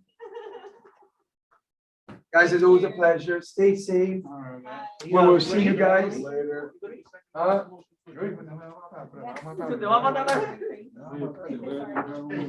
It was seconded by me and voted on in favor by everyone. Yes.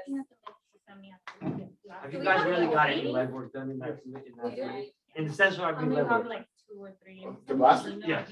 I can let you know for sure. I would, I'm not lying to you. honestly, prior to today's meeting, I would have said no. Okay, so the point is that. last Prior year to when today's I- meeting, I would have said no. But- Nice to meet you. Today, you too. Good luck with the leg. Today, So we then your minutes. actually got proposed legislation I was there. from Fabricio's office. He asked us to review And it, that should show it? see what we thought about Yeah, it, I've gone back to the and minutes. so he I edited proposed it. the same legislation last year, Or and to it died No, because, you sent me this? I Send put me like this updated, October I 7th. put updated minutes.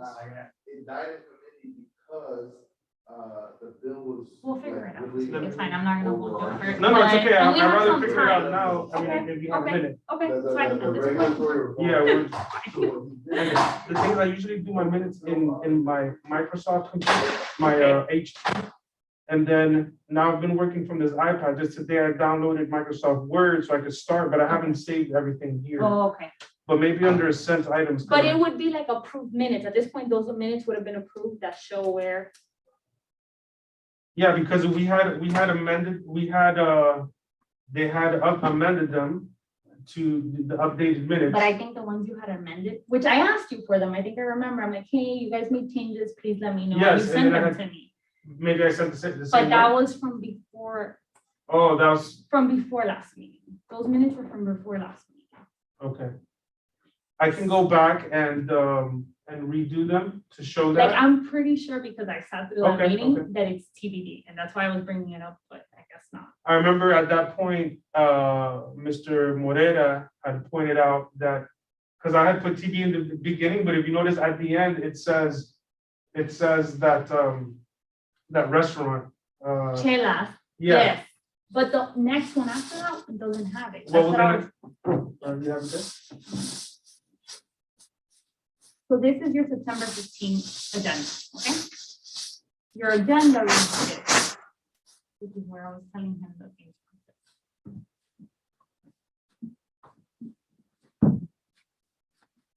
These are your minutes, oh, these are your minutes from July. Okay. So you sent them to me after September, you see, this is TBD, but it says. Yeah. after- Yeah, Chela. I figured that out, and then the last one was at the farmer's market, at the Okay. fresh market. That's fine, that's all I need to know. Okay, So do I need to, no, if you sent, don't worry about it. Farmer's market? is that what it's called, the farmer's market or the fresh market? The farmer's market's what's here on Main Street. That's the farmer's market? Okay. That they that is put the farm- tents every Yes, Saturday? Yes, Okay, on Main Street and right here. yeah, that's, It's not an actual location, it's just a like location a- on Saturdays only. right, that one is, let me see. Okay, that's all I needed to know. And then last row is farmer's market.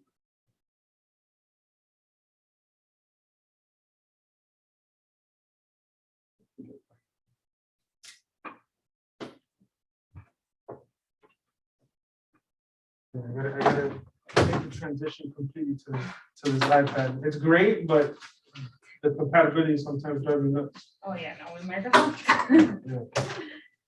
Okey-doke. All righty. You need anything from me? Let me know. Absolutely, Thank you. Thank you.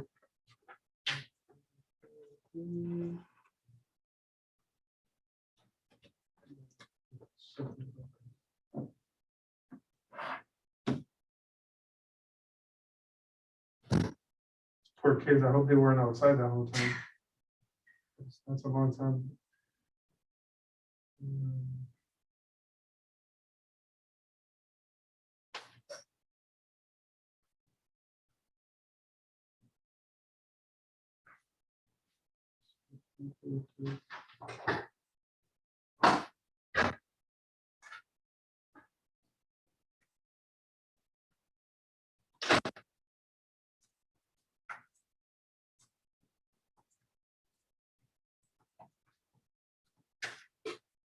Yes, sir. No te preocupes, that was nothing, it was good, it was a good refresher. Everything is seconds.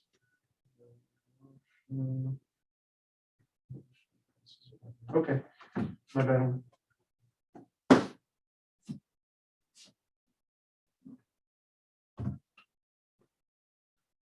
I have it, yeah, I have it done. You want me to? Thank you.